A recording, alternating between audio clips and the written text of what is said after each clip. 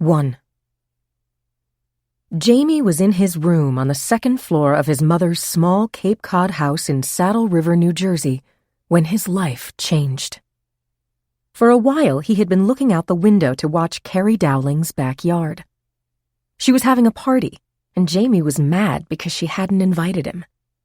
When they were in high school together, she was always nice to him, even though he was in special classes. But Mom had told him that it was probably just a party only for Carrie's classmates who would be leaving for college next week.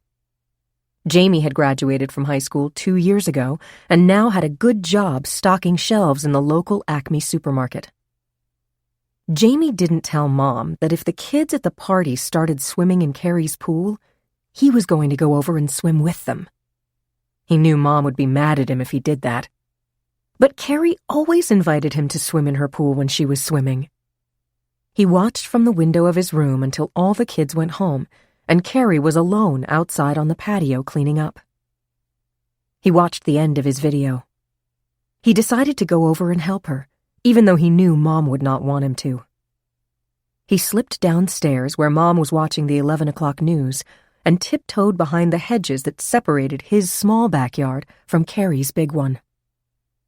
But then he saw someone come into the yard from the woods. He grabbed something off a chair and came up behind Carrie, hit her on the head, and pushed her into the pool. Then he threw something away. "You're not supposed to hit people or push them in pools," Jamie thought. "The man should say he's sorry, or he might get a timeout. Carrie's swimming, so I can go swimming with her," he told himself. The man didn't go swimming. He ran away from the yard and back into the woods. He didn't go in the house. He just ran away. Jamie hurried toward the pool. His foot kicked something that was on the ground. It was a golf club. He picked it up, carried it toward the pool, and put it on one of the chairs. He said, "Carrie, it's Jamie. I'll go swimming with you now." But she didn't answer him. He started to walk down the pool steps. The water looked dirty. He thought maybe somebody spilled something. But when he felt the water in his new sneakers soaking his pants up to his knees, he stopped. Even though Carrie always said he could swim with her, he knew that Mom would be mad if he got his new sneakers wet. Carrie was floating in the water. He reached out, touched her shoulder, and said, "Carrie, wake up." But Carrie just floated farther away, to the deep end of the pool. So he went back home. The news was still on the television, so Mom didn't see him when he sneaked back upstairs and went to bed. He knew his sneakers, socks, and pants were wet, so he hid them on the floor of his closet. Maybe they'll dry before Mom finds them, he hoped. As he was falling asleep, he wondered if Carrie was having fun swimming. 2. It was after midnight when Marge Chapman woke up and realized that she had fallen asleep while she was watching the news. She got up slowly, her arthritic knees creaking as she pulled herself up from her big, comfortable chair. Jamie had been born when she was 45, and that was when she started putting on weight. "I need to lose 25 pounds, she thought to herself, if only to give my knees a break. She turned off the lights in the living room, then went upstairs to look into Jamie's room before she went to bed. His light was out, and she could hear his even breathing, so she knew he was asleep. She hoped he hadn't been upset about not being invited to the party, but there was only so much she could do to protect him from disappointment. 3. At 11:15 on Sunday morning, Steve and Fran Dowling crossed the George Washington Bridge and headed to their home in Saddle River, New Jersey, in silence. Both were tired from their long day on Saturday. Friends from Wellesley, Massachusetts, had invited them to a 27-hole member-guest golf tournament. They had stayed overnight, and this morning had left early to pick up their 28-year-old daughter, Aline, at Kennedy Airport and drive her home. Except for brief visits, she had been living abroad for 3 years. After the joyous reunion at the airport, a jet-lagged Aline had climbed into the back seat of the SUV and fallen asleep. Suppressing a yawn, Fran sighed, "Getting up so early 2 days in a row reminds me of my age." Steve smiled. He was 3 months younger than his wife, so she hit all the birthday milestones, in this case 55, just before he did. "I wonder if Carrie will be up when we get home," Fran said, as much to herself as to her husband. "I'm sure she'll be at the front door waiting to welcome her sister," Steve replied, a smile in his voice. Fran had her cell phone to her ear and listened as her call again went to Carrie's voicemail. "Our sleeping beauty is still in dreamland," she announced with a chuckle. Steve laughed. He and Fran were both light sleepers. Their daughters were the opposite.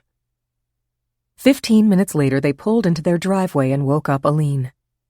Still half asleep, she stumbled into the house after them. "Dear God!" Fran exclaimed as she looked around her usually tidy home. Empty plastic glasses and beer cans were on the coffee table and all over the living room. She walked into the kitchen to find an empty vodka bottle in the sink next to empty pizza boxes. Completely awake now, Aline could tell her mother and father were upset and furious. She shared their feelings. 10 years older than her sister, she had an immediate sense that something was terribly wrong. If Carrie had a party, why didn't she have the brains to clean up afterward? Aline asked herself. Did she drink too much and pass out? Aline listened as her mother and father hurried upstairs calling Carrie's name. They came back immediately. "Carrie isn't here," Fran said, her voice now filled with concern. "And wherever she went, she didn't take her phone. It's on the table. Where is she?" Fran's face was becoming pale. "Maybe she got sick and someone took her home, or—" Steve interrupted her. "Let's start calling her friends. Someone is bound to know where she is."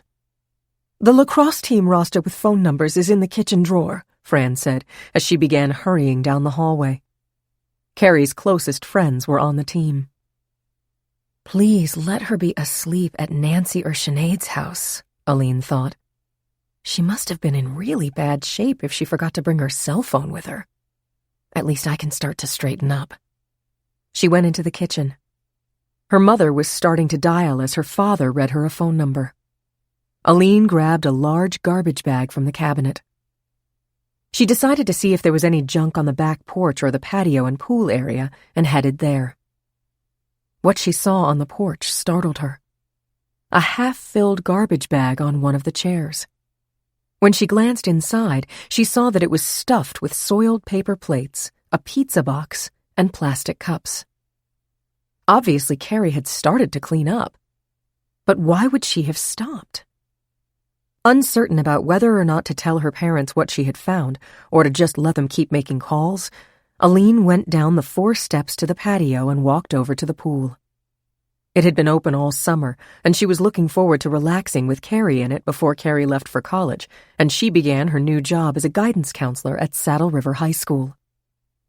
The putter her parents would use to practice was lying across a chaise lounge on the pool deck. Aline leaned over to pick up the putter and looked down in horror. Her sister was lying at the bottom of the pool, fully dressed and absolutely motionless. 4. Jamie loved to sleep late. He worked at the supermarket from 11 until 3 o'clock. Marge had his breakfast ready at 10 o'clock. When he was finished, she reminded him to go upstairs and brush his teeth. Jamie came back, gave her a wide smile, and waited for her to say, "Very nice," before he bolted out the door to go to my job, as he proudly referred to it. It was a 20-minute walk to Acme. As she watched him head down the block, Marge was aware that something was nagging at the back of her mind. When she went upstairs to make his bed, she remembered what it was. Jamie was wearing his old scuffed sneakers, not the new ones she had bought for him last week. What on earth made him do that? She asked herself as she began to tidy up his room. And where are the new sneakers? She walked over to his bathroom. He had showered, and the towels and washcloth were in the hamper just where she had taught him to put them. But there was no sign of the new sneakers or the pants he had worn yesterday. He wouldn't throw them away, she told herself as she went back to Jamie's room and looked around. It was with both relief and dismay that she picked up his tangled belongings where he had left them on the floor of his closet. The socks and sneakers were soaking wet. So was the lower half of his pants. Marge was still holding them when she heard a piercing scream from the backyard. She ran to the window to see Aline leaping into the pool and her parents rushing out from the house. She watched as Steve Dowling jumped into the pool next to Aline and came up carrying Carrie with Aline's steps behind him. Horrified, Marge watched as he laid Carrie down and started pounding on her chest, shouting, "Call an ambulance!" In a matter of minutes, police cars and an ambulance were racing up the driveway. Then Marge saw a policeman pull Steve away from Carrie as the crew from the ambulance knelt beside her. Marge turned away from the window when she saw the officer get back on his feet and start shaking his head. It took a long minute before she realized she was still holding Jamie's pants, socks, and sneakers. She knew without being told how they had gotten wet. Why would he have started to go down the steps to the pool and then come back out? And what are these stains? She had to throw the pants, socks, and sneakers in the washer and dryer immediately. Marge didn't know why every bone in her body was screaming at her to do that, but without understanding why, she understood that she was protecting Jamie. The wail of the police and ambulance sirens had drawn the neighbors out of their homes. The word spread quickly. Carrie Dowling drowned in her pool. Many of the neighbors, some with coffee cups in their hands, hurried to the back of Marge's yard where they could see what was happening.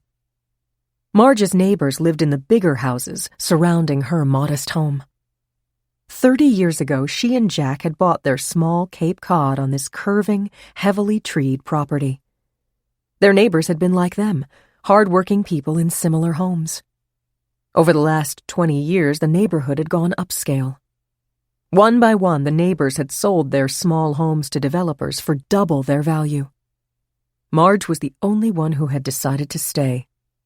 Now she was surrounded by more expensive homes, and the people who lived in them, doctors, lawyers, and Wall Street businessmen, were all well-to-do. They were all pleasant to her, but it wasn't like the old days when she and Jack had been good friends with their neighbors. Marge joined her neighbors and listened as some said they had heard the music from the party and seen a number of cars parked in the driveway and on the block. But they agreed that the kids who had gone to the party hadn't been very noisy and were all gone by 11 o'clock. Marge slipped away back to her house. I can't talk to anyone now, she thought. I need time to think, she said to herself.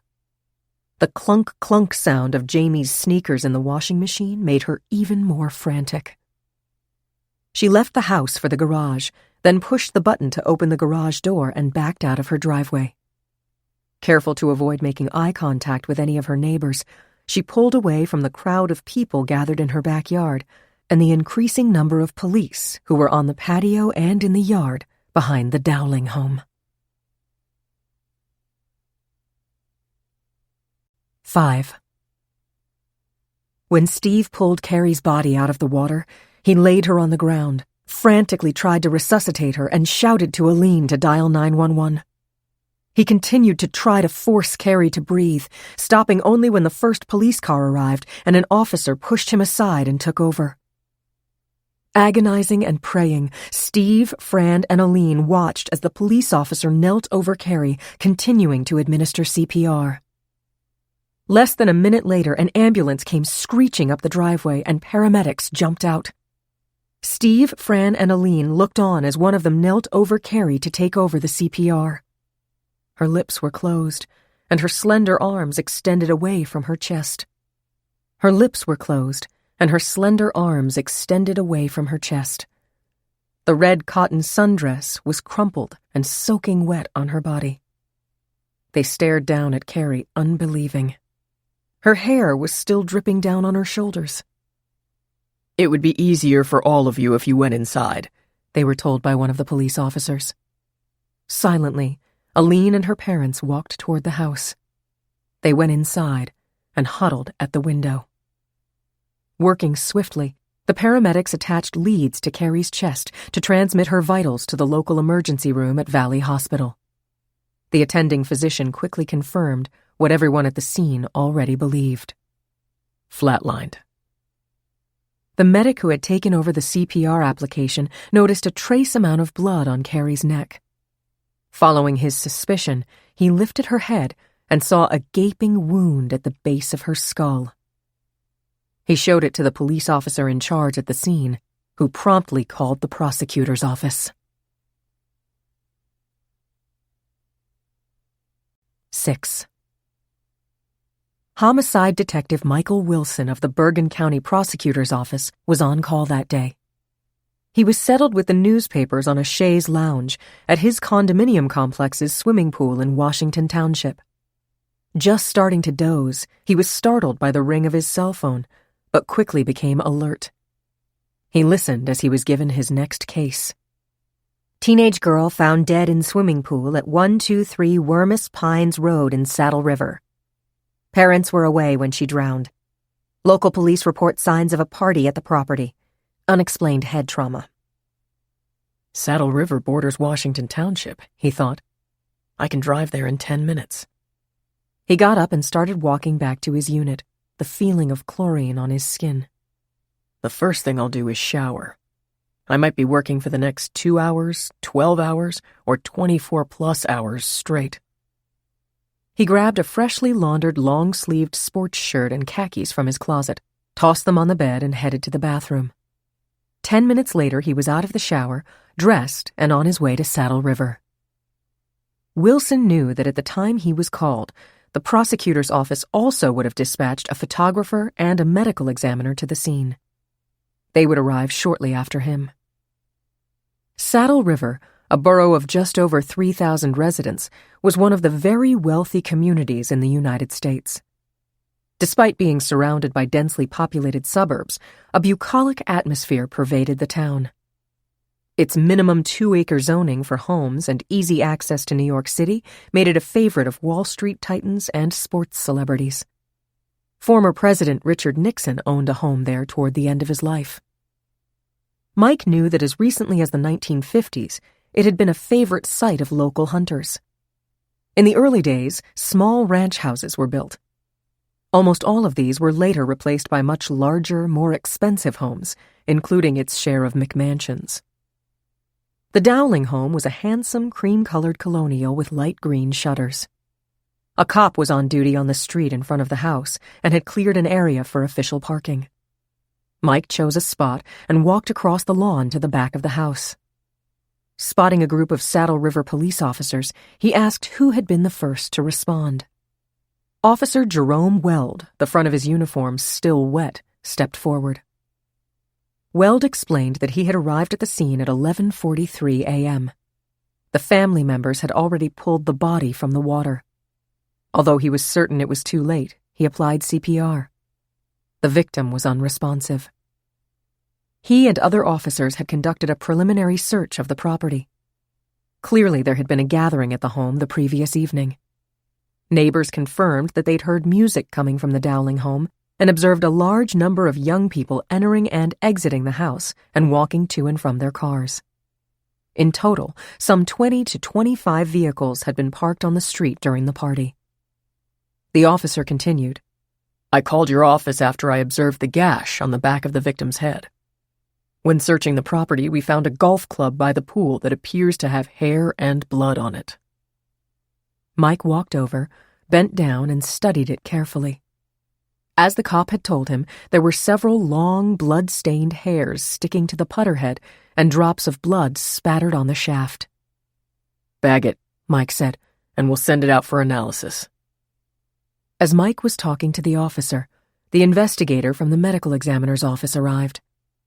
Sharon Reynolds had worked several homicide cases with Mike. He introduced her to Officer Weld, who briefly summarized what they had found at the scene. Reynolds knelt next to the body and began taking photographs. She slid the dress Carrie was wearing up to her neck to check for stab or other wounds, and then examined her legs. Finding no injuries, she rolled the body over and continued to snap pictures. Moving Carrie's hair to the side, she photographed the deep gash at the base of her skull. 7. When Steve and Aline came back downstairs after changing their clothes, they joined Fran in the family room, which was still littered with plastic glasses and soiled paper plates. Officer Weld had instructed them not to clean up anything until the prosecutor's office arrived and had had an opportunity to examine both the outside property and the inside of the home. Steve's arm was around Fran. They were sitting together motionless on the couch. Then Fran's voice began to shake, and she exploded into high-pitched sobs. They huddled together in mutual shock and overwhelming grief. "How could she have fallen into the pool fully dressed?" Fran wailed. Steve said, "We know she was out on the patio cleaning up. Maybe she leaned over to get something that had fallen in the pool, and then she fell. It was probably late, and she may have been tired." He did not share with Fran or Aline his private fear that Carrie might have had way too much to drink. Quietly tearful, Aline was thinking, "Poor Carrie. Poor baby." She had been in frequent contact with Carrie in the 3 years she had been away. She could not fathom that she would never see or hear from her again. She couldn't believe that yet again she was forced to deal with the sudden death of someone she loved. Fran was quietly sobbing now. There was a chiming from the doorbell, then the unlocked front door was pushed open. It was Monsignor Del Preti, Father Frank, as he preferred to be called. The 66-year-old pastor of St. Gabriel's, their local parish, came in. Obviously someone had phoned him because he said at once, "Fran, Steve, Aline, I am so terribly sorry." As they stood up, he clasped each of their hands in his and then pulled up a chair close to them. He said quietly, "I would like to say a prayer for Carrie." He began, "Dear Lord, in this time of great sorrow." When he'd finished it, Fran burst out, "How could God do this to us?" Father Frank took off his glasses, removed a smooth cloth from his pocket, and began to clean them as he spoke. "Fran, that is a question everyone asks after a tragedy. How can our all-loving and merciful God fail to protect us and those we love at the time when we most need him? I'll be honest with you. It's a question I struggle with myself. The best answer I've heard came in a sermon given by an elderly priest many years ago. He was traveling in the Middle East and was overwhelmed by the majesty of the Persian rugs he saw. Those gorgeous creations, so skillfully woven into such beautiful designs. One day he was in a shop where those rugs were on display. He walked behind one that was hanging on hooks from the ceiling. Looking at it from behind, he was shocked to behold a confusing array of threads that led nowhere. Such beauty on one side, total disharmony on the other, but both part of the same plan. It was then that the message became clear to him. In this life, we see only the backside of the rug. We don't know how or why our unspeakable hardships are part of a beautiful design. That is why having faith is so important. The silence that followed was broken by a knock on the back door. As Steve got up, there was the sound of footsteps coming down the hallway. A man in his early 30s with sandy hair and piercing brown eyes stood before them. He introduced himself by saying, My name is Detective Mike Wilson from the Bergen County Prosecutor's Office. I am so sorry for your loss. Would it be okay if I asked you a few questions? We need basic background information." Father Frank got up and offered to stop back later. Fran and Steve, speaking almost in unison, asked him to stay. He nodded and sat down again. "What is your daughter's age?" the detective asked. It was Aline who answered. She was 18 in January. She just graduated from high school. The questions were gentle and easy to answer. Steve and Fran confirmed that they were Carrie's parents and that Aline was her older sister. "When was the last time you were in touch with your daughter in any way? Phone, text, email?" They agreed it was about 5 o'clock the previous evening. Steve explained that they had stayed overnight with friends in Massachusetts and gotten up early this morning to pick up Aline at Kennedy Airport. She was coming back from London. "Are you aware that a party was being held in your home last evening?" Of course, the answer was no. "There is evidence that liquor was served at the party. Did your daughter drink alcohol or use drugs?" Fran's no was indignant. "She certainly did not use drugs," Steve said. "I'm sure she had an occasional beer or glass of wine with her friends." "We want to talk to her close friends. Can you give me their names?" "Most of her close friends were on the high school lacrosse team," Steve said. "The roster is in the kitchen. I can get it for you." Then he added, "Is there any particular reason you want to speak to them?" "Yes, there is.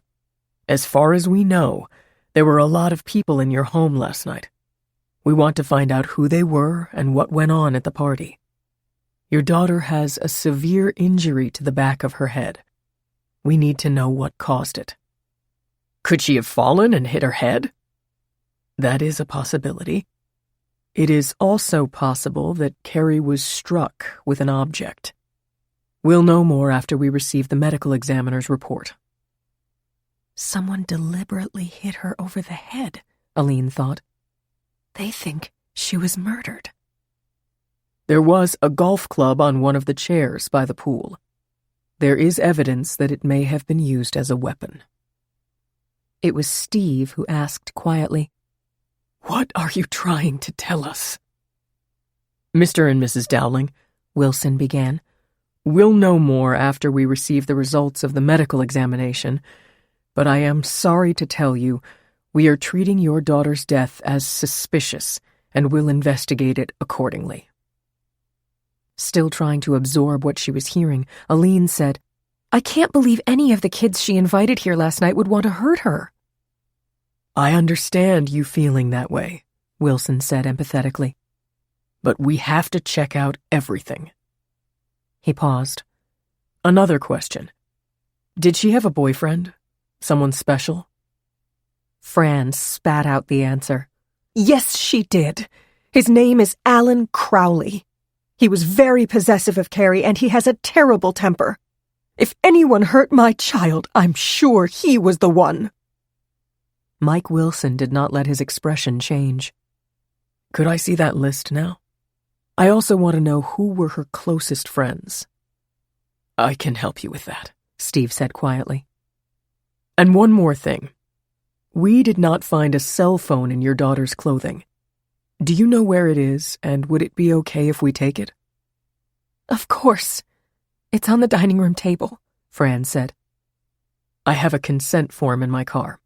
I'll ask you to sign it to allow me to take and examine the phone." "The unlock code is 0112, Aline said, as her eyes filled with tears. "The month of her birthday and then of mine." Aline pulled out her phone and began tapping on it. "Detective Wilson, yesterday morning I received a text from Carrie.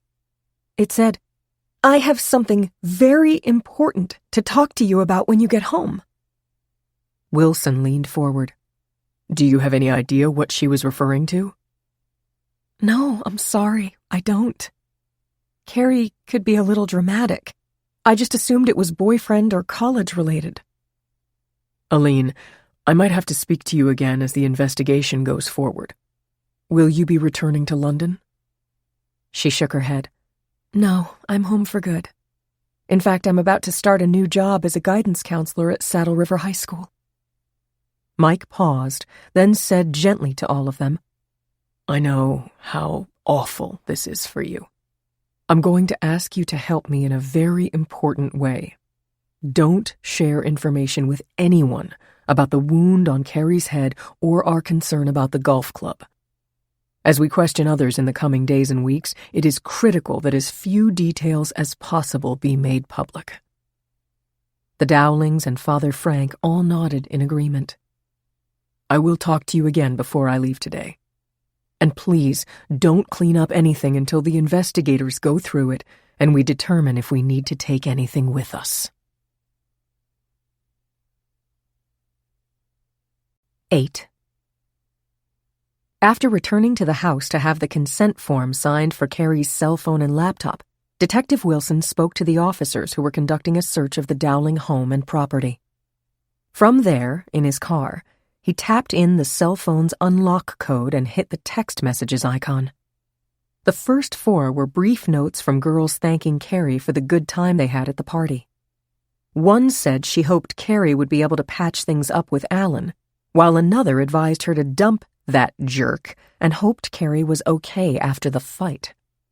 Mike jotted down the names of the 4 girls as party attendees he would interview. He then clicked on the text message trail from Alan. He skipped to the bottom of the chain so he could read the messages in the order they were sent. Alan at 10:30.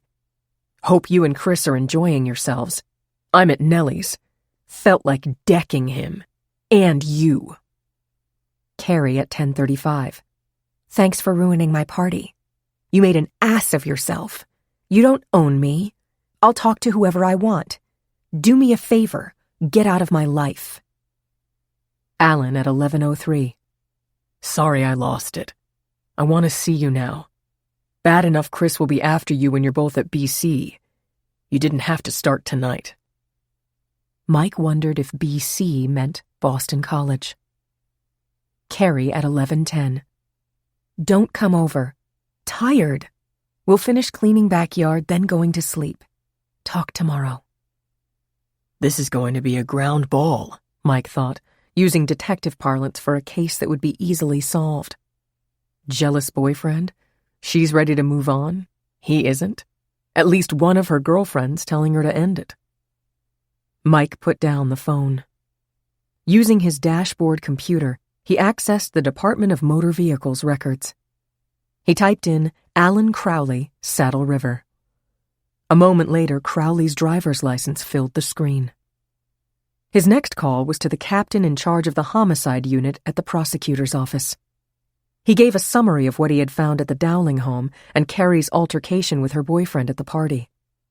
Ordinarily, I'd want to talk to the kids who were at the party before interviewing the boyfriend, but I'm worried that will give him a chance to lawyer up. He lives here in Saddle River. I'm 5 minutes away. My gut tells me I should go have a chat with him right now and lock him into a statement. You sure he's not a minor? The captain asked. His driver's license says he turned 18 last month. There was a pause. Mike knew that he should not interrupt his boss when he was thinking. Mike also knew that although Crowley was legally an adult, judges tended to give defendants latitude if they had only just turned 18. Okay, Mike. Call me after you talk to him. The Crowley home was on heavily treed Twin Oaks Road. It was a very large, white, shingled house with dark green shutters. Very impressive, Mike thought. From what he could see of the beautifully landscaped front and side yards, it was easily more than 2 acres. Big bucks here, he decided. A riding mower was parked on the edge of the driveway. Mike rang the doorbell. There was no immediate answer. He waited for a full minute before he rang it again. Alan Crowley had been mowing the lawn and was hot. He had gone into the house for a bottle of water. He glanced at the cell phone he had left on the kitchen table and saw there were a number of voicemail messages, missed calls, and texts. Carrying his phone as he walked to the door, He only needed to read one text before the reality of the nightmare that was enveloping him sunk in. The doorbell rang again. Carrie was dead. The rumor is she was murdered. The cops are talking to the neighbors and asking if they knew the names of the kids who had been at the party last night. They're bound to find out he and Carrie had a fight. Terrified, he went to the door and opened it. The man at the door introduced himself while pointing to the badge on a chain around his neck. "I'm Detective Mike Wilson, Bergen County Prosecutor's Office," he said, his tone friendly. "Are you Alan Crowley?" "Yes." From the expression on the young man's face, Wilson was sure that he had heard that Carrie was dead. "Are you aware of what happened to Carrie Dowling?" he asked. "You mean that Carrie is dead?" "Yes." "Why are you here?" "I'm going to find out what happened to Carrie. I'm starting by talking to everyone who was at the party last night. Would it be okay if we chat for a little while?" "Yeah, I guess so. Do you want to come in?" "Alan, let's take a ride down to my office in Hackensack. We can talk there with no interruptions. You don't have to go, but it will make things a lot easier. Come on, I'll drive. Oh, Alan, before we go, do you remember what you were wearing at the party last night?" "Yeah. Why?" "Just procedure." Alan thought for a moment. "I'm better off cooperating than looking defensive. I've got nothing to worry about." "I had on a Princeton t-shirt, shorts, and sandals." "Where are they?" "They're in my room." "Would you mind putting them in a bag and letting me keep them for a few days? Routine procedure. You don't have to, but we would really appreciate your cooperation." "Yeah, I guess so," Alan said reluctantly. "I'll go with you," Mike said amicably. Shorts, a t-shirt, and a pair of underwear were the items at the top of the hamper. Alan put them in a small gym bag. He grabbed his sandals and put them in as well. Holding his cell phone in one hand and the gym bag in the other, he woodenly followed the detective out to his car. Mike Wilson had no intention of interrogating Alan before they got to his office at the courthouse. He knew that the more he could put him at ease, the more Alan would say once the camera was recording. "When I was at the Dowling property, Alan, I noticed a putting green. The Dowlings must really be into golf. Do you play?" "I've gone to driving ranges and played a few rounds. I play baseball in the spring and summer, so I really don't have much time for golf." "When you were at Carrie's party, was anybody using the putting green?" "I saw some guys fooling around on it last night, but I didn't use it." "I noticed you wore a Princeton shirt to the party. Any significance in that?" "Oh, yeah," Alan said while staring out the car window. "The day I found out I was accepted, my mother went on the school website and bought Princeton logo stuff for me and tennis clothes for her and my father. They were really excited about my getting in." "That's a great accomplishment. Your parents and you should be very proud. Are you looking forward to college?"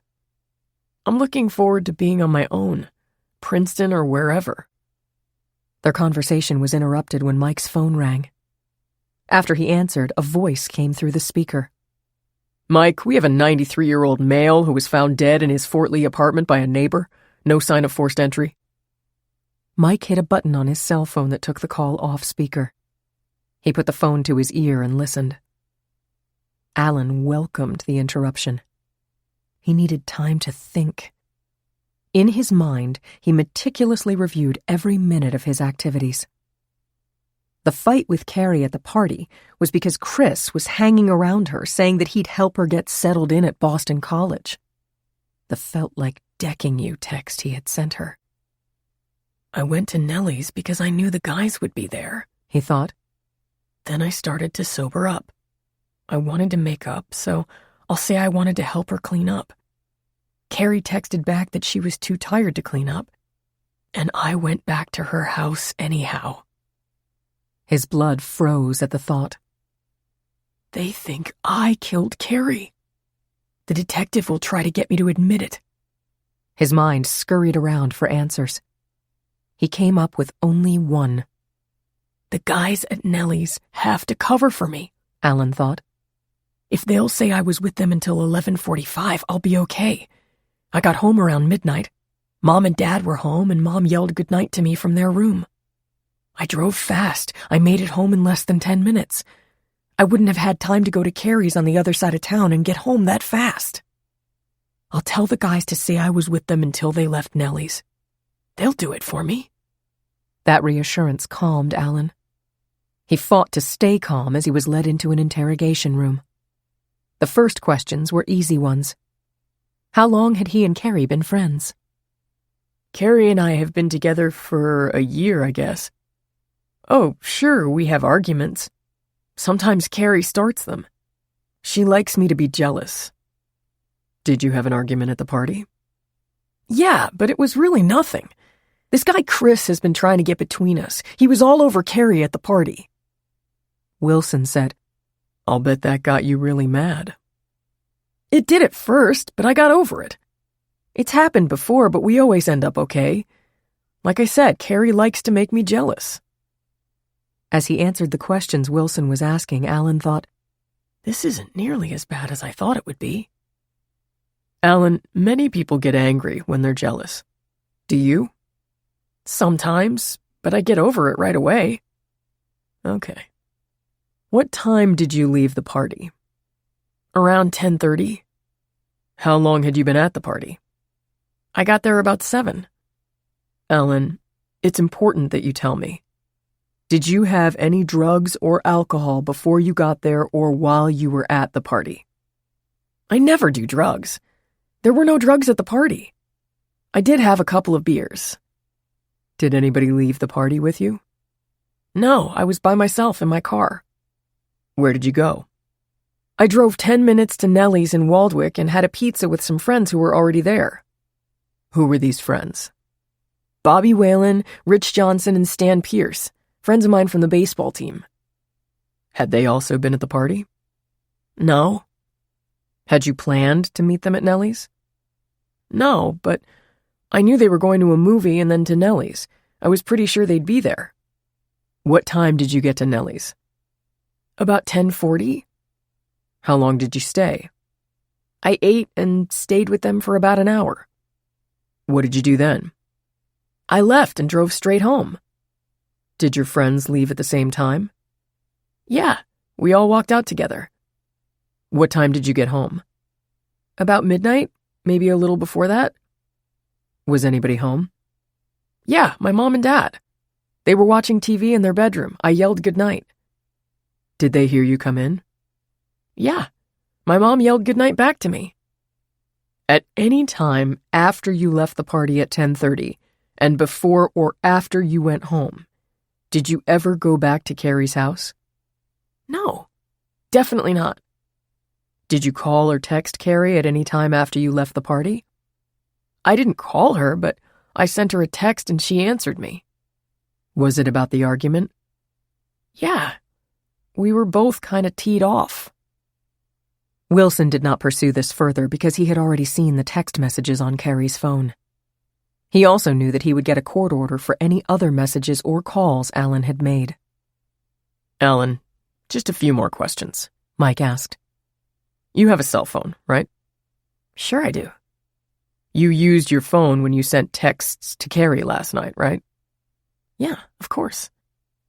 What's the number? Alan reeled it off. So, Alan, you went to the party at Carrie's house, and then to Nellie's, and then straight home. Did you have your cell phone with you that whole time? Yeah, I did. Alan, the Dowlings have a putting green in their backyard. Did you see anybody using it at the party? Like I told you before, some of the guys were on the putting green. Do you remember if you used it at any time last night? I never went over to the practice green, no. So you never touched the putter last night? No. Alan, it was warm last night. Did anyone go swimming in the pool? No, not while I was there. Did you go in the pool? No. Alan, while you're here, I have a request that will save us some time later. There are a lot of objects at Carrie's house that have fingerprints on them. I'd like to know whose fingerprints are on which objects. Would you consent to being fingerprinted before you leave? You don't have to, but it will be very helpful to us." Fingerprinted, Alan thought to himself. They must believe I did it. The interrogation room suddenly felt smaller. Was the door locked? Why did I agree to come here? Alan was trying desperately not to show his panic, but he was afraid to refuse. "I guess that would be okay," he said. "And finally, Alan, we'd like to take a swab of saliva from inside your cheek. That will give us your DNA. Any problem with that?" Okay. Numbly, he followed Wilson into another room where his fingerprints were scanned and the swab taken. "Alan, I appreciate how cooperative you've been. I have one final request. Would you mind leaving your cell phone with me for a few days?" Thoroughly frightened, Alan pulled it from his pocket and placed it on the table. Okay, but I want to go home now. They did not exchange a word during the 20-minute ride back to Saddle River. 9.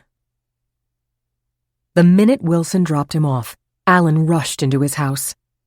His parents had not yet returned from golf. He ran to the landline in the living room and paused for a moment as he groped for Rich's number. Rich answered on the first ring. "Rich, this is Alan. Where are Stan and Bobby?" "They're here at the pool with me." "Listen, a detective had me go down to his office at the courthouse. He kept asking about my fight with Carrie.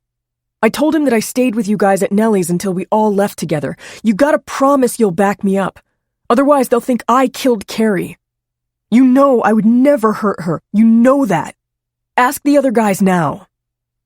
"They can hear you. I have it on speaker." "Rich, ask them. Ask them." As he held the phone, Alan could hear his 3 friends say, "Sure I will. We're with you. Don't worry." "Thanks, guys. I knew I could count on you." Alan hung up the phone and burst into sobs.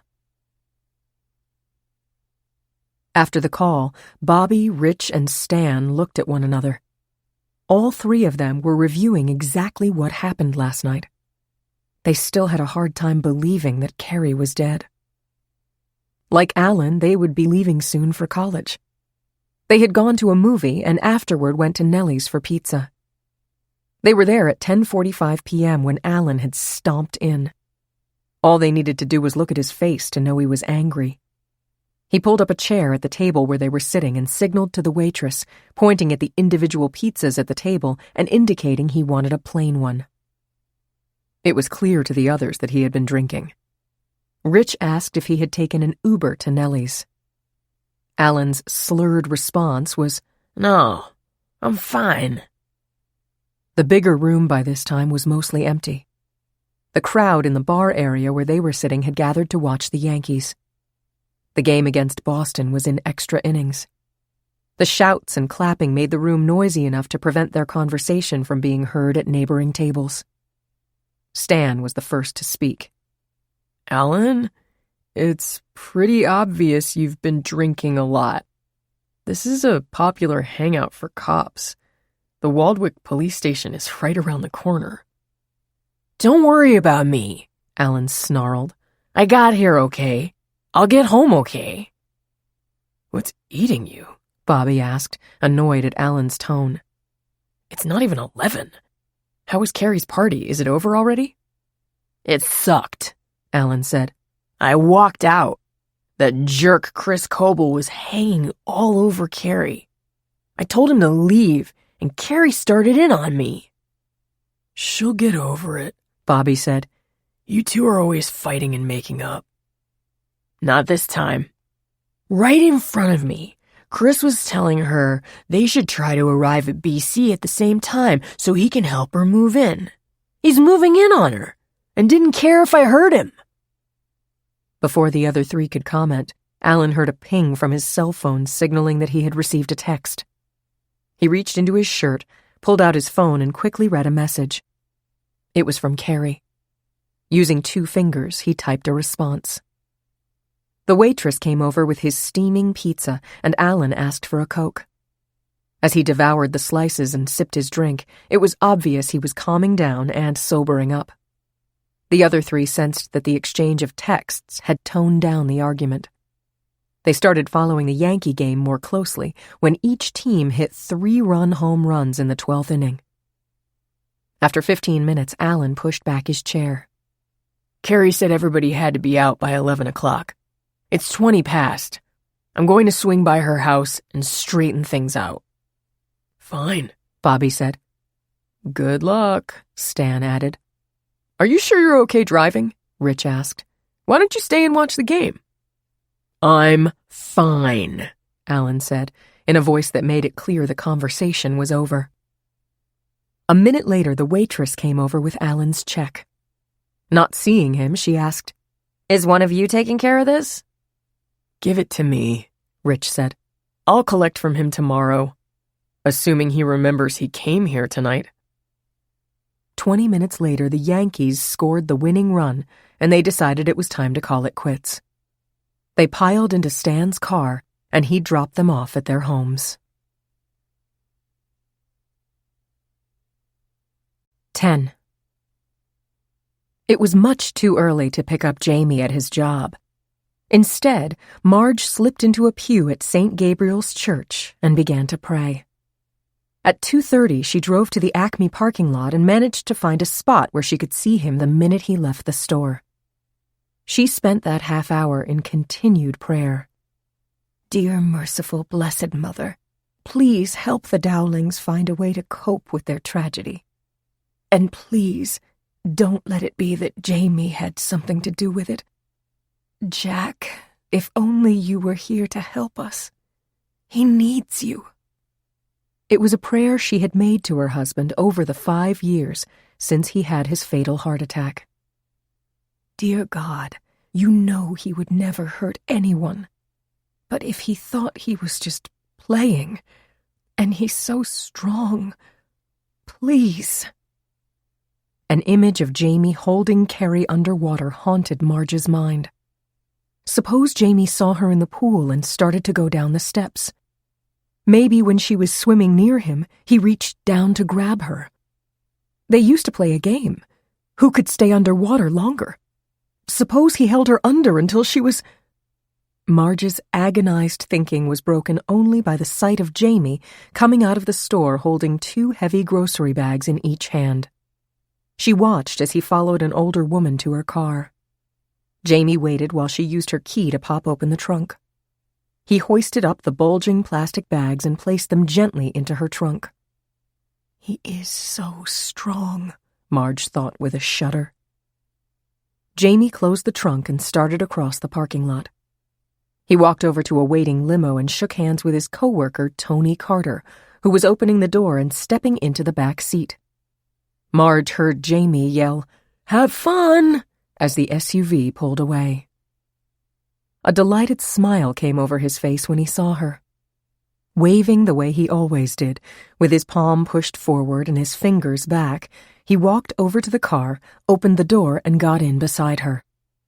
"Mom, you came to pick me up," he announced, his voice triumphant.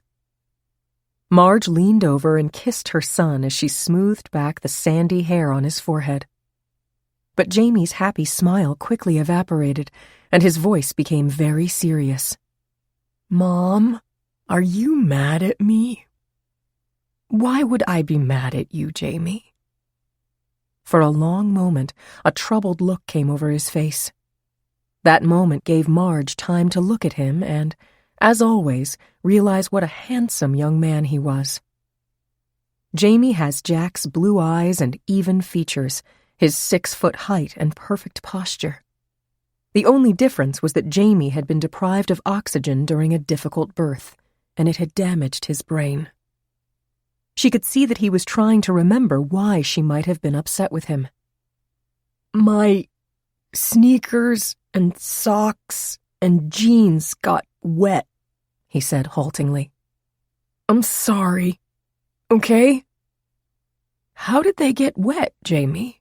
Marge asked, trying to sound matter-of-fact as she waited before turning the key to start the car.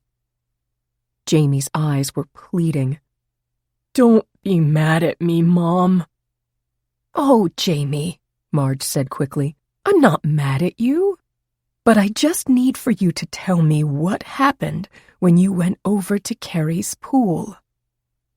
Carrie was swimming, Jamie said while looking down. She was fully dressed, Marge thought. I saw her when Steve carried her out of the pool. Did you see her swimming in the pool? Yes, she went swimming, he said, not making eye contact with his mother. She may have been still alive when he saw her, Marge thought to herself. Jamie, did you ask Carrie if you could go swimming with her? Yes, I did. What did she say to you? Jamie looked straight ahead, trying to reconstruct in his mind a picture of the previous evening. She said, Jamie, you can always go swimming with me. I said, Thank you, Carrie. You're very nice. Marge sighed inwardly. Time was always a hazy concept for Jamie. A memory of a place they visited a week ago would intertwine with his recollections of visiting that same place years earlier. Did this conversation with Carrie take place last night, or on one of the many previous times she had invited him to swim with her? Jamie, why did you go swimming with your pants and sneakers on? I'm sorry, Mom. I won't do it again. I promise, okay? Jamie said, his voice growing louder and aggressive. Jamie, did you and Carrie play any games in the pool? Carrie went under the water for a long time. I said, Carrie, wake up. It's Jamie. Did you help Carrie in the water? I always help Carrie. I'm her friend. When you were playing a game, did you hold Carrie under the water? I said I was sorry, Mom, okay? Jamie said as he started to tear up. I want to go now. It's all right, Jamie, Marge said, as it was obvious that Jamie was beginning to shut down. But she had to figure out a way to protect him. Jamie, she said, trying to make her voice sound cheerful, can you keep a secret? I like secrets, Jamie said. Like birthday presents. That's right. Like when we buy somebody a birthday present, we keep it a secret, Marge said. But this secret will be about your going swimming with Carrie last night. Can that be a secret for only you and me? While using his finger to make a big X on his chest, Jamie said, Cross my heart and hope to die, as he smiled widely. Marge sighed. That would have to do for now. Do you want to come home with me, Jamie? Can I watch practice? Marge knew he meant the football, soccer, or whatever team was on the field at the high school. Yes, you can. I'll drop you off. Be sure to come straight home afterwards. I will, Mom. And I won't tell anybody I was in the pool. As if he was trying to change the subject, Jamie said, Tony Carter and his dad are going on a fishing trip. I hope they catch nothing but colds, Marge thought. She had heard that Carl Carter had told people that the only problem with Jamie was that he didn't have his head screwed on tight. It was a remark that Marge neither forgave nor forgot. That's nice, she managed to say. As his mother drove, Jamie looked out the window at the passing houses. It's a secret, he told himself. I won't tell anybody I went swimming with Carrie. I won't tell anybody I got my sneakers, pants, and socks wet, and I won't tell anybody about big guy who hit Carrie and pushed her in the pool. Because that's a secret, too.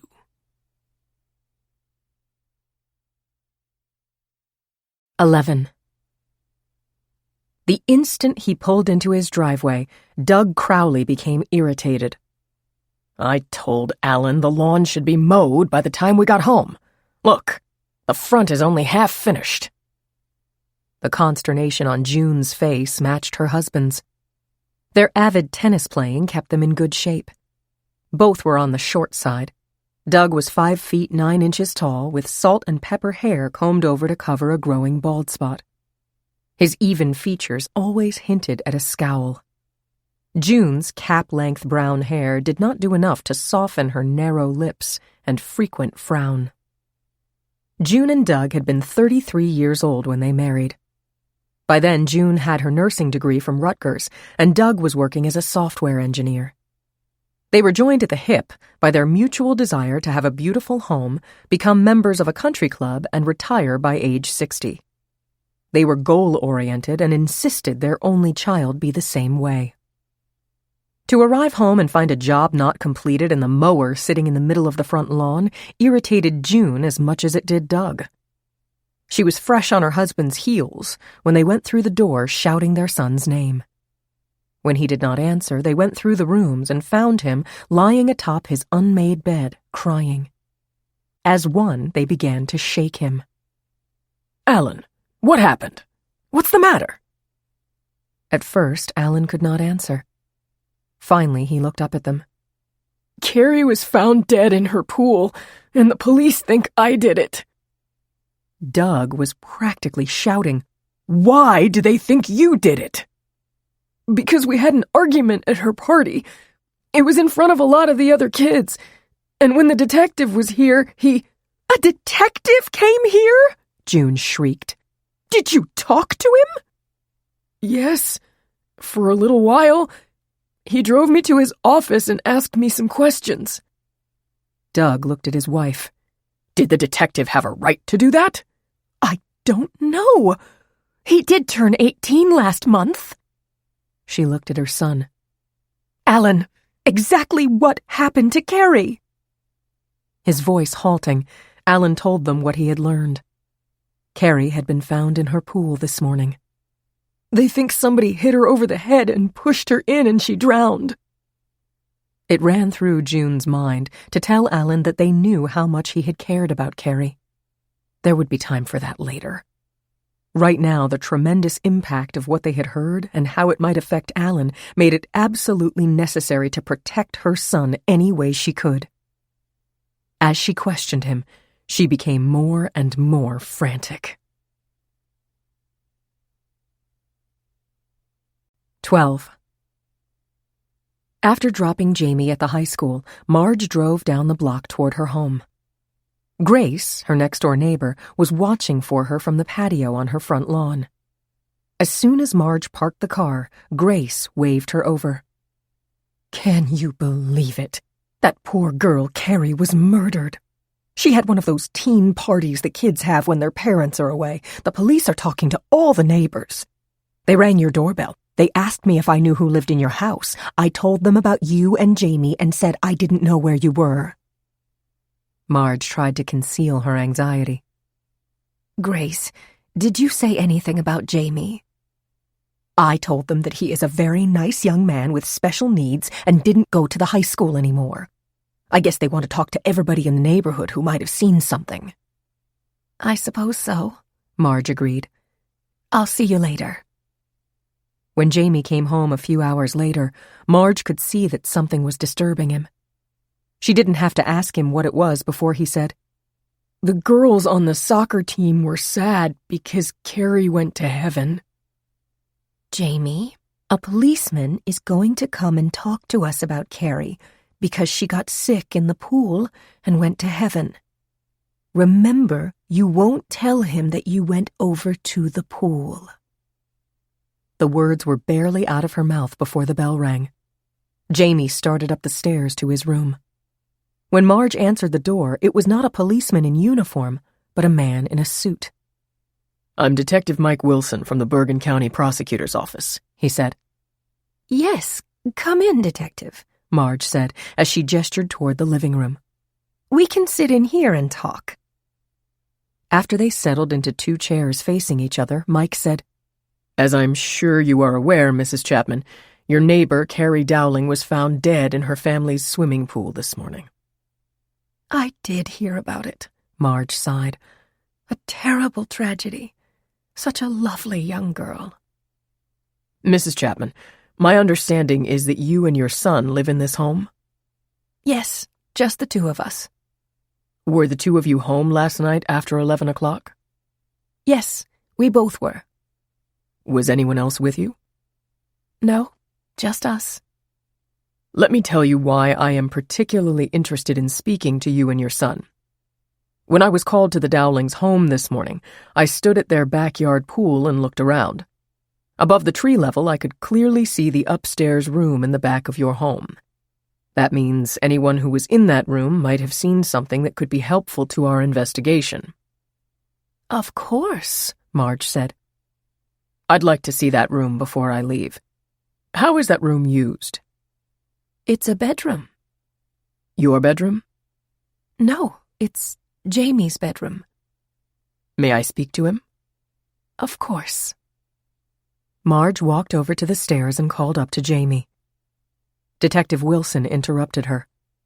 If it's okay with you, Mrs. Chapman, can I talk to Jamie in his room? I guess that would be okay, Marge said, as she began to climb the stairs with the detective one step behind her. She knocked tentatively on Jamie's door and then opened it. He was sprawled on his bed watching a video. Jamie, I want you to meet Detective Wilson. Hi, Jamie, Mike said, extending his hand forward. Jamie stood up. I'm pleased to meet you, sir, he said as he shook hands. He turned to Marge for her approval. Her smile confirmed to him that he had used good manners. Jamie and Marge sat on the bed. Mike went over to the window. The Dowlings and the Chapmans were backyard neighbors.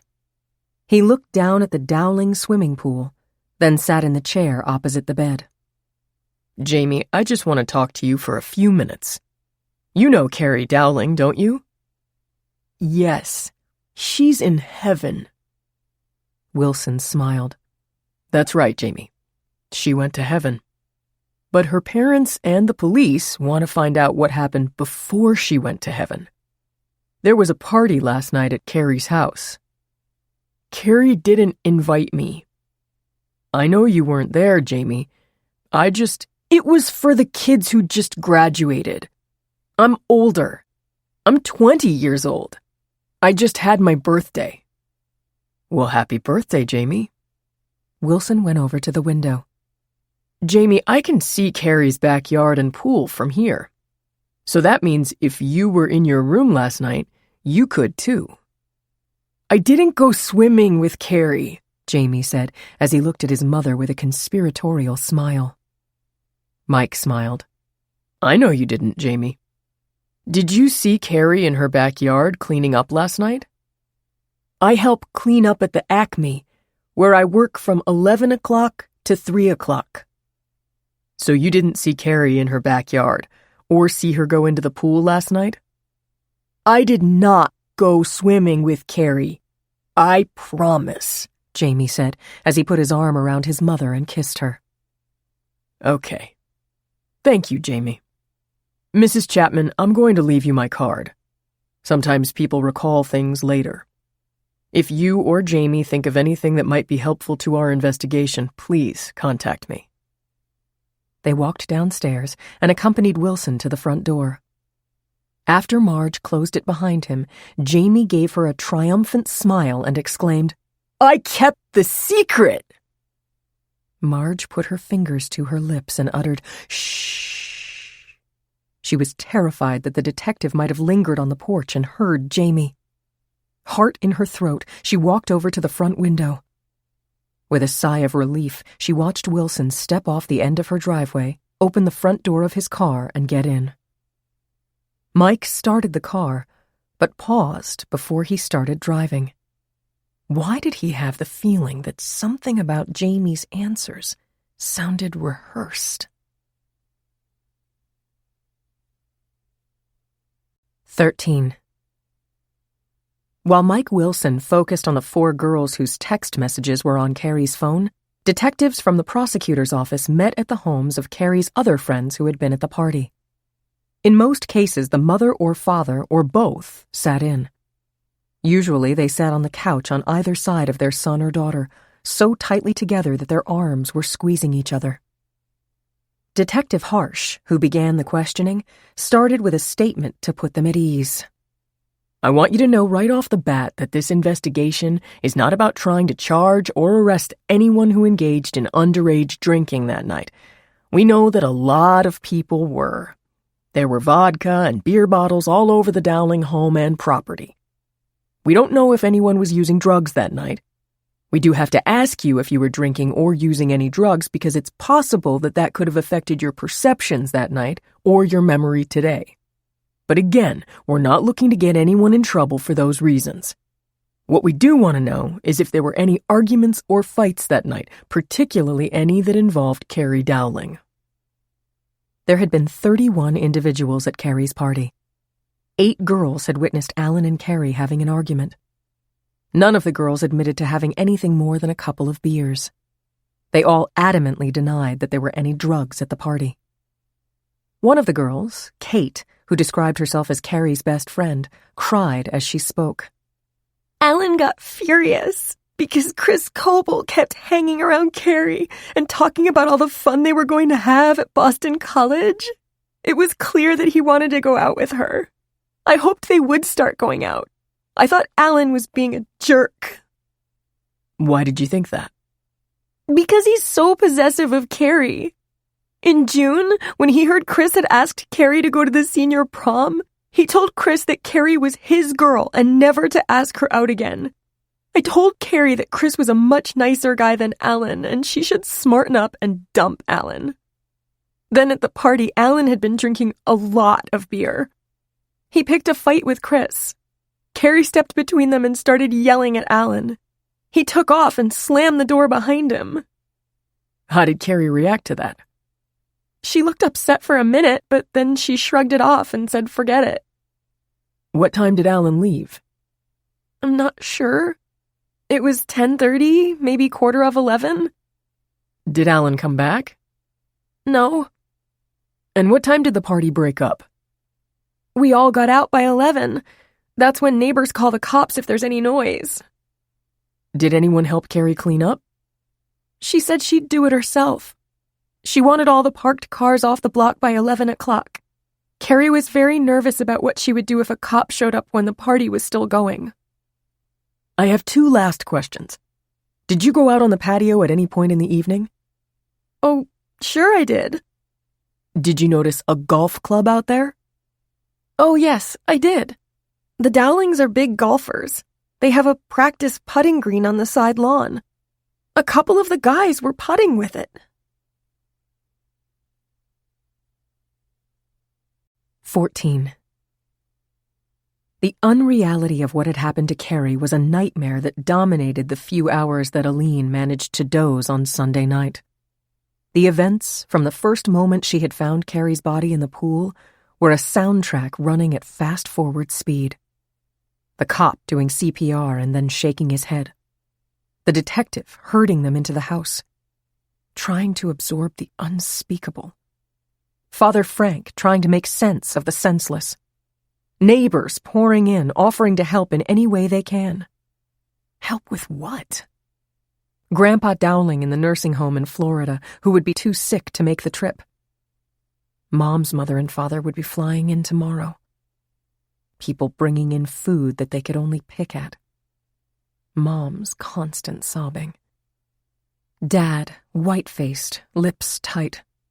His expression grief-stricken, trying to offer comfort to Mom and me.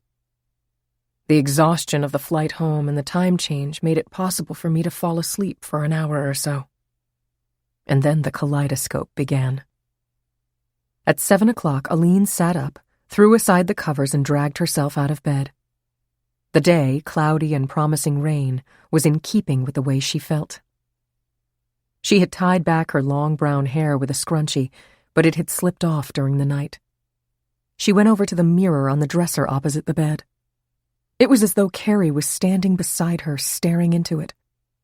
Carrie looked like Mom with her golden blonde hair, sparkling blue eyes, perfect features. Aline was her father's child, with hazel eyes, a thin face, and deep brown hair. Mud-colored, she told herself. Her eyes were filled with grief, and she could see that she was very pale. Her pajamas were hanging loosely on her. She knew that Carrie would have taken one glance at her and said, "Look what the cat dragged in." An involuntary smile came to her lips and disappeared. She tiptoed down to the kitchen and made a pot of coffee. Ted Goldberg, a doctor and friend of her parents from the golf club, had come over late yesterday afternoon and given her parents sleep aids. Aline hoped that the pills they had taken before going to bed last night had worked and were giving them a measure of peace. She had taken on the task yesterday afternoon of phoning family members and close friends about the tragedy. Some were already aware after seeing news reports. It had been a comfort to read the stream of tributes that came pouring onto her sister's Facebook page. In the evening, their next-door neighbor had brought in dinner. No one had been hungry, but they had all nibbled and felt better for it. Her father had turned on the television at 6:30. A picture of their house was on the screen. The lead story was about Carrie's murder. He had rushed to click it off. Ordinarily, Aline would have turned on the morning news the moment she entered the kitchen. But she didn't want to watch stories about Carrie. Not yet. Not ever. She had left her cell phone in the dining room after making the calls. Coffee cup in hand, she went over to get it. She saw there was a voice message from a number she did not recognize. It had been left only an hour ago. It was from Mike Wilson, the detective who was handling Carrie's case. His image flashed into her mind. Handsome, a little over 6 feet tall, intense dark brown eyes, a slender athletic frame. A way of leaning forward, hands clasped, as though to avoid missing any word that was said. She tapped on the message. Ms. Dowling, I know how rough everything is for you at this point, but I need your help. I hope I'm not calling too early. I understand that you are a guidance counselor at Saddle River High School. I think you could be a great help to me. Please call me as soon as you get this message. Without trying to analyze the reason she could be of help to him, Aline returned the call. When he heard her voice, Mike Wilson went straight to the point. Based on what I have learned so far, there were about 30 individuals at the party, and I have most of the names. I believe most of them were Carrie's year, which means they will be leaving imminently for college. I want to find out which colleges they are going to and when they will be leaving. For obvious reasons, I want to talk first to those leaving earliest. Can you help me with this? I'm glad you called. I had totally forgotten I'm supposed to be at the high school at 1 o'clock today for an orientation meeting. I may be able to help you. Today's training would include instruction on how to use the computer system. Are you planning to go? Frankly, I could use a little distraction. You asked about when colleges start. Here's a quick rule of thumb. Southern schools in mid-August, they're back already. Catholic schools around Labor Day. The Ivies in mid-September. Most of the others around now, the last week in August. I really appreciate this. I'm sorry to ask you to go in only a day after. She cut him off. I'm glad to have something helpful to do. Text me the names and I'll get you the schools. That would be great, Ms. Dowling. Please, call me Aline. Okay, Aline. And one last request. Would you also have the dates of birth in your records? I have to know which ones are adults and which are minors. I can get those too. You'll have them by late afternoon. Aline felt strange as she maneuvered her car into a space reserved for faculty at the high school. The parking lot was nearly empty. She knocked on the half-open door to the principal's office. Pat Tarleton quickly rose from her desk, walked over, and embraced her. I'm so sorry, honey. How are you and your parents doing? We're all in shock, trying to absorb what happened. I thought it would be good to force my mind to focus on something else, so I wanted to keep our appointment. Pat guided Aline over to a chair next to hers, where they could both see the large screen on her desktop computer. She handed her a piece of paper with some scribbling on it. "This is your password to access our computer system. Let me show you how it works." Aline quickly absorbed Pat's instructions. Fortunately, the system was very similar to the one she had used at the international school. When they were finished, Pat handed her a list she had printed out. "These are all the teachers and personnel at the school and their contact information." As Aline skimmed the list, she was pleasantly surprised to see that many of the teachers she'd had were still at the school. "It feels like old home week," she told Pat as she attempted a smile. 15. Marge didn't know what to do. Had that detective been able to see that Jamie wasn't telling the truth? The way Jamie kept looking at her for approval might be misinterpreted. That Detective Wilson seemed very smart. As always, when she was upset, Marge reached for her rosary beads. Before she began to recite the first sorrowful mystery, the agony in the garden, she began to think of Jack. His image was never far from her heart and mind. She had met him at an amusement park in Rye. He was a senior at All Hallows High School, and she was a junior at St. Jean's. She lived in the Bronx and took the subway to school on East 75th Street in Manhattan. He lived on West 200th Street and would be going to Fordham in September. She told him that she was planning to go to Marymount in 2 years. We didn't leave each other's side even for a minute until his group got back on the boat and the nuns called us to our bus. I thought Jack was the handsomest man I had ever laid eyes on, tall and with that blonde hair and blue eyes. Jamie is the image of him. He told me the Chapman name was on very old tombstones at Cape Cod where his ancestors were buried. They weren't on the Mayflower, but they arrived not much after, Jack told me. He was so proud of that, she thought tenderly. My Irish father was from a farm family in Roscommon. He was younger than his brother, which meant his brother would inherit the farm. So when he was 20, he said goodbye to his parents, sisters, and brothers, and sailed to New York.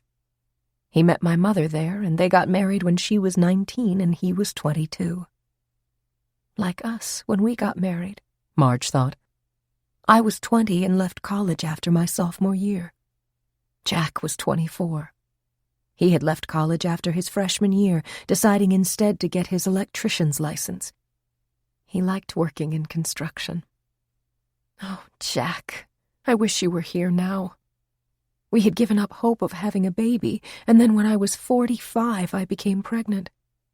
After all those years of hoping and then accepting that God didn't want to send us children, it was a miracle. We were so happy, she thought. Then we almost lost Jamie when he was born. He was deprived of oxygen, but he was ours. Jack had the heart attack and died when Jamie was 15. The poor little guy kept looking all over for him and crying, "Daddy!" Jack, I'm looking for you to help me now, Marge prayed. Maybe Jamie thought he was playing a game with Carrie, poor girl. But she had a blow on her head. He'd never do that, I'm sure of it. But the cops could twist his story if they knew he had been in the pool with her. Can you imagine him going to prison? He'd be so frightened, and men take advantage of a boy like him. It can't happen. It just can't happen. Marge looked down at the rosary she was holding. As she began her prayer, Jamie came down from his room where he had been watching television.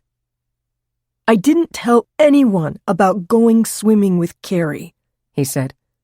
Wasn't that good? 16. Aline loved her grandparents. Both in their late 70s, they had moved to Arizona because of her grandmother's chronic arthritis. She had been sure that their arrival would combine both comfort and strained nerves.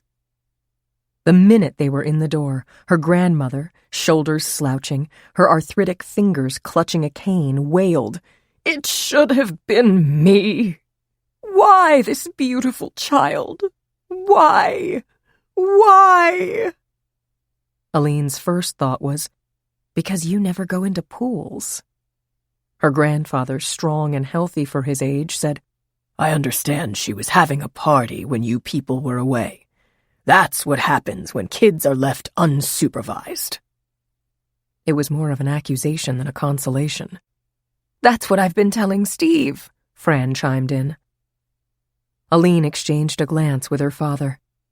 She knew her grandparents had always felt her mother should have married the man she was briefly engaged to 30 years ago. He had gone on to work in Silicon Valley and was now a tech billionaire.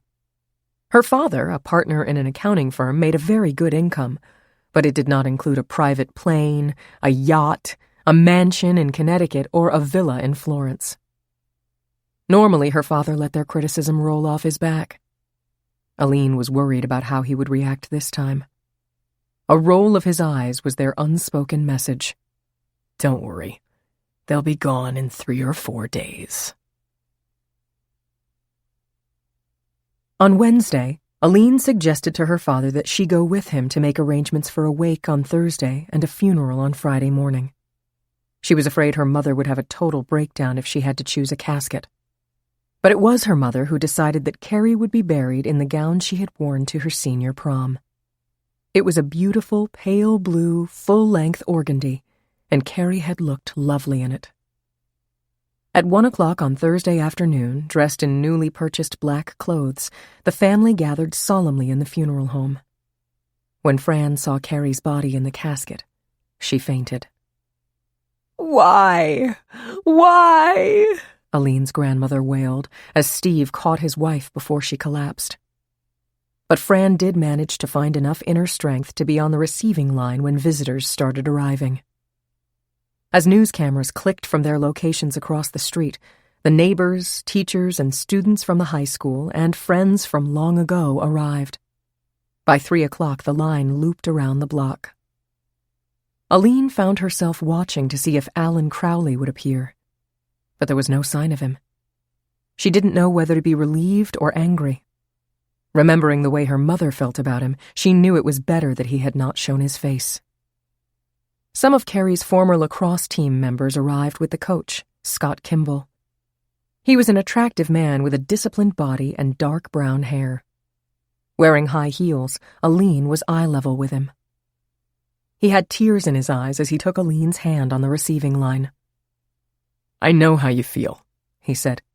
My kid brother was killed by a hit-and-run driver when he was 15. There isn't a day goes by that I don't think of him. It was impossible to imagine daily life without Carrie.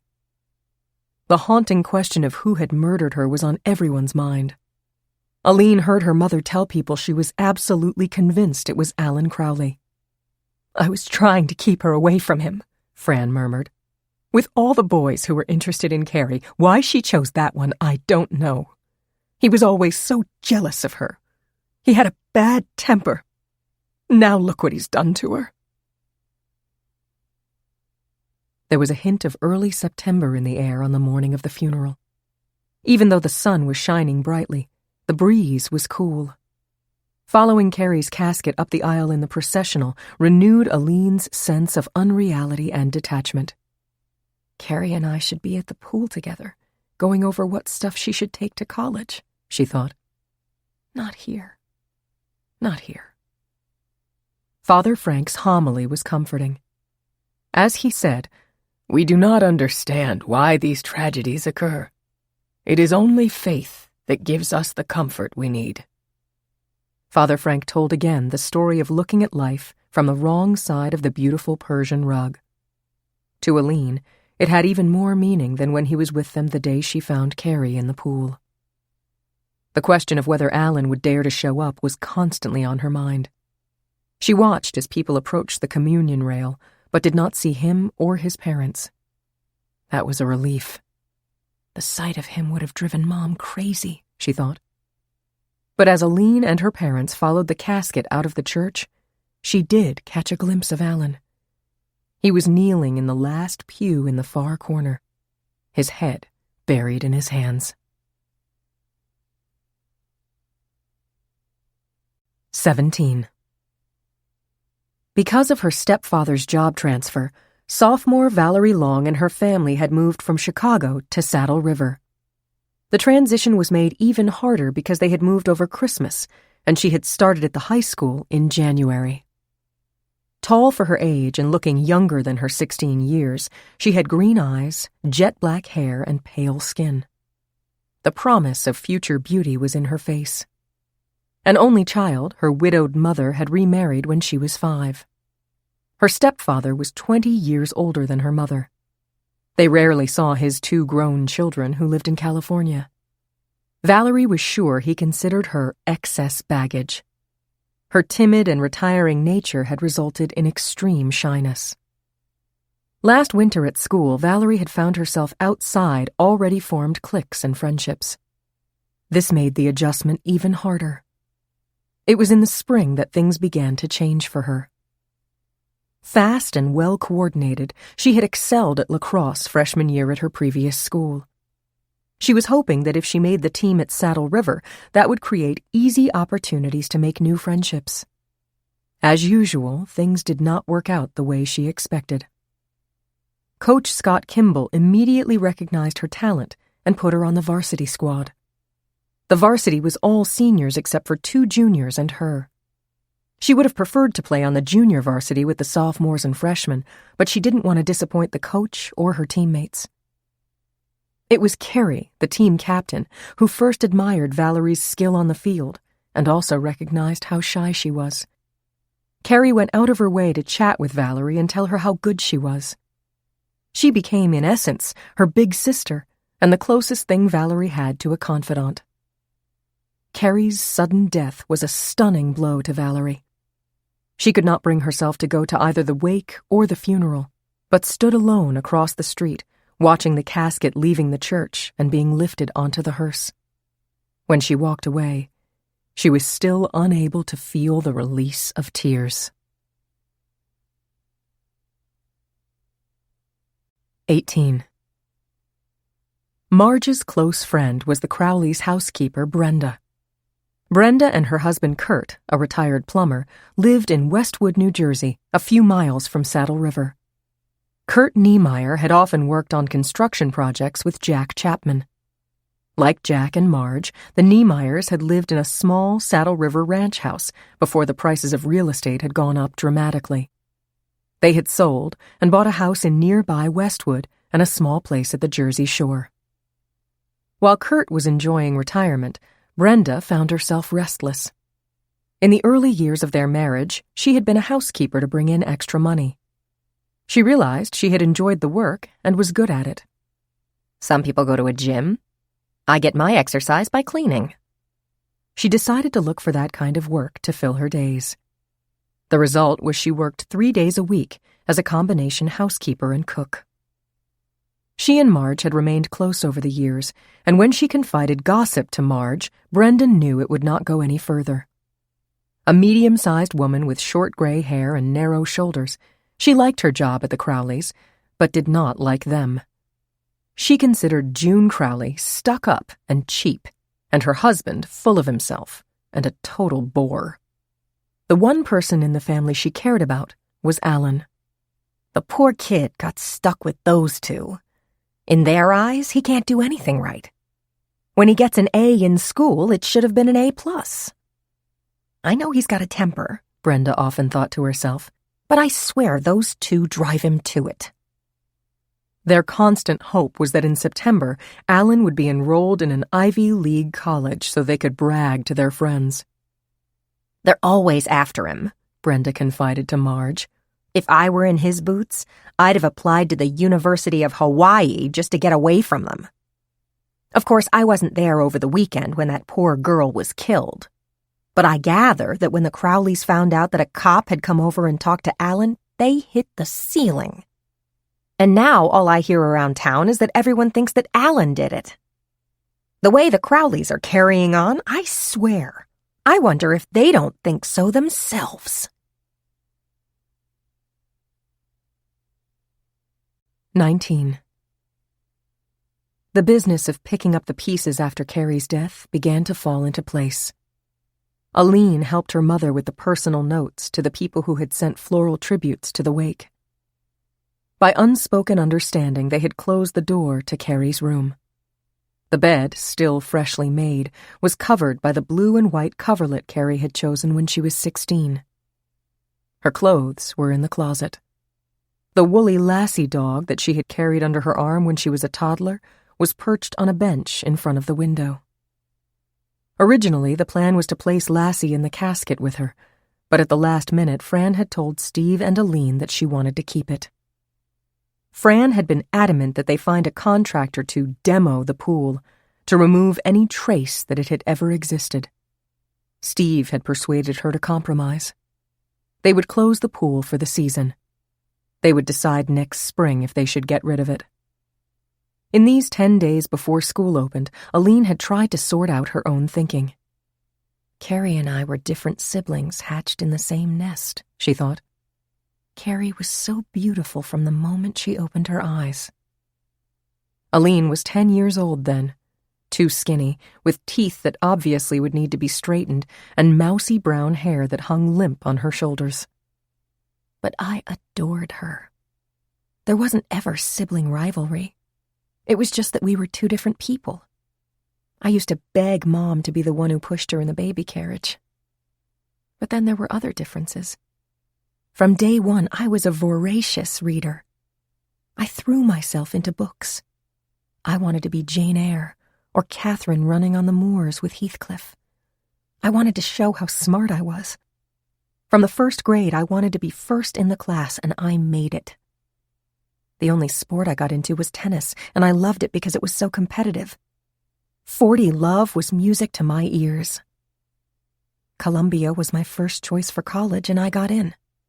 Then a master's degree in psychology, and then becoming engaged to Rick. He was a graduate student when we met, and then that was it for both of us. His height made me feel small, so protected. He was relatively local, from Hastings-on-Hudson, only 40 minutes from Saddle River. Rick used to say his ambition was to get his doctorate and then teach in college, Aline mused. I told him I wanted to teach in high school and/or become a guidance counselor. I had just completed my master's and he his doctorate when we set the date for our wedding. 4 years ago. We had made all the arrangements for the big day. Mom and I picked out my gown. I was going to wear her veil, Aline remembered. We had dinner here that night, and then Rick drove home. The call from his father had come 3 hours later. Rick had a head-on collision with a drunk driver and died in the hospital. The drunk driver didn't have a scratch. How did I pick up the pieces? Aline asked herself. I knew I had to get away. That was why I took the job at the international school in London. 3 years ago. Only coming home for Thanksgiving and Christmas. 3 years of waiting for the pain to ease, and then finally beginning to wake up in the morning without Rick being the first thought on my mind. 3 years of casual dates since then, but never any interest in letting them progress. And this last year, the need had come to be home, to be in daily contact with her parents and all the friends she had left behind. Instead, she had returned to find the little sister she loved, a murder victim.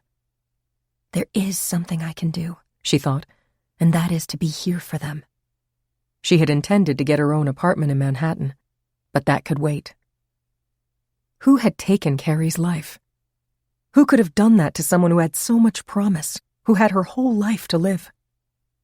It's not going to happen again, Aline vowed. Whoever took Carrie's life is going to pay the price for it. I like Mike Wilson. I think he's smart and capable. But how can I help him? There was one possible way. Most of the kids who were at the party would be back in school. If any of them knew more than they were telling Mike and the other cops, maybe they'd be more loose-lipped as time passed. The police may be zeroing in on Alan Crowley, Aline thought. But from what I gather, the evidence against him is strong, but not overwhelming. Since graduating from high school, Aline had remained in close touch with the principal, Pat Tarleton.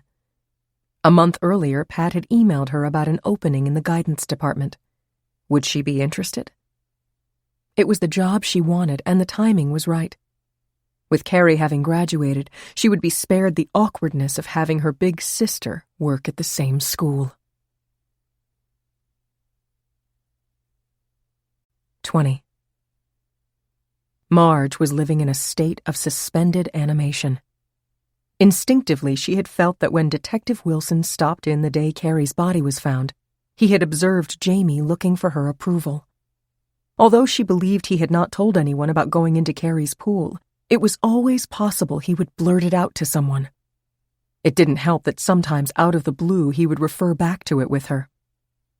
"Mom, I didn't tell anybody about going swimming with Carrie." Her reassurances were quick and hushed. "That's our secret, dear.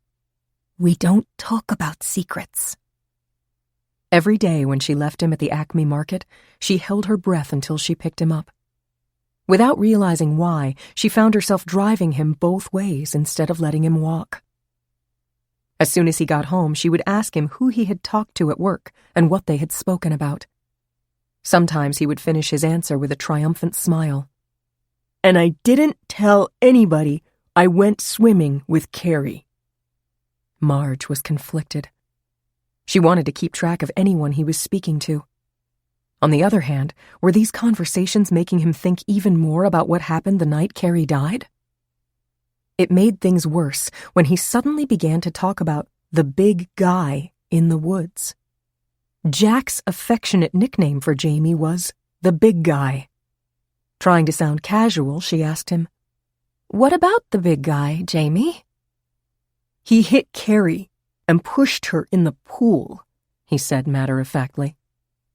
Marge forced herself to ask, "Jamie, who is the big guy?"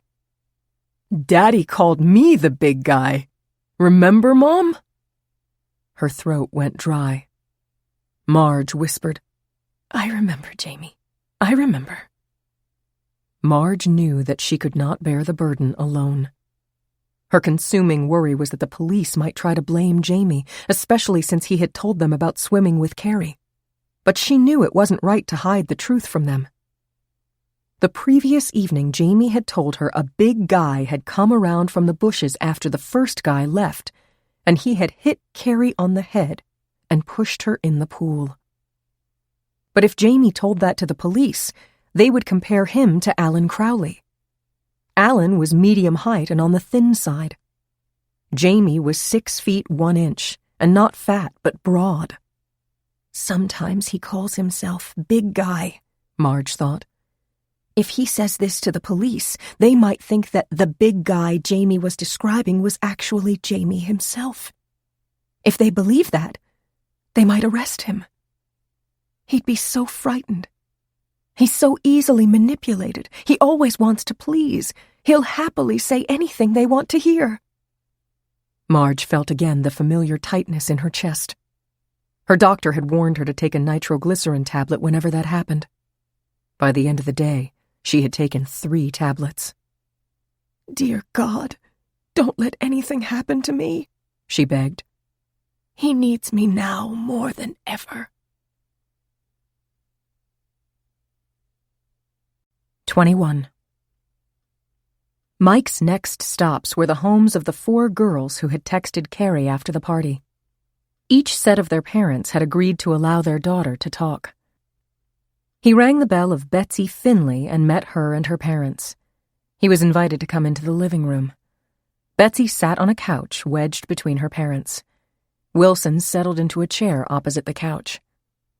He began by saying, as Detective Harsh had said during his interviews, that he had no intention of arresting anyone solely for drinking or having any drugs, but that it was very important that Betsy be honest with him. He emphasized that his only interest was in finding out what had happened to Carrie. He tried to make his questions sound casual. After Betsy sheepishly admitted that she had 1 or 2 vodkas, they established what time Betsy got to the party and what time she left. Wilson asked, "Were there any fights or disagreements at the party?" Of course, Betsy immediately told him that Alan and Carrie had an argument because Carrie and Chris Coble were flirting with each other. And after the quarrel, Alan left before anyone else. She told Mike that everyone else left in a group because Carrie wanted them all out by 11 o'clock. The interview turned out to be simply a verification of what Mike knew from the texts and his interview of Alan. His final question was, "Do you know who brought in the beer and vodka?" It drew a shake of Betsy's head. It was already there when I arrived, and I was the first one to get to the party. Similar answers came from the next two girls who had texted Carrie. The one who'd sent the dump Alan text heatedly exclaimed that Alan wasn't just upset or annoyed. He was ballistic. It was the last girl who had texted Carrie after the party who proved the most valuable to Mike. When he asked her who brought the liquor to the party, her answer was, Carrie told me that the guy who fixed the flat tire on her car had told her that any time she had a party, he could get her whatever alcohol she wanted. Mike did not show any change of expression. "Do you know the name of the guy who changed the flat?" I don't. "Did Carrie describe him or say where she met him?" I think she got the flat on Route 17 in Mawa, and he pulled over to help. "Did she say where she met him to get the alcohol for the party?" No, but she did tell me that when she met him to pick it up, he put it in her trunk. Then when she closed the trunk, he asked her if he could come to the party. She told him it was just for her high school friends. There wouldn't be anybody his age there. Carrie said this guy was about 25. Then he said, well, maybe we can get together after your friends go home. Of course she said no. Then he grabbed her and started kissing her. "Did she ever describe this guy to you?" No. Right after she told him to get lost, she told me she got in her car and drove off. "So she didn't say where she met him to pick up the alcohol?" I don't think she did. I can't remember. He looked at her parents. "I'm very grateful to have had this opportunity to talk with your daughter." He said goodbye and left to go back to his car. As he drove away, he could only think about the fact that there might just be yet another potential suspect in Carrie Dowling's murder. 22.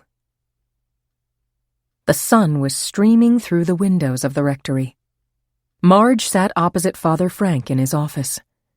Instead of sitting behind his desk, he had pulled up a chair closer to her. "Marge, I'm happy you've come to see me. I could tell from your voice on the phone that you are very upset. What's wrong?" Jamie. He's in trouble. There was a pause, and then Marge, her voice trembling, began, Father, from his window, Jamie was watching the party at Carrie Dowling's house. When she fell or was pushed into the pool, he thought she went swimming and went over to swim with her. "Did he tell you that?" Not at first. The next morning, I noticed that his slacks were wet and so were his socks and sneakers. When I asked him about it, he told me he had seen someone come up behind Carrie, hit her and push her in the pool. Still thinking he could go swimming with her, he walked down the steps to the pool. Marge took a deep breath. I didn't know what to do, Father. I watched that awful scene of Steve Dowling and Aline finding Carrie in the pool. I was afraid. Afraid for Jamie. His sneakers and pants had stains on them. Maybe it was wrong, but I washed them. I had to protect Jamie. I made Jamie promise not to talk to anybody about what happened that night. "Marge, what Jamie saw could be very helpful to the police." Yes, but it could also get Jamie in a lot of trouble if they think he did it. Marge drew a deep breath. Father, that's not all. Remember how Jack always called Jamie Big Guy? Of course I remember. And now Jamie has been talking to me about the big guy who pushed Carrie into the pool. Alan Crowley is average height and has a thin build. Jamie sometimes talks about himself as the big guy. He can get mixed up if he's upset. I'm so afraid that if he ever tells that to the police... Marge's voice trailed off. "Marge, is there any chance Jamie might have hurt Carrie?" Jamie was disappointed and maybe even angry that he wasn't invited to the party, but I can't see him ever hurting her. But when Jamie said a big guy pushed Carrie in the pool, do you think he may have been talking about himself? Marge sighed. I don't know what to think. He loved her. I can't believe he would hurt her. A detective came by and spoke to us. I don't think he suspects Jamie, but I just don't know. Marge, I don't want to give you quick advice that might turn out to be wrong. Let me think about what we've discussed. Thank you so much, Father. And please, pray for me. And for Jamie. I will, Marge. I promise. 23. Excited by the start of a new school year, students poured back into the hallways. As they passed Aline, many of them stopped to tell her how sorry they were about Carrie. Aline tried to keep her eyes from welling up as one after the other they told her they couldn't believe what had happened to her sister. "Neither can I," was her answer. The day passed by in a blur. After the school buses had come and gone and the teachers began to go home, Aline sat in her office. She tried to familiarize herself with the names of this year's seniors. She knew that one of her jobs would be to help them finalize which colleges they would apply to. She was troubled by the fact that the first thing she had done on the computer was to look up the information requested by Mike Wilson. She worried that if they found out what she had given to the detective, her first day at Saddle River High School could be her last. She hoped not. There was a tap on her door. Pat Tarleton opened it and came in. "So, Aline, how did the first day go?" "As well as can be expected," Aline said wryly. "That said, it feels good to be here. And I'm looking forward to getting to know the students and my fellow faculty." "Speaking of that, I noticed that you and Scott Kimball were chatting in the teacher's lounge together. He's been a great addition to the faculty this past year. His math classes have been very popular with the students, and he's been a godsend for the girls' lacrosse program." "He had some of the players at the wake with him," Aline said, her tone non-committal. "And I remember Carrie talking about what a great coach he was." "Okay, I just wanted to pop by. See you in the AM." The door had barely closed behind Pat when Aline's cell phone rang. It was Mike Wilson. Aline, when Carrie was in touch with you, whether by phone, text, or email, did she ever mention somebody stopping to help her with a flat? In her mind, Aline raced through her recent emails from Carrie. "No, I don't recall that. I assume there's a reason you're asking." I'm just trying to be thorough. One of Carrie's friends told me that someone who helped her change a flat got a little aggressive with her after she refused to invite him to the party. It's probably nothing, but I want to find out that person's name. "Do you think he may have been the one who—" Aline, we follow up on anything that might turn out to be relevant. That's why I need to ask your folks about the flat tire. "Of course." How are they doing? "I know going back to work is helping my father. My mother is pretty bad." Will they be home this evening? Carrie might have talked to them about the flat and who helped her. Do you know what time might be convenient for them? Dad is usually home by 6:30. We never eat before 7:30. I would say about 6:45. Fine. I'll see you then as well. Aline pushed the button to power down her computer. She was about to get out of her chair when there was another knock on the door. Scott Kimball came into her office. The lacrosse coach was also a mathematics instructor, teaching courses in algebra, geometry, and calculus. It was the beginning of his second year at this school. He had been hired a year earlier to replace a retiring teacher, and the athletic director had been delighted to find in Kimball someone who had played lacrosse and was willing to coach it. He was quickly made head coach of the girls' varsity squad. "Just a social visit," he said. "How is it going?" "My grandparents have gone back to Arizona. I'll miss them, but in a way it's easier. My dad went back to work. My mother is having a really hard time. Of course, we all are. But she's determined to keep as busy as possible." Aline, I know the timing may not be right. It might be premature, but I'm going to plow forward anyway. I would very much enjoy taking you to dinner. I've been dying to try a new French restaurant that opened right on the Hudson in Nyack. I'm told the food and the view are both great. Aline hesitated. Undoubtedly, Scott was an attractive man. But she wasn't sure if it was wise to socialize. Oh, come on, call it what it really is. date a fellow staffer. I'm not ready yet, but can we talk about it in a couple weeks? Absolutely. As you know, I'll be around. With a wave, he left her office. Aline thought of Carrie's reaction to Kimball at the end of last season. He's a great coach and a really nice guy. He was so much better than the former coach, Don Brown, who had no idea what he was doing. Score one for you, Carrie, Aline thought. It seems like you would have approved of my joining Scott Kimball for dinner at the restaurant with the great view. She locked her door behind her and headed out to the parking lot.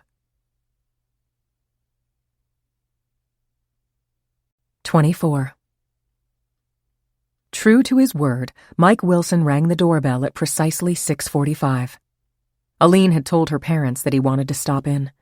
Her mother's reaction was instant. He's going to tell us that they've arrested Alan Crowley. No, it's not about that at all. It's just a question he has for you. Steve asked, About Carrie?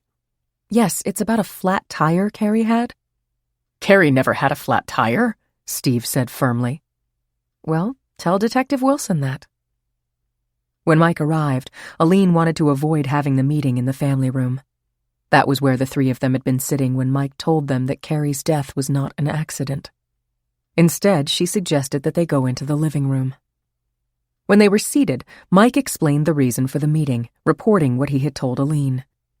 Steve said firmly, Carrie said nothing about getting a flat, but I had told her that the rear tire on her car was looking threadbare, and I wanted her to go to the dealer and have it changed right away. If she had a flat before she took care of it, she would not have wanted to tell us about it. Did she ever get a new tire? Mike asked. She showed me she got the new one about 10 days ago. Doesn't that narrow the time when she met whoever changed the flat and sold her the beer for the party? Aline asked. And then tried to force himself on her? Steve said bitterly. Yes, assuming she got the replacement tire right after getting the flat. Mike got up. This could be very helpful in following up on whoever that guy is. The only one you should be concentrating on is Alan Crowley, Fran said firmly, as her eyes filled with tears. Aline walked Mike to the door. I wonder if Mom is right about Alan Crowley, she asked. We try to avoid fixating on one obvious suspect. We're determined to pursue any relevant leads. He repeated the question Pat Tarleton had asked. How did your first day go? A little overwhelming, of course. But I have a question. Does anyone else know I gave you the information about the birth dates and where they're going to college? No one knows where I got that information. Good. If it's okay, I'd like to keep it that way. Absolutely. Good night. Aline watched his retreating figure and waited until he stepped into the car and drove away. Valerie endured the first day of school as though she were walking in her sleep. Every step of the way it felt like Carrie was there. Carrie on the lacrosse field, Carrie walking with her arm around her as they headed to the locker room. Inside, Valerie so much wanted to be able to cry. But somehow the tears were all stuck in her throat. As she was changing classes, she saw Carrie's sister, the new guidance counselor, in the corridor. She was wearing a dark blue jacket and slacks. As she passed her, Valerie thought she was so pretty. She was taller than Carrie, and her hair was dark brown, but they still looked a lot alike. I'm sorry, Carrie, Valerie thought. I'm so sorry. 25. As they had planned, Alan Crowley's parents met the well-known defense lawyer Lester Parker. A reluctant Alan accompanied them. Alan, let us go over what happened at the party, Parker began. Carrie Dowling was your girlfriend, wasn't she? Yes, she was. How long were the two of you, in a relationship? A year. Is it true you two had a lot of arguments? Afterwards, we joked about them. Carrie was a flirt and liked to see me get mad, but we always made up. What about the night of the party? Did you have a quarrel? Carrie had had a couple vodkas. She never could handle any liquor well, even a glass or two of wine. So when Chris Coble started flirting with her, she kept flirting back with him. Had you been drinking? Yes, I just had a couple of beers. A couple? Maybe 3 or 4, I'm not really sure. Alan was very aware that his parents were now glaring at him. I understand you left the party before it was over. Where did you go? I knew some of my friends would be at a local pizza restaurant, Nellie's in Waldwick. I met them there. Did you stay with them until you went home? No. Did you go directly to Carrie's house from the restaurant? Yes. Was she there when you got there? She was out on the patio in back of the house cleaning up. What did she say when she saw you? She didn't say anything. I said, Carrie, I'm sorry, I just want to help you clean up. How did she respond to that? I'm tired, I'm getting up early in the morning, I want to go to bed now. Did you leave then? I could tell that she meant it, she was yawning. So I said, I'll see you tomorrow. What happened next? She said, okay, let's talk tomorrow. And what did you do then? I gave her a hug and a kiss and went home. What time did you get home? June jumped in. We were in the bedroom. I looked at the clock. It was exactly 11:51. A look of annoyance came over Parker's face. Alan, do you agree? Was it around 11:51? No, I think it was a little later. It was exactly 11:51, June interjected. As I told you, I was looking at the clock when Alan came in. There was a pause, and then Lester Parker turned to the Crowleys. I wonder if you would mind waiting outside. The best way I can help Alan is if I hear the facts directly from him. When the door closed behind them, Parker said, Alan, we have attorney-client privilege. Nothing you tell me will be shared with anyone. In any way, shape, or form did you either hit Carrie or push her in the pool? Absolutely not. Alan's expression and body language were fiercely defensive. How would you feel if everyone in town thought you were a murderer? He burst out. How would you feel if your parents were so sure you were going to get arrested that they hired a hotshot lawyer to defend you? How would you feel if your girlfriend who you really loved got murdered? Alan's lips quivered. Lester Parker studied Alan. He had heard many defendants plead their innocence and could often detect who was lying and who was telling the truth. He was still reserving judgment on Alan Crowley as he prepared to offer a defense for him. When did you learn that Carrie was dead? About noon on Sunday. I was outside mowing the lawn and my cell phone was in the house. When I went in to get a bottle of water, I could see there were a lot of messages and texts. I read one of the texts and found out what happened. As I was reading the message, a detective came to the house and asked me to go down to Hackensack with him. Did you tell him exactly what you're telling me? Yes, I did. Alan, it must have been very scary for you to go down to the prosecutor's office and get videotaped. Did you say anything in that interview that was not true? Alan hesitated. It's okay, Alan, Parker said. You can tell me. I told the detective I stayed at the restaurant with my friends the whole time and then I went straight home from there. I didn't tell him I went to see Carrie on the way home. Okay. Sunday morning you wake up. I understand your parents left early to play golf. You mowed the lawn until the detective came and you went with him to Hackensack. Did you go anywhere or talk to anyone after you got back from Hackensack and before your parents got home? Alan was silent for a moment. Parker put down his pen and said gently, Alan, the only way I can effectively help you is if you are honest with me. When I got back from Hackensack, I was freaking out. I needed somebody to back up my story that I went straight home from Nellie's. So what did you do? I called one of the guys I was with. The other 2 guys were at his house. I asked them to back me up that I stayed at Nellie's as late as they did. Do you know if they've spoken to the police? Yes, they have. Okay. Alan gave Parker the names of his 3 friends and their contact information. Alan said, Look, I know I panicked and I screwed up, and I know that by lying I've made it worse. What can I do to start making things right? Parker looked directly at his client. There are 2 things you can do. From now on, aside from your parents and me, talk to no one about the case.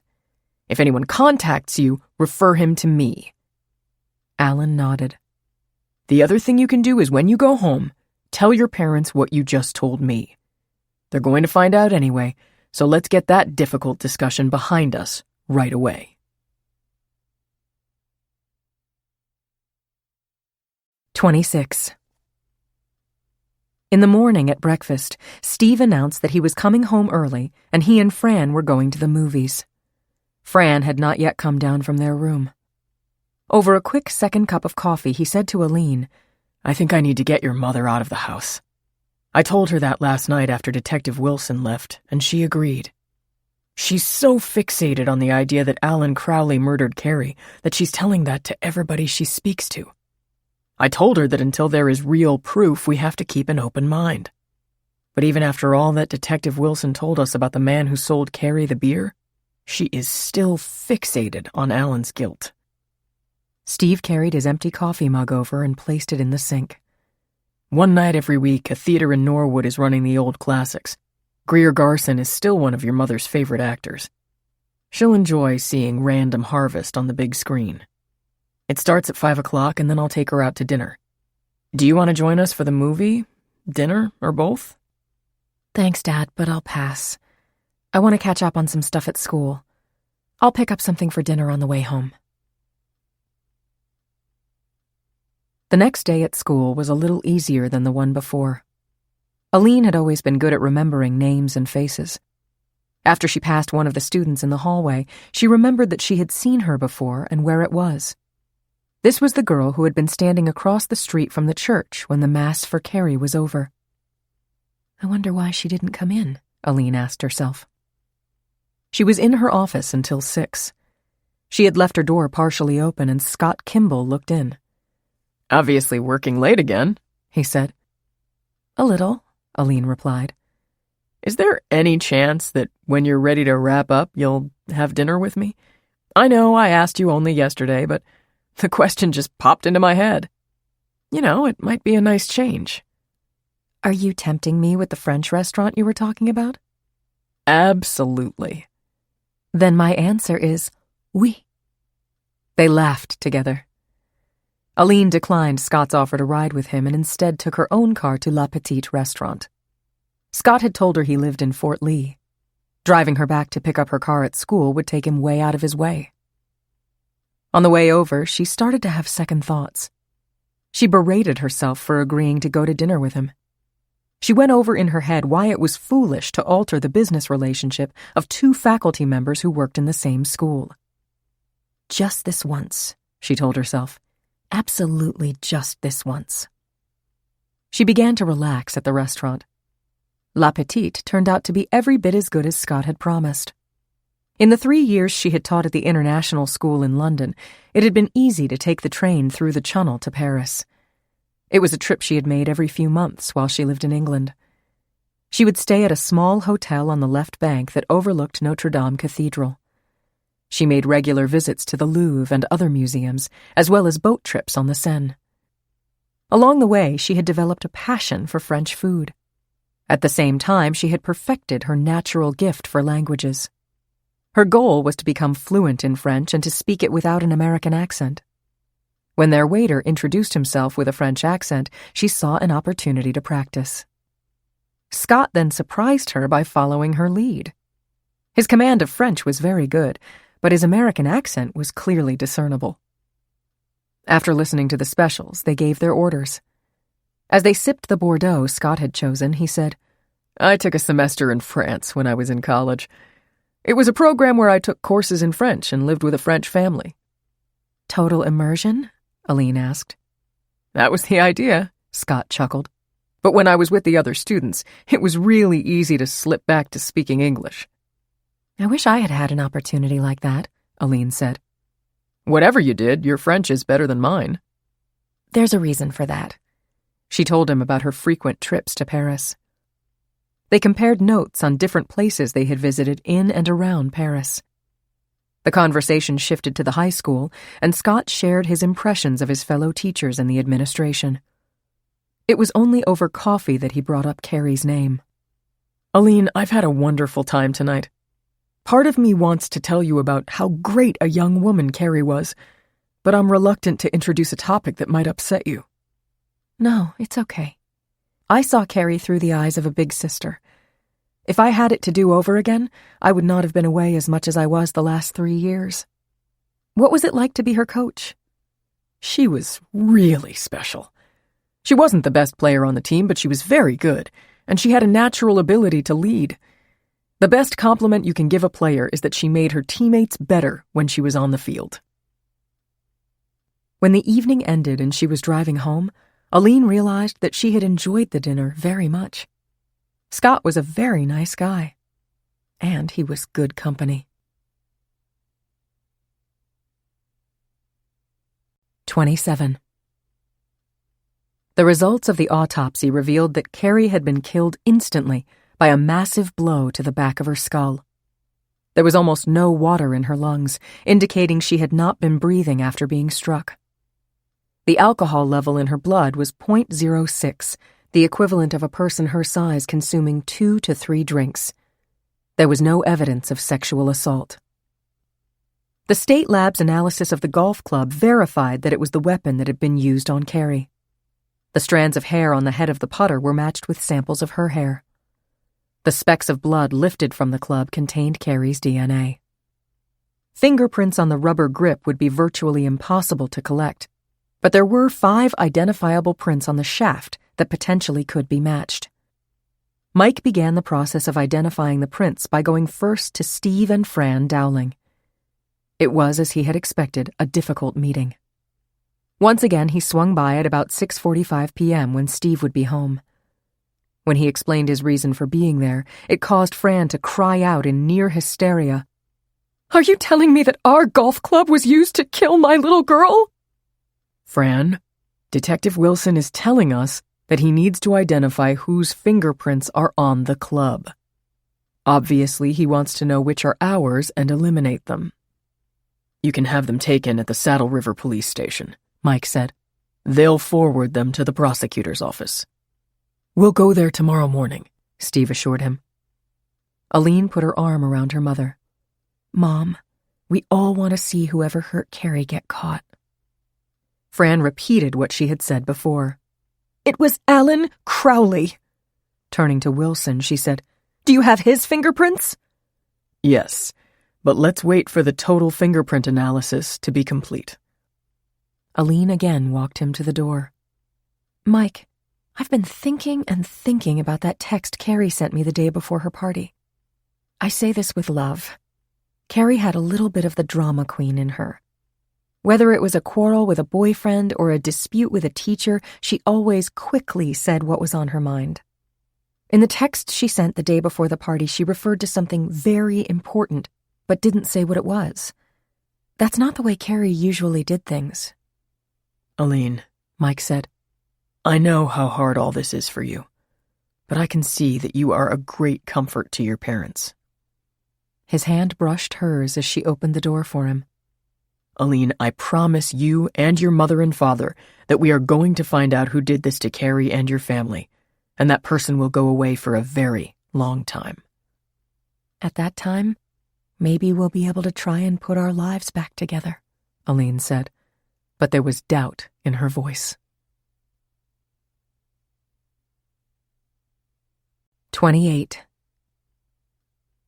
Bobby, Rich, and Stan had collective guilt after lying for Alan. The detective had interviewed them one at a time, and each of them stuck to the story. Alan got to Nellie's about 10:30 and left at the same time we did, about 11:45. Rich even shared that Alan told them that he was going to see Carrie in the morning and make up with her. Stan told Mike Wilson that Alan had been mad when he came to Nellie's, but he got over it. Bobby volunteered that Alan had said that Carrie liked to tease him because she enjoyed making up. When Mike asked them if they knew who sold the beer to Carrie, they claimed truthfully that they had no idea. But after they spoke to Mike, they got together and discussed the possibility that Alan might break down and admit that he had left Nellie's early, gone back, and killed Carrie. If Alan did that, what would happen to them?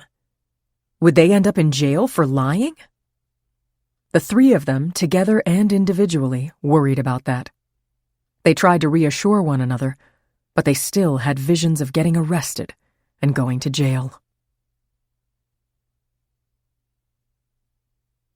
29. Aline was sure she knew why Marge had not brought Jamie to the funeral mass. From the time Jamie was born, the Chapmans and the Dowlings had been very cordial. Carrie had been Jamie's lifelong friend. How hard it must be for him to comprehend that she's gone forever, Aline thought. Steve had put in the pool when Carrie was 10. Jamie always wanted to swim in it if Carrie was there. If he was out in the yard, Carrie would call Marge and ask if he could come over to swim. He followed Carrie's every movement in the pool and became a very adequate swimmer himself. Aline always knew how much he adored Carrie and how much he would miss her now.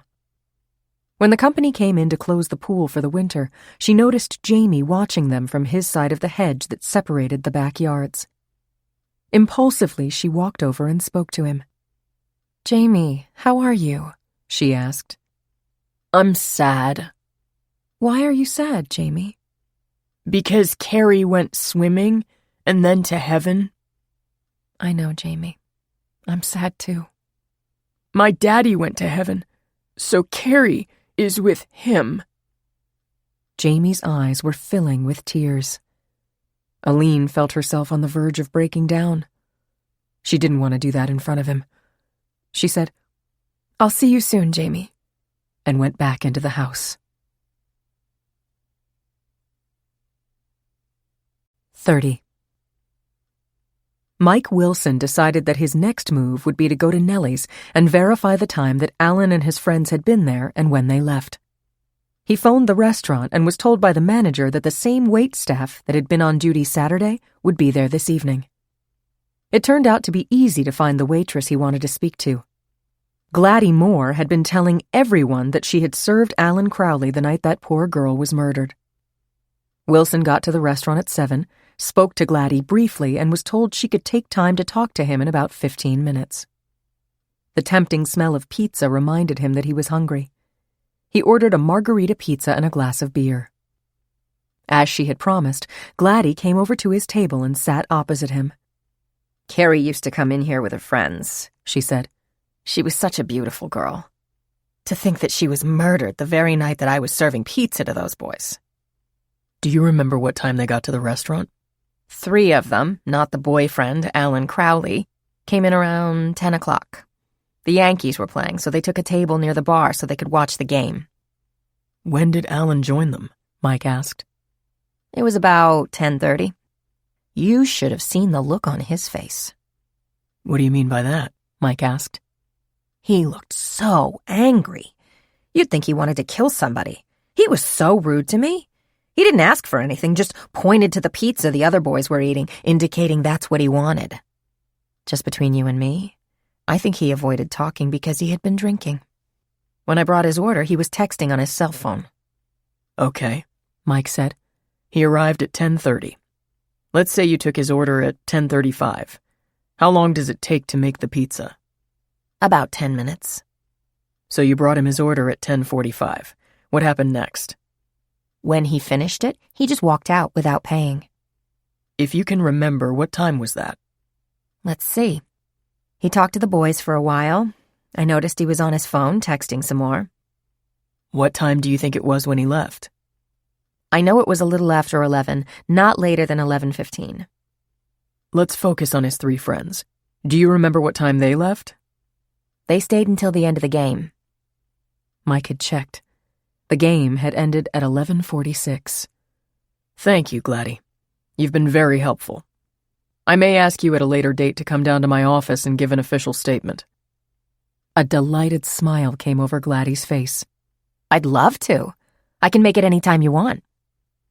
As Mike was getting up to leave, he asked, Did you ever get paid for Alan's pizza? One of his friends took care of it.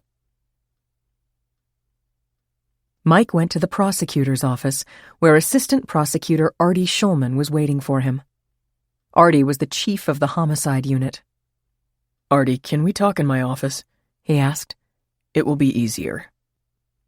On his wall, Mike had a series of whiteboards. The first showed in alphabetical order the names of the kids who had been at Carrie's party. Most of the names were written in black. The 7 names written in red were under 18 years old. To the left of each name was the date Mike or a member of his team had questioned the student, or a big R. R, Mike explained, meant they refused to be interviewed, or if they were minors, their parents had refused the interview. 8 names were preceded by an R. To the right of each name was a date in August or September. It was the date of the student's departure for his or her respective college. On the second whiteboard, there were 8 names. These were students who claimed they had witnessed the argument that took place between Alan and Carrie at the party. A T to the right of their names indicated the girls who had sent a text message to Carrie after the party. The third whiteboard listed the names of Alan Crowley's 3 supposed alibi witnesses. Artie looked at the whiteboards. 2 of the students who witnessed the arguments are headed for schools in the Midwest, and another is going to California, Mike said. I'm assuming that for budget reasons, Matt Koenig will want me to complete these interviews in New Jersey versus flying across the country, he added, referring to the county prosecutor. You've got that right, Artie agreed. Mike updated him on the progress of his investigation. We got the court order to go through Alan Crowley's cell phone records. He is lying about how long he stayed at the restaurant. His phone pinged a tower right by the victim's home on the other side of Saddle River at 11:25 p.m. It's pretty clear he went back to the victim's home after he left Nellie's. What about Crowley's friends who gave him an alibi? It looks like he asked them to lie for him, and they did. I'm going to contact the 3 of them and have them come down here to give a formal statement. After I read them the riot act about what could happen when you lie to an investigator, I'm sure their memories will improve. We've confirmed the golf club was the murder weapon, Schulman said. Any progress on identifying the fingerprints on it? Yes, but that's going to be a problem, Mike told him. Why? Mike picked up a report on his desk and flipped the page. According to the lab, there are 5 separate identifiable prints on the putter. All of these are on the steel shaft. The numerous prints on the rubber grip are so smudged that they're unusable. Anything on the putter head? No. So where does that leave us? Alan Crowley's thumbprint is on the putter. The victim's parents, the Dowlings, gave us their prints. Each has 1 fingerprint on the putter. That leaves 2 we still have to match. Where do we go from there? That is the problem. In my interviews of the party guests, a number of them who spent time outside in the backyard either admitted to using the practice green or gave me the names of boys who were taking turns putting. So we have a lot of kids who actually handled the murder weapon? Correct. Of the 8 males who I can identify as having handled the putter, not a single one has a criminal record. And therefore we don't have their prints on file? Even though most of the students who were at the party consented to be interviewed, I'm pretty sure we'll get a lot of resistance if we ask them to give fingerprints. Artie nodded. We can't ask a judge to compel them to give us their prints because they aren't suspects. That's right. Have you been able to pin down the time of death? Artie asked. The medical examiner's report didn't give us much help there. The pool water was 85 degrees. In water that warm, body tissue degrades quickly. The latest we know she was alive was 11:10 p.m. on Saturday when she sent her last text. The family found her in the water at 11:15 a.m. on Sunday. So the maximum amount of time she was in the water is about 12 hours. So she could have been killed at 4 in the morning? Yes, but that's highly unlikely. Alan Crowley, in his statement, said she was going to clean up outside and then go to bed. Her text to him says the same thing. I was at the property. In another 10 minutes, she could have finished cleaning the backyard. So there's no evidence to suggest that she might have gone to bed and then Crowley forced her to come back outside? No, there isn't. But there is evidence that she never went to bed that night. We checked her room. Her bed was made. That doesn't tell us much. For all we know, she went to sleep on the couch. Agreed. But the autopsy showed that at the time of her death, she still had her contact lenses in. People forget to take them out, particularly if they've been drinking. I spoke to the victim's sister. According to her, Carrie never would have forgotten. One time she left them in overnight and got a serious eye infection. She was religious about taking them out before going to sleep. So what time do you think the murder took place? Between 11:10, when she sent her last text, and about 10 minutes later, when she would have finished cleaning the backyard. Precisely the time Crowley came back to the house. Artie, I believe that subject to interviewing Crowley's friends who were at Nellie's and confirming that they lied, we have more than enough to arrest Alan Crowley. He was at the party, he was jealous, he sent angry text messages to her. Phone records show that he went back to the home to see her after the party and lied about it. He asked his friends to lie. His fingerprints are on the murder weapon. He denied having touched it the night of the party. Where are we on this Good Samaritan flat tire changer? Carrie's friend said Carrie told her that after she picked up the beer, he was aggressive and tried to kiss her. But a couple of her friends say she was a flirt. Maybe she was exaggerating. She was a very pretty young woman. As of today, we've made almost no progress in trying to find him.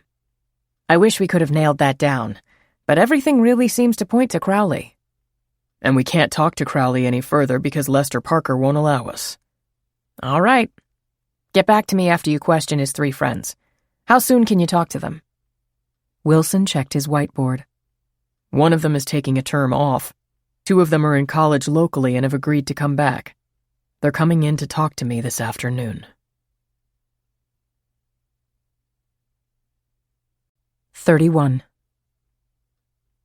Bobby, Stan, and Rich each received the phone call they dreaded. Detective Mike Wilson told them that the information they had given when they first spoke to him was very important to the investigation. He wanted them to come down to Hackensack and give formal statements. All 3 had agreed to go to the prosecutor's office together at 4:30 that afternoon. Mike took them into the interrogation room. Normally, he interviewed witnesses separately, but he thought it would be more effective to challenge the 3 of them together.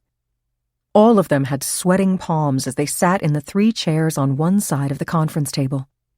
He turned the video camera on. Mike began gently. Alan is your friend, right? You played baseball together. They all nodded. It is very natural for friends to want to help a friend that might be in trouble. I've done it myself. I'm convinced that is what each of you did the last time I spoke to you. Well, things are different today. I know a lot more about what happened that night and who was where at what time. So I'm going to ask you questions. This is your chance to put things right. If you lie to me today, you will be charged with false swearing and obstruction of justice. Mike paused. And possibly accessory to murder.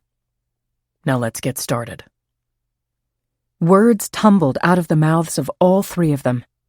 Alan left Nellie's before we did. We didn't know we'd be in trouble. When Alan phoned, he sounded so scared. The minute we lied for him, we knew we were making a mistake. Mike said, Okay, hold on. What time did Alan leave Nellie's? Desperate to be exact, the 3 of them agreed it was about 11:15. Mike asked, Did he say anything about where he was going? Stan answered, Carrie had sent him a text telling him not to come over until tomorrow. But he said he wanted to straighten things out that night. Mike said, So it was your impression that he was leaving Nellie's and going directly to Carrie's? Yes. When Alan joined you at Nellie's, can you tell me if he had been drinking? There was a moment of silence. Then all 3 nodded. A little? A lot? How much? He was kinda drunk when he got to Nellie's, but after he had the pizza and soda, he was pretty okay, Rich said.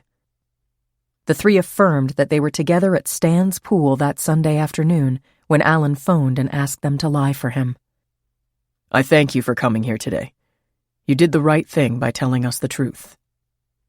Watching them leave, Mike thought that nobody had ever been happier to get out of there than these 3. He went back to his office and called Artie. They agreed that it was time to arrest Alan Crowley.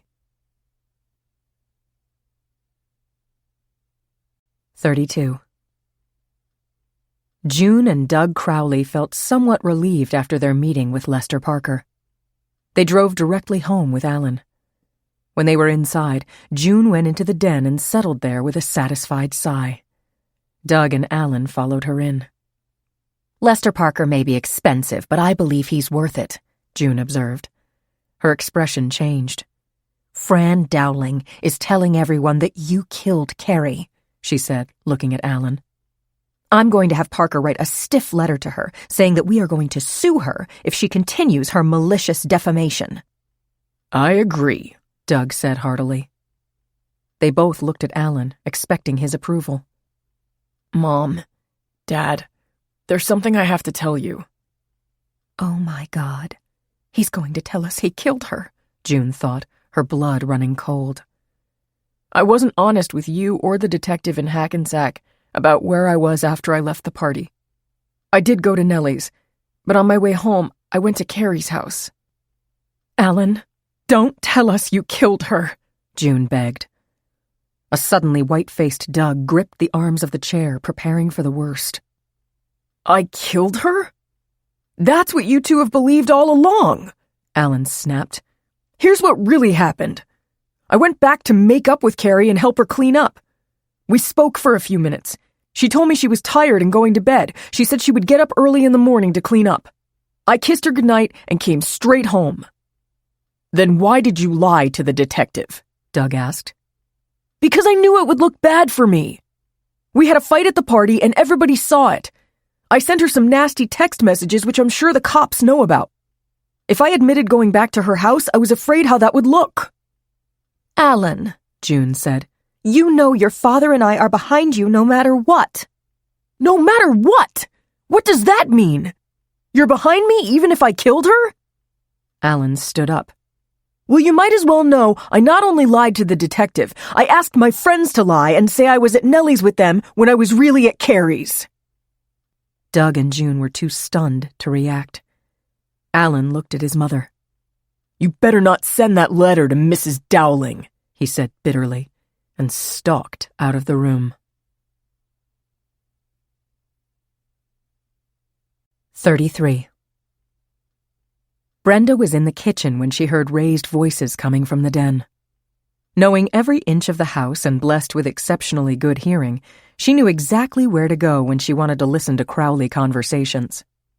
She tiptoed from the kitchen down the hall and ducked into the small bathroom next to the den.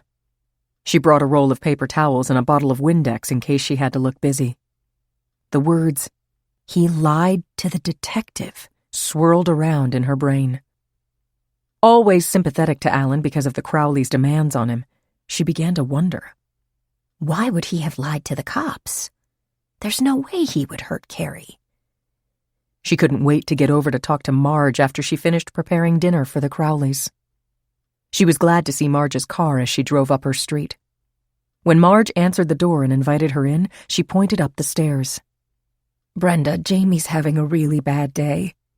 He's been crying because he misses Carrie, she said, her tone weary. Oh, Marge, I'm so sorry. It happens every few days. He misses her so much. I think losing Carrie is bringing back his sadness from when Jack died. Of course. He misses Carrie and his father, Brenda said sympathetically. But wait till you hear the latest. She waited until they were seated at the kitchen table and Marge had put on the kettle for a cup of tea. Marge, Brenda began. You won't believe me when I tell you what Alan told the Crowleys. 34. At 6:45 the next morning, Fran and Steve were awakened by the ringing of the bedside phone. Fran groped for it and sat up straight. It was Mike Wilson telling her that they were on their way to arrest Alan Crowley for Carrie's murder. He would be brought to the Bergen County Jail in Hackensack today and would be arraigned in the next couple days. The arraignment before the judge would be open to the public, and the Dowlings could attend. Mike added, Mrs. Dowling will be there in a few minutes. Do not share this information until I've called you back to confirm that Alan was at his house and is in our custody. Fran replaced the phone and said, Steve, fantastic news. It's just as I've been saying. Alan Crowley is being arrested today for killing Carrie. 15 minutes later, June and Doug Crowley were startled awake by persistent pounding on their front door and the ringing of the doorbell. Instinctively suspecting that the reason for the abrupt intrusion was going to be a problem, June grabbed her robe and raced downstairs. She yanked open the door and saw two men in plain clothes side by side with a uniformed policeman. She had no way of knowing that another uniformed officer was in the backyard to guard against the possibility that Alan would try to escape. Ma'am, I'm Detective Wilson from the Bergen County Prosecutor's Office.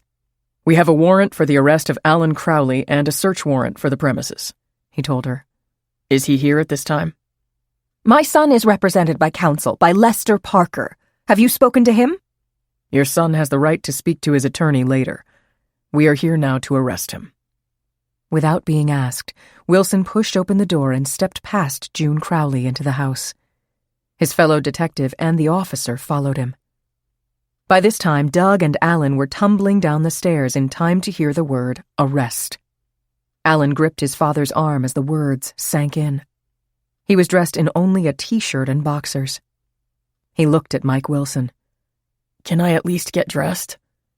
Wilson answered Alan's question. Yes, you can get dressed. We'll follow you to your room. He and the other detective climbed the stairs behind Alan and walked down the hallway to his room. Two partially packed suitcases were on the floor by the window. Next to them was an unzipped Nike sports bag with several wooden bats and two baseball gloves inside. Are you going someplace, Alan? Mike asked, although he already knew the answer. I'm leaving for college the day after tomorrow, Alan said. Can I still go? Let's see how today goes, Mike said matter-of-factly. He watched as Alan went into his closet and pulled out jeans and a pair of running shoes. Sorry, Alan. No shoelaces, no belt, and no jewelry. In her bedroom, June was frantically dialing Lester Parker's office. Filled with frustration at being connected to a recording, she shrieked, "This is June Crowley! The police are here with a warrant for Alan's arrest! Call me on my cell phone at once!" She reached into her closet and grabbed a running suit. Doug was quickly pulling on a pair of pants and shirt. They managed to be back downstairs as Alan, a detective on each side of him, was walking out the front door toward the waiting cars. "Where are you taking him?" June shouted. She gasped as she noticed for the first time that Alan's hands were cuffed behind his back. Mike answered, To the Bergen County Jail in Hackensack. June saw two of her neighbors standing in their driveways, observing the scene that was unfolding before them. "Can one of us ride with Alan?" she yelled to Mike Wilson. No, but you can follow us to the jail. June jogged to catch up to them. She grabbed Alan's arm as Wilson was opening the back door of his unmarked car. "Alan, I phoned Lester Parker. He's going to get right back to me. Remember what he told you. Don't answer any questions unless he is with you." There were tears in Alan's eyes. Before he had a chance to answer her, he felt Wilson's hand on his head, firmly forcing it down as he slid through the opened door. There was a wire grill separating the front and back seats. June maintained eye contact with Alan for as long as she could as the car began to slowly back down her driveway. As she watched Wilson drive away, her normally steely resolve melted. "My baby! Oh my God, my baby!" she sobbed as Doug put his arm around her and helped her toward his car.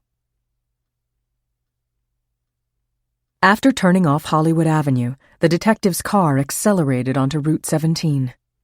The traffic was moving quickly as they were a little ahead of the worst part of the morning rush. A bewildered Alan tried to make sense of what was going on around him. Only days ago, he had ridden in this same car with Detective Wilson to Hackensack. But on the earlier trip, he had been in the front seat and was not wearing handcuffs. He found himself hoping that this was one long nightmare. When he woke up, he would go to Carrie's house, make up with her, and hurry home to mow the lawn, and finish organizing what he would bring to college. It didn't work. This was real. Wilson and the other detective made no attempt to speak to him. He could hear them talking about the monstrously long home run the Yankees' Aaron Judge had hit the previous evening. He had seen it. For them, this is just another day at the office, he thought. For me, my life is over. Processing at the jail was a blur. The bright flashes as he was photographed straight on and in profile. Being fingerprinted again. Answering a barrage of questions. Alan was taken into a windowless room. His handcuffs were removed. He was given a bag and told to take off his clothes and put them in it. He assumed it would be okay to keep his underwear on. He was told to put on an orange jumpsuit that was on the counter in front of him. After changing, he was taken to a community holding cell. About a dozen people were there. There were benches along the walls of the room and one in the center. Toward the back of the cell on the right, in full view of all, was a stainless steel toilet. No one was sitting on the bench closest to it.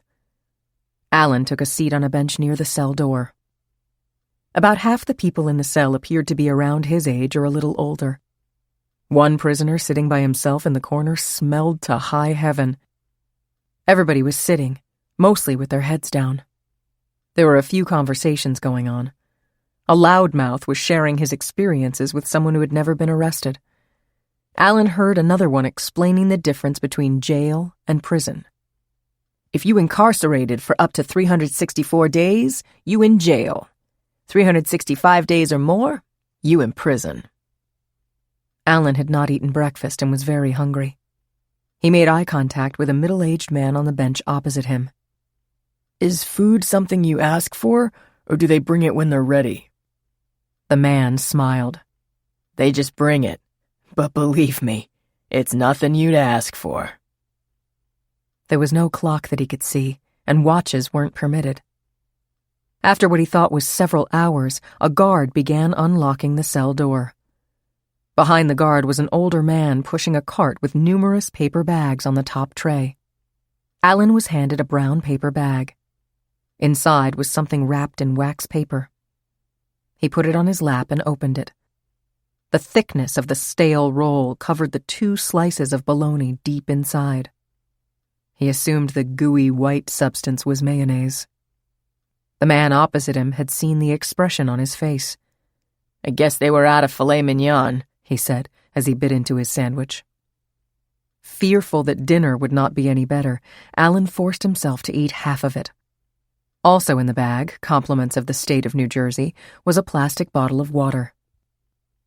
He was later moved to the Commons area in the general population. About 20 inmates were seated on folding chairs watching CNN. Small groups were off to the sides playing chess, checkers, and cards. Recreation time, Alan thought bitterly.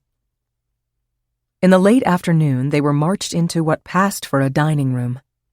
He followed the lead of others who took a tray and a plate and walked past the servers who put scoops on their plates.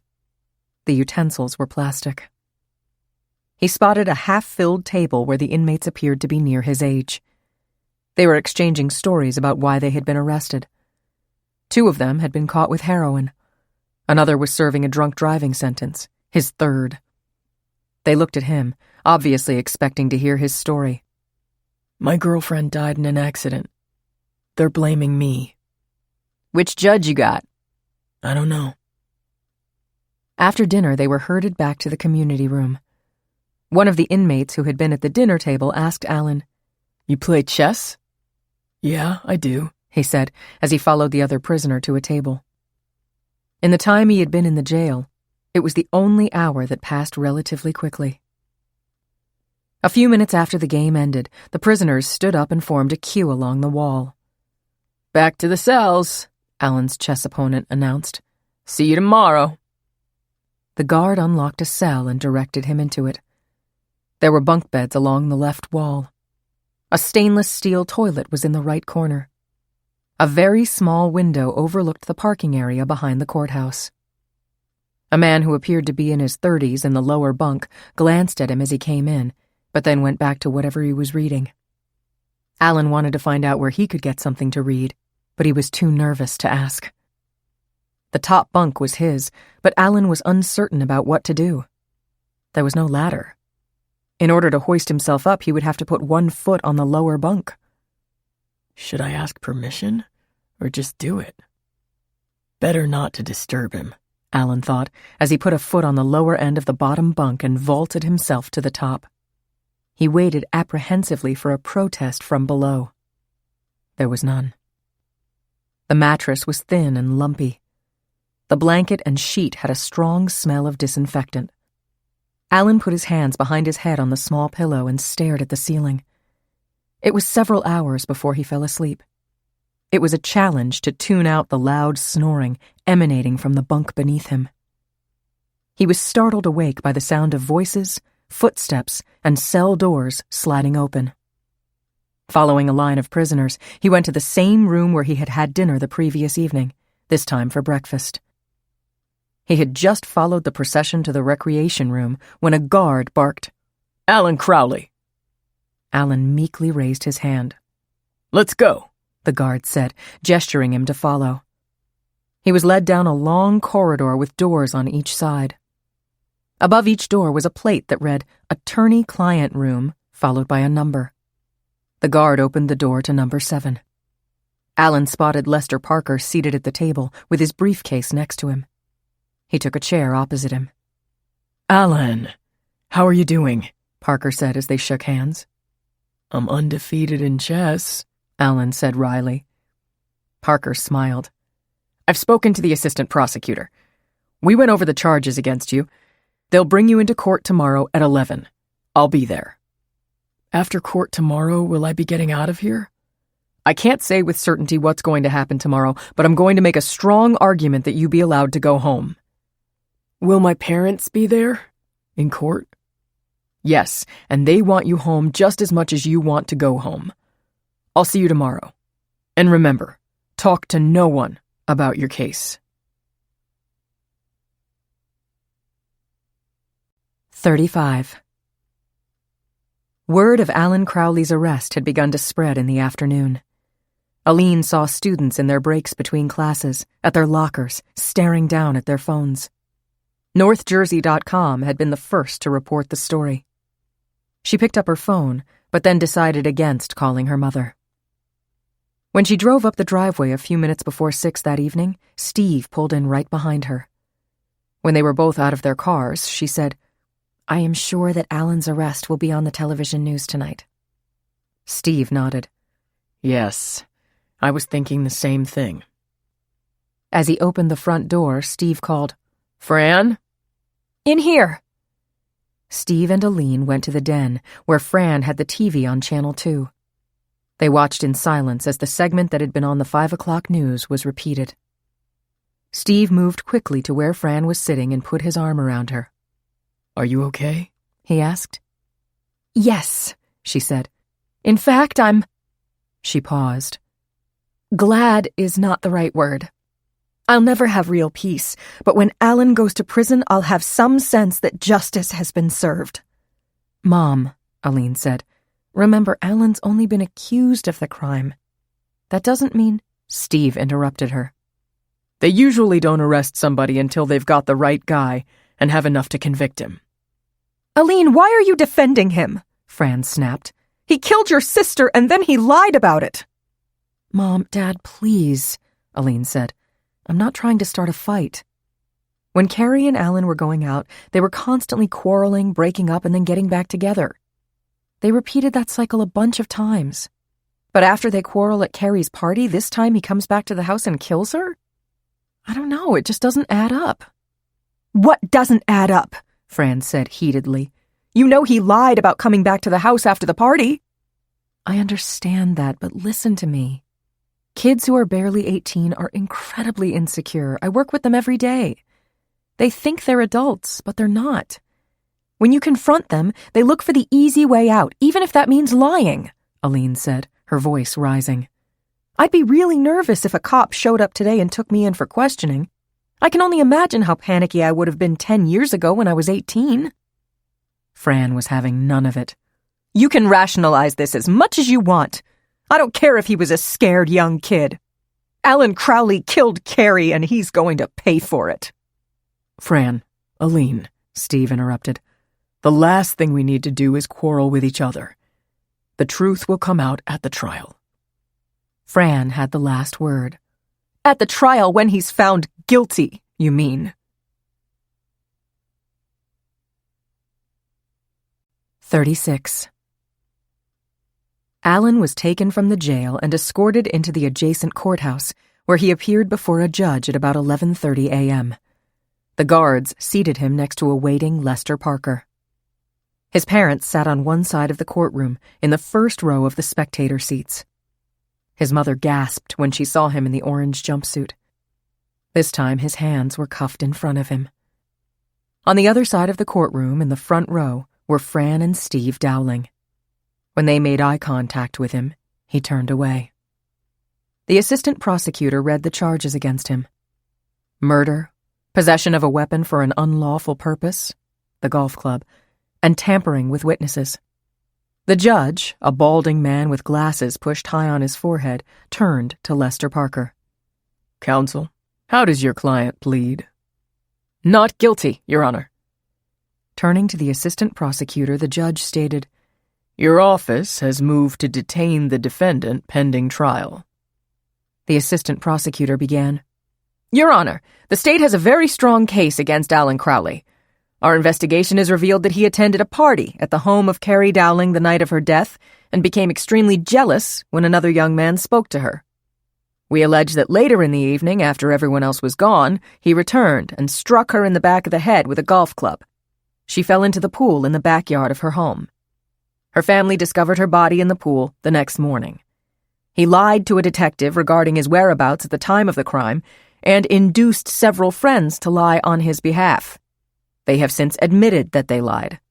He also lied about handling the golf club that evening, but it has his fingerprint on it. The assistant prosecutor continued, Your Honor, we are seriously concerned about the risk of flight if he were released. He faces life in prison. He has already tampered with witnesses and could seek to do so again. Alan lowered his head and closed his eyes as he listened to the evil picture painted of him. Parker's response was loud and forceful. Your Honor, my client has no record of any kind. He hasn't even had a traffic ticket. He has no history whatsoever of violence.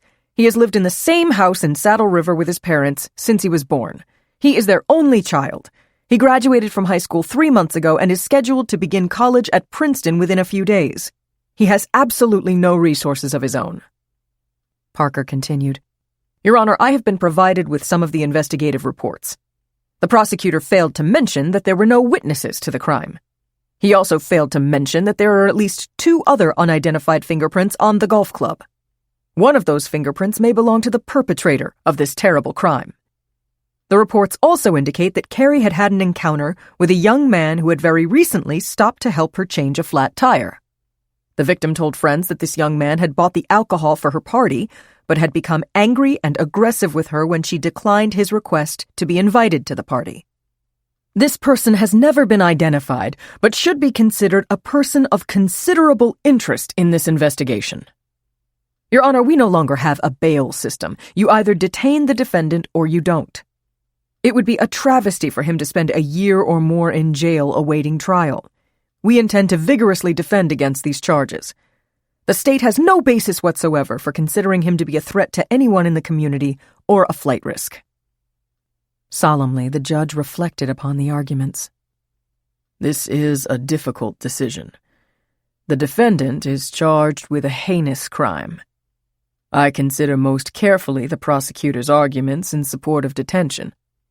But defense counsel has also offered strong arguments. The defendant is 18 years old. I do not believe he is a strong risk of flight. There is no evidence that he represents a threat to any specific person in the community. Counsel has argued that there are no witnesses to this crime and the evidence is circumstantial. Under all of these circumstances, I am entering the following order. The defendant is released under the following conditions. He is to wear an electronic monitoring bracelet at all times. He may not leave the state of New Jersey without the permission of this court. He is to live at his parents' Saddle River address unless he is at college, which I note is in the state of New Jersey. He is to have no contact with the victim's family. The defendant shall be taken back to the Bergen County Jail where he will be fitted with the electronic bracelet and thereafter be released. Alan's shoulders visibly slumped in relief. Parker put his arm on his shoulder and whispered, Okay, Alan, go home and get some rest. I will call you tomorrow. Remember, aside from your parents, talk to no one about your case." To avoid an encounter between the families, the sheriff's department allowed the Dowling family to leave first. Once they were on the elevator, the Crowleys got up to go. 37. A distraught and angry June Crowley drove home with Doug and Alan. It had taken nearly 2 hours after the arraignment to have Alan returned to the Bergen County Jail and then processed out. On the way to Saddle River, Alan closed his eyes as though he were asleep. There was zero conversation during the 25-minute ride. They were all hungry. Doug and June had barely had any breakfast, and except for cups of coffee at the courthouse, they hadn't eaten since early morning. Alan had been so nervous before the arraignment that he hadn't eaten a bite of the jail breakfast. Together they walked into the kitchen and were glad to see that Brenda had an early dinner prepared. As usual, she had the small kitchen TV on while she worked. They all froze when they heard the name Crowley and looked up at the set.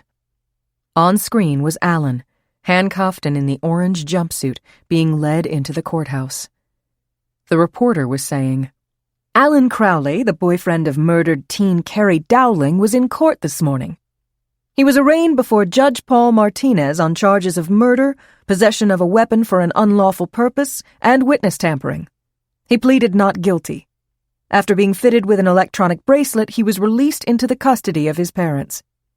June Crowley, the mother of the accused, spoke to me on camera after the arraignment. There is no way in the world my son committed this crime. He loved Carrie. The only reason he went back to her house the night of her party was to help her clean up and make sure she was all right.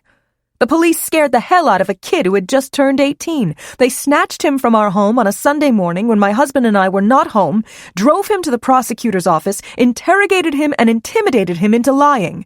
And now they're saying because he lied, he must have killed her." She was interrupted by a visibly annoyed Lester Parker, who took June's arm and physically moved her away from the microphone.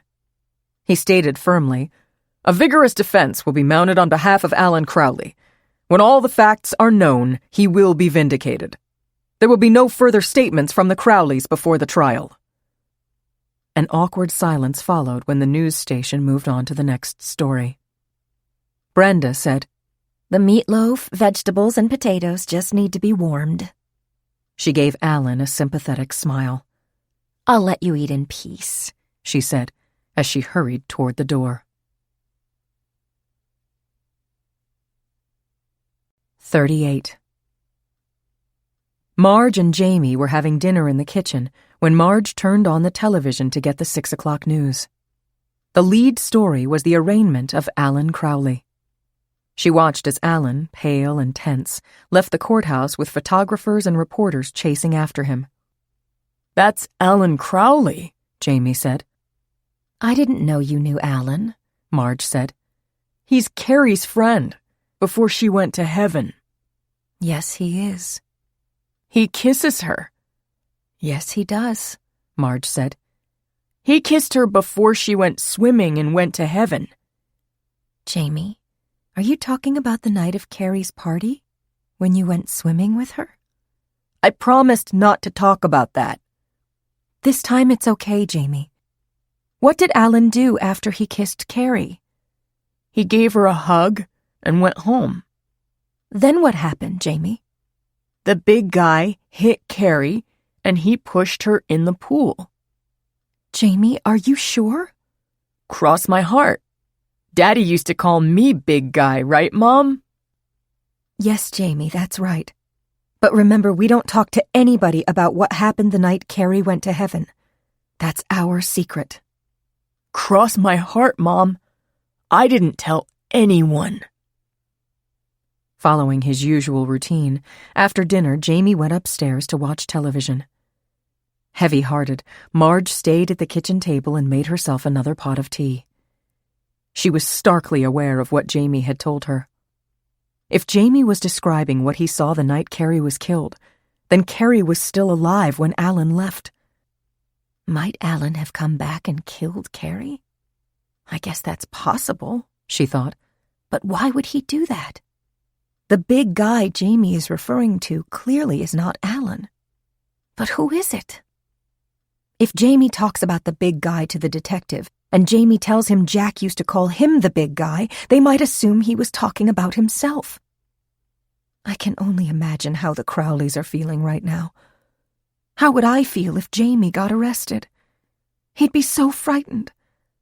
I don't know what to do. I just don't know what to do. 39. Detective Mike Wilson had not been able to put his mind at rest. He was deeply distressed that he had not been able to tie up a troubling loose end in the investigation. He had virtually no information that would lead them to the man who had sold Carrie the beer and then tried to force himself on her. According to Carrie's friend who had told him about the incident, he had suggested meeting Carrie at her house after the party was over. Suppose he had come over after Alan left. He had already been aggressive with Carrie. If she refused him again, might he have become violent? There was one way they might possibly get a lead on him. The next day, Mike called Aline at work. Aline, even though Alan has been charged, I still need to do a few things to complete the investigation, and you might be able to help me. Of course, Aline said. I'd like to meet and talk to you quietly for a few minutes. Sure. Do you want to come to the house? No. This is a conversation I would rather have with you alone. When do you have in mind? By any chance, are you free tonight? Yes, I am. I'd like to get a little away from Saddle River, where we both could be recognized. They agreed to meet at a diner on Old Hook Road in Westwood. When Aline arrived promptly at 5:30, Mike waved to her from the corner booth. She slid in opposite him. After I spoke to you, it occurred to me that you'd probably prefer to go to a place for a glass of wine versus a cup of coffee, he said. To be honest, that would have been my first choice. As it is, I drink too much coffee. Mike smiled. Aline, the next building over is an Irish pub that just opened. We wouldn't even have to move our cars. Do you want to walk over there? Sounds great to me. 5 minutes later, they were sitting in O'Malley's at a table in the corner of the bar. Aline took her first sip of Pinot Grigio while Mike took a drink from his beer. Aline, I know how strongly your mother feels about Alan Crowley's guilt, which is why I don't want to have this discussion in her presence. I do believe that he did it, but there are two loose ends that I wish I could clear up. The first is to find whoever helped Carrie with the tire. Is there any way I can help you with that? 7 girls who were at the party are still seniors at the high school. They're minors. These parents refuse to allow them to talk to me. In your work as a guidance counselor, I assume you're going to interact with some of these girls.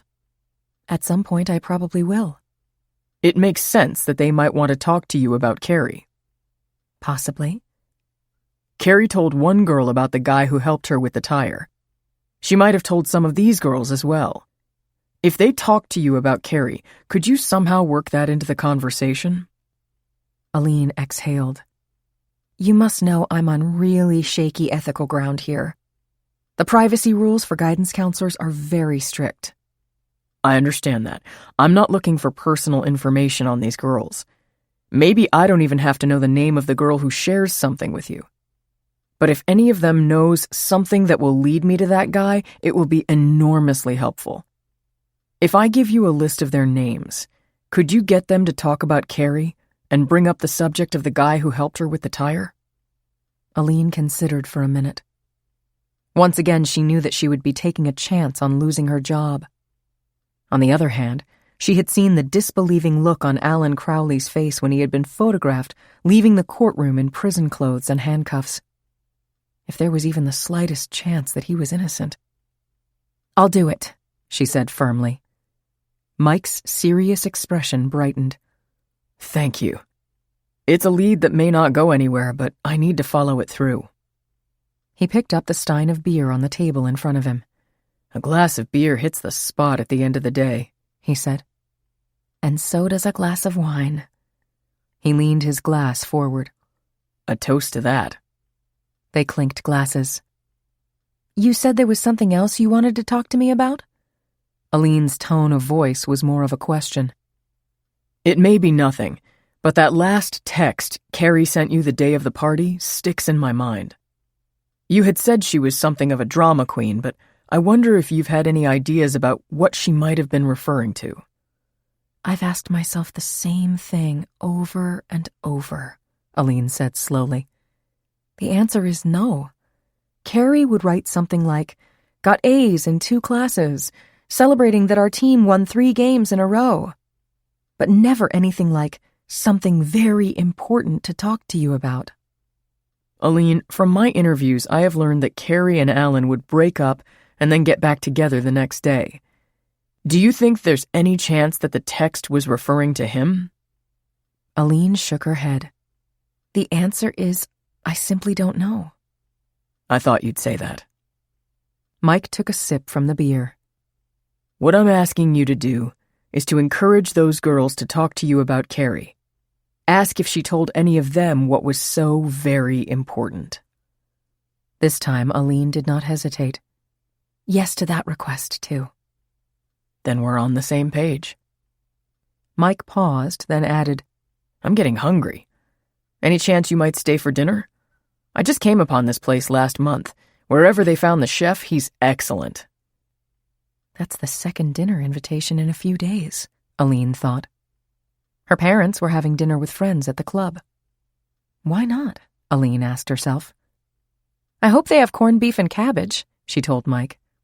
That's a must when you're an Irish pub. I had it last week. It's really good. You've convinced me. The dinner was as good as Mike had promised. They compared their backgrounds. Aline said, I went to Columbia. I always thought I would be a social worker or a teacher. But when I was studying for my master's, I decided that being a guidance counselor would be the right fit for me. I really enjoy helping the kids with their choices. I'm a local guy, too. I grew up in Washington Township, played football at St. Joe's in Montvale, and went to Michigan. No, I didn't play football there. Are your parents, family, still in Washington Township? I'm an only child, and no, right after I graduated high school, my parents moved to New York City.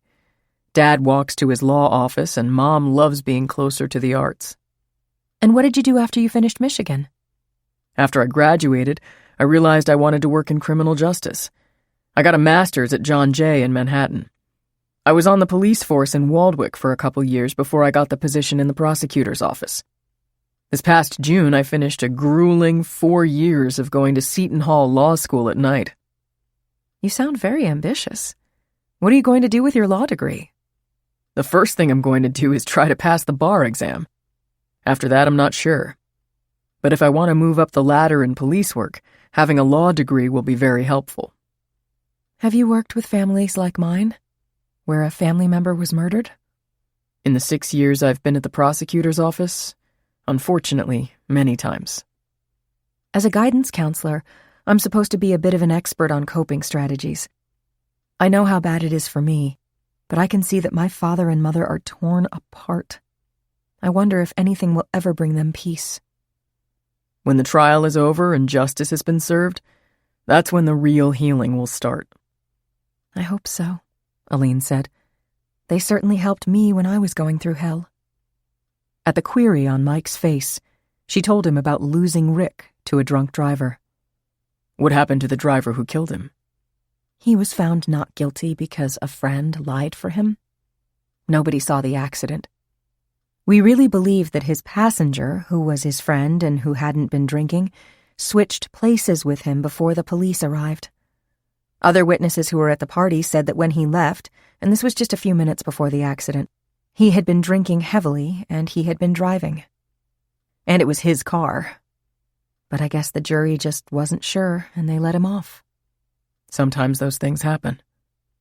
Aline hesitated and then said, her voice quivering, Right now he's married, has 2 kids and a good job on Wall Street, and is living happily ever after. How have you been able to cope with that? Mike asked gently. At first I was terribly angry and resentful. That was why I took the job in London at the international school. I wanted to get away. For a long time I was completely bitter. But one day I woke up and realized I was ruining my life by not accepting what happened. And then I realized my being angry and bitter wasn't going to change anything. As hard and unfair as things can be, I had to move on or else I'd go crazy. I'm glad you made that choice. I'm sure that's what your fiancé would have wanted you to do. I agree. For a moment, Aline was lost in thought. Then her expression brightened. I just realized something. I was sure you looked familiar the first time I saw you at my parents' house. In my freshman year in high school, my girlfriends and I went to see the spring play at St. Joe's. They were doing West Side Story. By any chance, were you in it? I've just met a girl named Maria, Mike began to sing softly. It was you. I love that song. You were so good. I'm a pretty good soprano. I'd sing it along with you, but I don't want us to get thrown out of the bar. If they don't like that one, we could do Danny Boy instead. Aline laughed, a genuine laugh. It made her realize it was the first time she had felt really good in a long time. 40. The morning after his arraignment, Alan woke up groggy with sleep. He had had a vivid dream involving Carrie and the last minutes he was with her. For a moment, he had hesitated after he walked around the house. Kissing her goodbye. The funeral. Carrie asking him, "Alan, why are you wearing handcuffs?" Reporters. Questions shouted at him. When he opened his eyes, it was 7:45. As his brain cleared, the reality of what had happened leapt into his mind. What will happen next? I'm supposed to go to Princeton tomorrow. He looked across the room at his half-packed suitcase. Will I be able to finish packing? He wondered as he headed for the shower. When he went downstairs, his mother and father were sitting at the kitchen table having coffee. They both looked as though they'd had a lousy night's sleep. Worrying about me, of course, he thought bitterly. His father's laptop was open in front of him. Looking up from the computer, he greeted him with a question. Alan, have you checked your email this morning? No, why? His mother and father looked at each other. She said, "Alan, your father and I received an email from Princeton. You were copied on it. It was from the Dean of Admissions. They urgently need to schedule a teleconference with the three of us today." Today? Alan said. So that means they want to talk to us before we drive down there tomorrow. They're probably going to say they changed their minds and are rejecting me. Alan, his father said, let's not get ahead of ourselves. I replied that we will speak to them at 9 this morning. "Should we ask Lester Parker if he should be on the call?" June asked. Let's see what they have to say before we start getting lawyers involved, Doug said. Alan was sure he would not be driving to Princeton tomorrow. He did not voice that to his mother or father, although he could tell from their faces that that was what they thought too. He remembered how they had hammered into him the need to have good marks, all because they believed graduating from an Ivy League school sets you up for life. Now Princeton is going to tell him to stay home.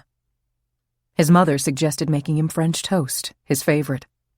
Her tone reminded him of the time she offered him ice cream after he had his tonsils out. Despite everything, he was hungry. Okay, thanks, he said. They had breakfast in complete silence.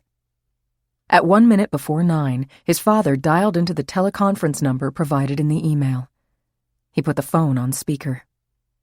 David Willis introduced himself as Princeton's Director of Admissions. I also have on the call with me Lawrence Knowles, Chief Counsel to Princeton University. Perfunctory greetings were exchanged before Willis came to the point.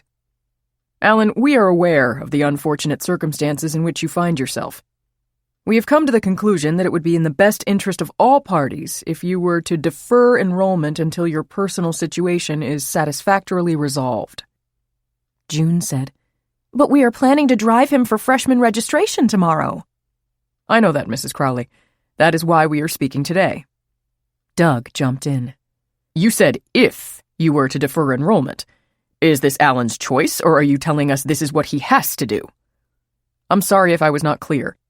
It would be awkward, under the present circumstances, for Alan to take his place in the freshman class. What is that supposed to mean? June demanded. This time it was the attorney who responded. It means when all of the charges against Alan have been dismissed, he can apply for readmission. I told you we should have had Lester Parker on this call, June interrupted, glaring at Doug. We will refund to you the money you have sent to date, Willis added. Alan asked, How did you find out about what happened to me? Lawrence Knowles answered, We make an effort to keep track of our incoming freshmen, but I will not answer more specifically than that. When the call ended, Knowles dialed Willis, who picked up immediately. He said, David, I guess that went as well as could be expected. Do you think they'll challenge our decision? I doubt it. Any lawyer who reviews our terms of acceptance will see that our moral turpitude clause gives us wide latitude regarding whom we allow to enroll. By the way, Willis added, our news monitoring service appears to have worked. I got an email from the PR firm this morning. They attached the article from a northern New Jersey paper about Princeton-bound Alan Crowley being arrested for murder. Well, that's reassuring that they picked it up, Knowles said. Yes, it is, Willis agreed. In this case, the monitoring service had not been necessary. 2 calls about Alan Crowley had already been made to the university's Office of Admissions. The first was polite, almost apologetic. The second was a very angry caller who questioned the type of student Princeton was admitting nowadays. 41. As the days passed, Marge became more and more concerned about Jamie. Usually sunny in the morning and looking forward to going to work, he had become very silent. In her attempts at conversation, he invariably brought up Carrie's name. Carrie's in heaven with Daddy. I want to go there too. You will someday, but not for a long time. I need you here with me, Jamie. You can come up with us too. Another time out of the blue, he asked, In heaven? Do people go swimming like Carrie did? Maybe. Dear God, please don't let him keep bringing up Carrie's name, Marge begged. She tried to change the subject. Now that football has started again, are you looking forward to going and watching the practices? They're big guys too. Does anyone call you big guy, Jamie? Daddy did. I know. Anybody else? Jamie smiled. I call myself the big guy. Despairing, Marge thought, it's only a matter of time before he talks to somebody and gets himself in trouble. 42. Aline began to fall into the welcome pattern of busy days at school. True to her promise to Mike, she tried to make a point of meeting the 7 girls who had been at the party but had not spoken to the police. She was making slow progress before help came from an unexpected source, Pat Tarleton, who stopped into her office one morning. Good morning, Aline. How are things at home? Aline sighed. Okay, I guess. Anything wrong? Pat asked. Last night at dinner, my mother and I got into a... She paused. Let's say we had a frank exchange of viewpoints. Uh-oh. About what? Mom told us that she called Princeton to give them a piece of her mind and let them know what she thought of the type of students they are admitting. Of course, she was referring to Alan Crowley. I told her I thought that she was wrong. He has only been accused of a crime. He hasn't been convicted. I told her she should stay out of it. Needless to say, she strongly disagreed. Oh, Aline, I'm sorry. It's all right, Pat. We're back on speaking terms. No, Aline. I'm sorry I didn't tell you I called Princeton to make sure they knew about Alan's arrest. Pat, I don't understand. Why would you... Because, Aline, I have a duty to this school and our current and future students. Every parent in this town is hoping their son or daughter will be accepted by Ivy League schools or the Notre Dames and Georgetowns. As you well know, the competition to get into these places is fierce. It is essential that Saddle River High maintain a good relationship with them, including Princeton. If we didn't give them a heads up that one of our students who was headed their way was going to cause them bad publicity, they could make it that much tougher for future students who apply to their school." She paused. "I didn't like making that call, but I had to do it. And if I had told you, I could have spared you an argument with your mother." "I never thought of it that way, Pat. I guess I still have a lot to learn." "You're doing fine," Pat said. "And now let me get to the reason why I dropped by. Aline, I have a favor to ask, and I promise I'll understand if you say no. A lot of the girls who were on the lacrosse team this spring with Carrie graduated and have left for college. But last year's juniors, who are seniors now, are still coping with what happened to her. I believe it would be very helpful if they had a chance to share with you their feelings about Carrie. I'd like you to be the guidance counselor for these girls. Now, I understand if—" Aline cut her off. "Pat, it's okay. It will be therapeutic for me, too, to hear about Carrie through the eyes of her friends. I'd love to work with them." Pat left the office, promising to email the names. Aline experienced a tremendous sense of relief. She didn't have to invent a reason to spend time alone with these girls. Pat had given her one. Before the first period bell rang, she stopped into the teacher's lounge for a second cup of coffee. Several teachers were there, including Scott Kimball, who was talking to a very attractive history teacher who was new to the area. She was looking at him admiringly. I have to admit, Aline thought, he is a good-looking man. She guessed the new teacher, Barbara Bagley, to be about 30, and that she was very interested in Scott. Her suspicions were confirmed when Barbara told Scott, "My parents are going to be visiting next week from Cleveland, and they love to go out to nice restaurants. Where would you recommend?" Waving Aline over to join them, he said, "Aline and I had a great dinner at the French restaurant La Petite in Nyack last week. Aline, wasn't it terrific?" Aline had assumed, incorrectly, that Scott would be discreet about their having spent an evening together. She looked around to see if any of the other teachers were privy to their conversation. She didn't think so. She tried to conceal her irritation as she answered, "La Petite is wonderful. I'm sure you and your parents will enjoy it, Barbara." Aline walked over to the coffee machine to avoid further small talk. As she poured a cup for herself, she thought, that is the last time I will socialize with Scott Kimball outside of school and give him the chance to embarrass me. 43. Alan lived through the next week in a daze.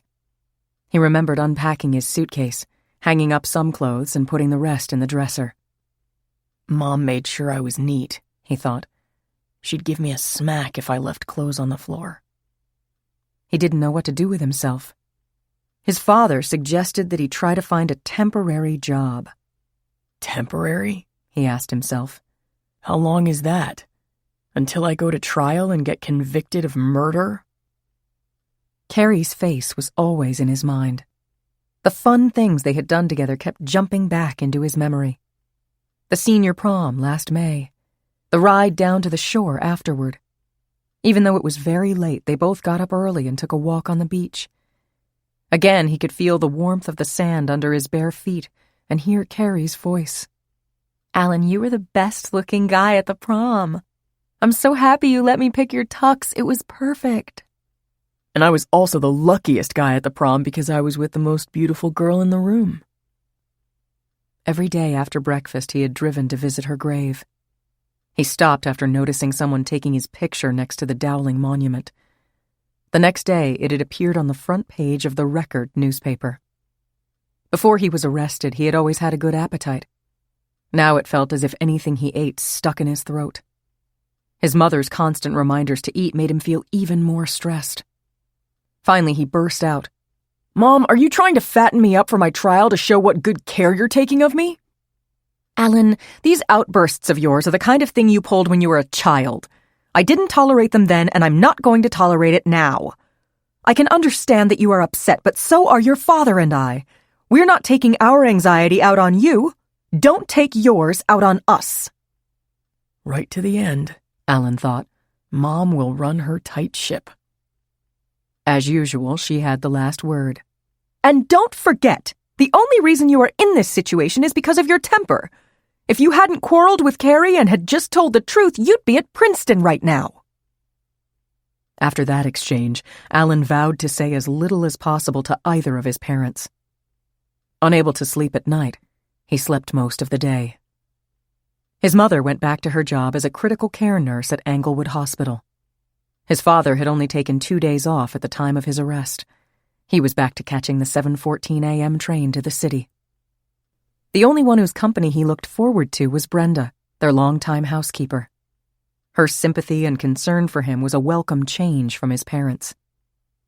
One afternoon, after fixing him some pancakes, Brenda said, Alan, I know there's no way in the world you hurt that poor girl.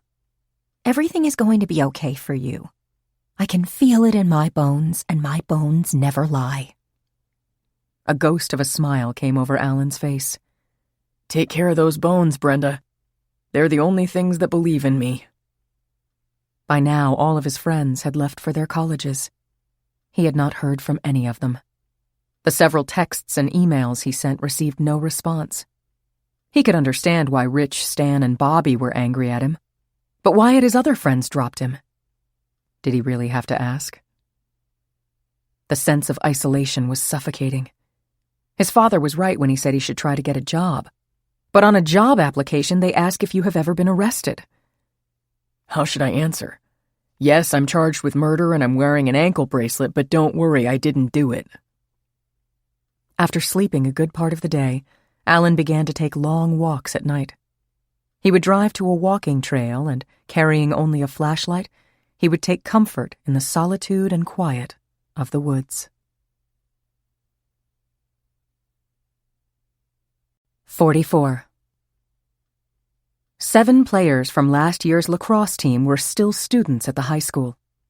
Thanks to Pat Tarleton's administrative assistance, Aline's counseling appointments with each of them were spaced far enough apart that no one had any suspicion about why she had been assigned to Aline. With each session, she began by saying, I know you played lacrosse with my sister Carrie. I wonder if you would like to talk about how you felt about her and how you're feeling now. As she expected, there was a pattern to the answers. I miss Carrie so much. I can't believe that anyone would deliberately hurt her. The party was so much fun, but then Carrie and Alan had the fight. Did the fight spoil the party? Oh no, Carrie, as usual, just laughed it off. But I know they were texting back and forth after he left. Does anyone think that she should have broken up with him? Only Annie. But you know why? She had a big crush on Alan. When she broached the subject of who had brought the beer to the party, their answers were for the most part the same. Some of the guys brought it. Carrie had some there. Only one girl, Alexis, when asked about the beer, hesitated for a long minute before she said, I have no idea. Aline was sure she was holding back, but did not press her. She asked the girls if they had been with Carrie the day of the party. 4 of them had been swimming in the pool with her from noon until 3 o'clock. Was anyone else there? Aline asked. Alexis said, When Jamie Chapman came home from work, he yelled over to Carrie to ask if he could come swimming too. What did Carrie say? Carrie liked Jamie. She told him to come over. Then he heard us talking about who was coming to the party. He asked Carrie if he could come. She told him it was only for kids who were still at the high school. How did he respond to that? He looked really disappointed. And when he left, Carrie said, I feel bad turning him down, but we're having drinks at the party. He might talk about that to other people. Aline decided to be candid with her next question. The police believe that the guy who got Carrie the beer for her party had an argument with her. He's the one who recently helped her change a flat tire. They want to find that guy and talk to him. Did Carrie ever mention him to you? The only one who knew about the flat tire was Sinead Gilmartin. Carrie told me she had a flat on Route 17, and she wasn't going to tell her father because he'd been after her to replace a bald tire. Do you know how long before the party that happened? I guess about a week, maybe a little more. Sinead, do you recall anything Carrie told you that might help the police find this guy? What he looked like? The kind of car he was driving? I think I remember. The guy who pulled over, Carrie said, was driving a tow truck. That's why he was able to change it so fast. She tried to give him a $10 tip, but he turned it down. She said he was really nice. It was information Mike would want to know immediately. As soon as Sinead left her office, Aline started typing an email to him, but then stopped. Don't send this through the school computer system, she thought. She took out her phone and sent Mike a text. When Mike read the text from Aline, he seized on the words, tow truck. Although the information was still very general, it gave them more to work with than just some guy who was about 25 had stopped to help Carrie. From his time on the Waldwick police force, he knew how most traffic safety units in Bergen County regulated their highways and roads. They had township traffic safety units that oversaw crossing guards and traffic lights. These units also maintained the list of tow truck operators who had a permit to work in their town. Waldwick, he recalled, had about a dozen companies with permits. He assumed Saddle River and the neighboring towns, Washington Township, Upper Saddle River, Woodcliff Lake, Hohokus, had a similar number. There was no guarantee, however, that the tow truck he was interested in was on the permit list in a local town. Route 17 was a major highway serving northern New Jersey. Going 5 miles up or down the highway from Saddle River would bring in more towns and dozens more companies. But they had to start somewhere. Mike assigned Sam Hines, a young investigator in his office, the task of tracking down each town's roster of companies with tow truck permits and contacting the companies to ask about their drivers who were under 30 years old. Mike, this is going to take a really long time, Sam said. I know. That's why I suggest you begin immediately. 45. The last student Pat Tarleton had suggested Aline work with was Valerie Long. Because she was a junior, the discussion of college choices could wait. It was one of the economics teachers who brought matters to a head by stopping by Aline's office and telling her that Valerie was totally indifferent in class and seemed to be almost in a trance. Maybe if you talk to her, you can find out what the problem is, the teacher said.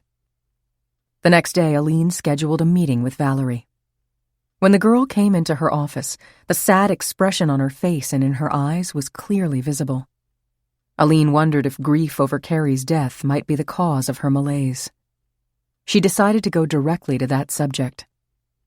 After Valerie took a chair opposite hers, Aline said, Valerie, I know many of the girls are very upset by Carrie's death, and I hear that you were very close to her.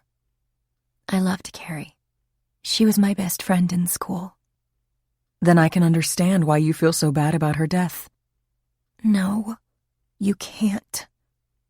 Aline paused, hoping Valerie would say more. But when she didn't, Aline knew that there was no point in pressing her. Instead, she said, Valerie, I reviewed your records. Your marks at your former school were very good. They were strong after you arrived here last January. But then they fell off considerably. And this year, your teachers are concerned that you seem distracted in class. I am distracted, Valerie thought. But I can't tell why. Instead, she said, I miss my friends in Chicago. They're all there. My stepfather changed jobs, and overnight they told me we were moving. I wanted to live with my grandmother in Chicago and stay in my former school, but they wouldn't let me. What about your biological father? Aline asked. Valerie smiled spontaneously. He was wonderful. I was Daddy's little girl. He found out he had brain cancer and was dead in 2 months. How old were you when that happened? He died on my 8th birthday. I'm so sorry. I'm sure that was very difficult for you. Whatever. My mother knows better than to have a celebration on my birthday. She remarried 2 years ago. Wayne, she said derisively, is 20 years older than my mother. There are multiple reasons Valerie is floundering, Aline thought. She misses her Chicago friends. She lost Carrie, her only friend here. She's still grieving for her natural father, and she resents her stepfather. Aline decided that the next thing to do was to arrange a meeting with both of Valerie's parents and discuss with them Valerie's obvious resentment about the move, and if that might be a factor in her lack of interest in her schoolwork. "Valerie," she said, "as you know, Carrie was my sister. I, of all people, can understand how sad you are to lose her. It's hard to make friends in a new environment, especially when all the other students have known each other for a long time. I can only imagine how difficult it was for you to lose your best friend." You have no idea how difficult it was, Valerie said. "Valerie, I know that Carrie would want you to make new friends and keep up with your schoolwork." I'll try, Valerie said indifferently. Then, as she looked into Aline's face and saw the sadness in her eyes, she wondered if someday she could tell Aline what was really going on. 46. June Crowley went to Mass every Sunday, but she was a practicing Catholic in the loosest definition of the phrase. It was just as important to her to be beautifully dressed as it was to attend the sacraments. Over the years, it had never occurred to her to have a private conversation with Father Frank. But now, because she was frantic with worry about Alan, she decided to have a talk with him. She called and asked if she could meet with him as soon as possible. He suggested that the next morning would be a good time for him. When she arrived at his office, she was still framing in her mind how to tell him about her concerns. But when she was there, she simply blurted out the words. "Father, I'm desperately worried that Alan may be suicidal." Father Frank was well aware that Alan Crowley had been arrested. He had been thinking of calling June and Doug to tell them how sorry he was for both them and Alan. Now he was deeply concerned that June might be right. "What makes you think that, June?" he asked. It's the way he's acting. He sleeps most of the day and then takes off right after dinner. I don't know where he goes or if he's even talking to anyone, and I doubt that. He swears that he was not the one who hurt Carrie, but he knows that everyone believes he did it, and everybody expects that when he goes on trial he'll be found guilty and sent to prison for many years. "June, you're a nurse. Do you know any psychiatrists who could talk to him?" I've suggested that to him. He flat out refuses to go. "Do you think it would help if I had a talk with him?" It would be a great relief to me if you did. "It will be better if I can catch him alone. Are you and Doug working tomorrow afternoon?" Yes, we are. Okay. I'll drop by in the late afternoon and see if I can get him to speak to me. Our housekeeper Brenda will be there. I'll tell her to let you in. The next afternoon, Father Frank drove to the Crowley home and rang the bell. It was answered immediately by a middle-aged woman he assumed was the housekeeper. "You must be Brenda," he said. "I'm Father Frank." "Mrs. Crowley told me you would be stopping by," Brenda replied. "Is Alan home?" "Yes, he's in the den watching TV. Should I tell him you're here?" "No, just show me the den and I'll take it from there." Can I get you anything to drink? "No, thank you. I'm fine." As Father Frank stood at the door of the TV room, Brenda made a noisy retreat in the direction of the kitchen. Alan was watching a movie. He didn't look up when the priest opened the door and walked into the room. Father Frank barely recognized Alan, whose appearance was quite different from the well-groomed young man he often saw in church. He was wearing an old t-shirt that looked like he had slept in it, and gym shorts. A pair of scuffed sneakers was next to him on the floor. It was obvious he hadn't shaved in several days. It looked as though he hadn't bothered to comb his hair. Alan looked up. A surprised expression came over his face. "I didn't know you were coming, Father Frank. Your mother is very concerned about you. She believes that you're depressed." "Wouldn't you feel depressed if you were facing a long prison term?" "Yes, I would, Alan." "Well, Father, don't be disappointed. If you came over to hear my confession, I'm sorry to say I didn't do it." "Alan, I came over to talk to you and to hear what you had to say." "Then let me say it clearly. I loved Carrie. I still love her. That night, I went over to help her clean up. She told me she was tired. We could do it in the morning. I kissed her goodnight and went home. I know I lied about that to the police and asked the guys to lie for me, but you know why I did that? I was scared. Wouldn't you be scared if suddenly everybody was looking at you like you're a killer? Do you know what it's like to have handcuffs on and be forced to wear an orange jumpsuit? So you're telling me that you are innocent of Carrie's death? I'm not just telling you, I'm swearing it to you. If you have a Bible with you, I'll swear on that, but it's obvious nobody believes me. Alan, in my experience, the truth has a way of coming out. If you do go to trial, I'm sure that will be many months from now. What are you going to do between now and then? Frankly, Father, I've been spending a lot of time thinking how nice it would be to be with Carrie again. Alan, you're not thinking of hurting yourself, are you? Think of what that would do to your mother and father. It would be easier for them if I just wasn't around, rather than watch me get convicted in court. Deeply concerned, Father Frank said, "Let me remind you that it will probably be a year or more before you go to trial. By that time, your situation may have changed." Wouldn't that be nice? Alan said matter-of-factly. When Father Frank left, he was deeply disturbed remembering what Marge had told him about Jamie being in the pool, and how fearful she was that if the police found that out, they might get him to tell them that he was the one who had hit Carrie. What should I do? What can I do? He did not know that Brenda had been in the hallway catching every word, and that she couldn't wait to tell Marge all about it. 47. Brenda could barely stay near the speed limit as she drove over to Marge's house. She had called Marge to confirm she was home and that it would be okay to come over. It was obvious that Marge had seen her coming up the driveway because the door had been left open. Breathlessly, she recounted how Father Frank had dropped in to see Alan. He came over because June and Doug Crowley are afraid he is suicidal. Oh, dear God, Marge exclaimed. That poor boy. No wonder they're worried. He's convinced that he's going to prison for killing Carrie Dowling. He swore on the Bible that he is innocent. What did Father Frank say to Alan? Marge asked anxiously. He was pleading with him to have faith. He told him he won't go to trial for at least a year, and a lot can happen in that time. I just pray that he convinced Alan that he shouldn't harm himself. I pray that too, Marge said with a tremor in her voice. Having delivered the day's gossip, Brenda looked at her watch. Gotta go, she said. I have to shop for dinner.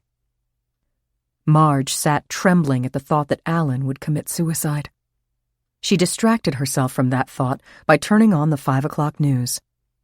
Just as she returned to her chair, Jamie came into the room. The newscast began, and Alan's picture appeared on the screen. "That's Alan Crowley, Mom," he said excitedly. "Yes, I know it is, Jamie." The reporter was speaking while footage of Alan at the courthouse was shown in the background. Rumors are swirling that Lester Parker, attorney for accused killer Alan Crowley, has approached the Bergen County prosecutor about a plea bargain. We contacted Lester Parker, and he adamantly denied that rumor. "Why is Alan on TV?" Jamie asked his mother. "The police think he hurt Carrie the night she died in her pool. He went home." "I know, Jamie. They think he hurt Carrie and then went home." "No. Alan Crowley gave Carrie a hug and a kiss, and then he went home. The big guy hurt Carrie." Aghast, Marge stared at him. "Jamie, are you sure Alan didn't hurt Carrie and push her in the pool?" "No, the big guy did. Alan went home. I'm hungry. What's for dinner?" 48. Aline was worried about Valerie Long. Something was not quite right about the girl, and it was more than just the loss of Carrie's friendship. The word that came to Aline's mind was despairing. In a meeting with Pat Tarleton, Aline shared with her how concerned she was about Valerie after their talk. "I think you should speak to the parents and get their version of what is going on," Pat told her. "I agree, but I have a feeling Valerie would be very unhappy if she knew I was planning to meet with her mother and stepfather. Do you think I should arrange to see them someplace outside of school?" "No, I don't. It's against our school's policy to have this type of meeting away from our building. It's the parents' decision to tell or not tell Valerie that they're coming in to talk to you. If she finds out they were here, they're on their own to come up with an explanation as to why. Glad to have Pat's approval, Aline looked up the contact information for Valerie's parents. She decided to start with the mother and dialed her cell phone number. It was answered on the first ring. The screen on Marina Long's phone showed that the call was from Saddle River High School. Her first words were, "Is Valerie all right?" The question made it easier for Aline to go directly to the reason for the call. "Mrs. Long, everything is okay. Valerie is in class. My name is Aline Dowling. I'm Valerie's guidance counselor at school. But I have some concerns about Valerie that I want to talk to you and your husband about." "Aline, I'm glad you called. We have concerns too, and we're not sure what to do. Wayne and I would welcome the opportunity to meet with you." It was agreed that the Longs would meet Aline the next day. Later that day, Aline heard a knock on her office door. When she called, "Come in," she was surprised to see Scott Kimball enter and settle into the chair opposite her. Her first thought was that she had not invited him to sit. "Aline," he began, "I know you're annoyed at me, and you have a right to be. That was a big faux pas on my part the other day in the teacher's lounge. You had made it clear that there was to be no talk of our having socialized off-school property. As the saying goes, loose lips sink ships. I'm here to apologize." Aline wasn't sure what to say. She had rehearsed a speech where she was going to blast him for talking about their dinner in front of another teacher. Now he had apologized and seemed genuinely contrite. "Okay, Scott. We all make mistakes. Let's let it go." "Thanks, Aline. I really appreciate that." He hesitated. "Aline, I want to ask you to do something with me. It would be strictly on a professional basis. Tomorrow night at 7, there is a seminar at Montclair State about the stresses faced by high school student athletes. As a teacher and a coach, I'm obviously interested and I'm planning to go. I assume this type of presentation would be of interest to you as a guidance counselor. Would you like to go?" Aline started to answer, but Scott kept talking. "Just so you know, we'll be doing this as two professionals. I know better than to ask if you want to ride over with me. You don't even have to sit with me when we're there. But I warn you, I'm going to be hungry when it ends at 8:30. There's an excellent chance I'm going to ask you to join me for dinner. As professionals, of course." Aline found herself smiling. Scott was a charmer. 3 minutes ago, he had been 100% in her doghouse. Now she found herself looking forward to spending time with him tomorrow night. "All right, Mr. Kimball," she said. "I'll meet you at the seminar. Regarding dinner afterwards, let's see what tomorrow brings." 49. After a sleepless night, Marge knew that she had to talk to Father Frank again. As soon as Jamie left to walk to Acme, she called him. He said, "Marge, come to my office right now. I've been thinking a lot about our last discussion." Marge had not expected to be invited in so quickly. She had wanted time to plan what she would say to Father Frank about what Jamie had told her. Now she only had the 10-minute car ride to the rectory to organize her thoughts. The priest answered the door himself and escorted Marge to his office. They sat in 2 chairs facing each other. "Father, when Jamie and I were in the kitchen last night, Alan Crowley's picture came on the television. When I told Jamie why Alan was on TV, Jamie started talking again about what he saw the night of Carrie's party." She hesitated.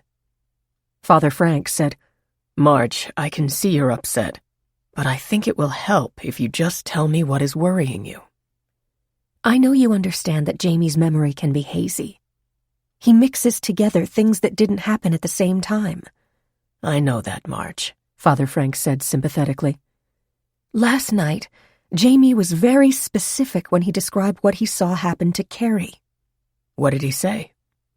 "When I explained to him that the police think Alan is the one who hurt Carrie, Jamie was sure that Alan didn't do it." Father Frank leaned forward in his chair. "Marge, what exactly did Jamie say?" He told me that Alan hugged and kissed Carrie, and then he went home. Then somebody else, the big guy, hurt Carrie and pushed her in the pool. Marge, do you think Jamie is describing what he saw accurately?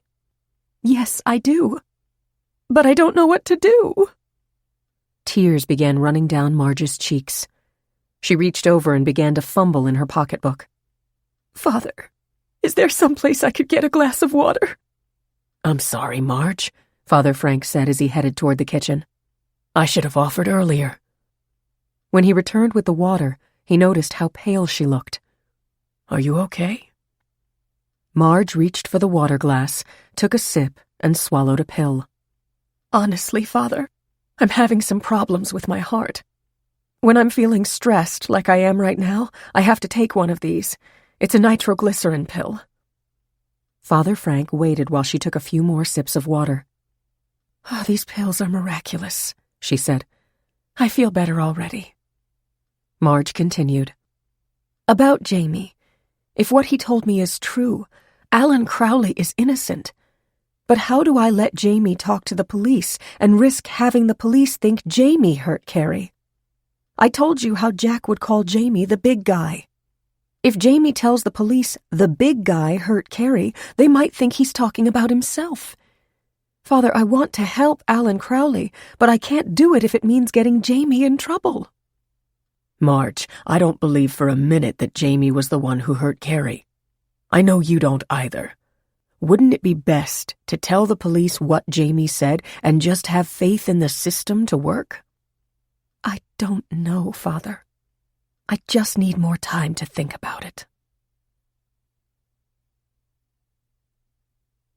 50. Aline was about to leave her office when her cell phone rang. It was Mike Wilson. Aline, he asked, could you possibly meet me tonight? There are some things I want to go over with you. Of course. O'Malley's at 7 o'clock? Fine. I'll see you there.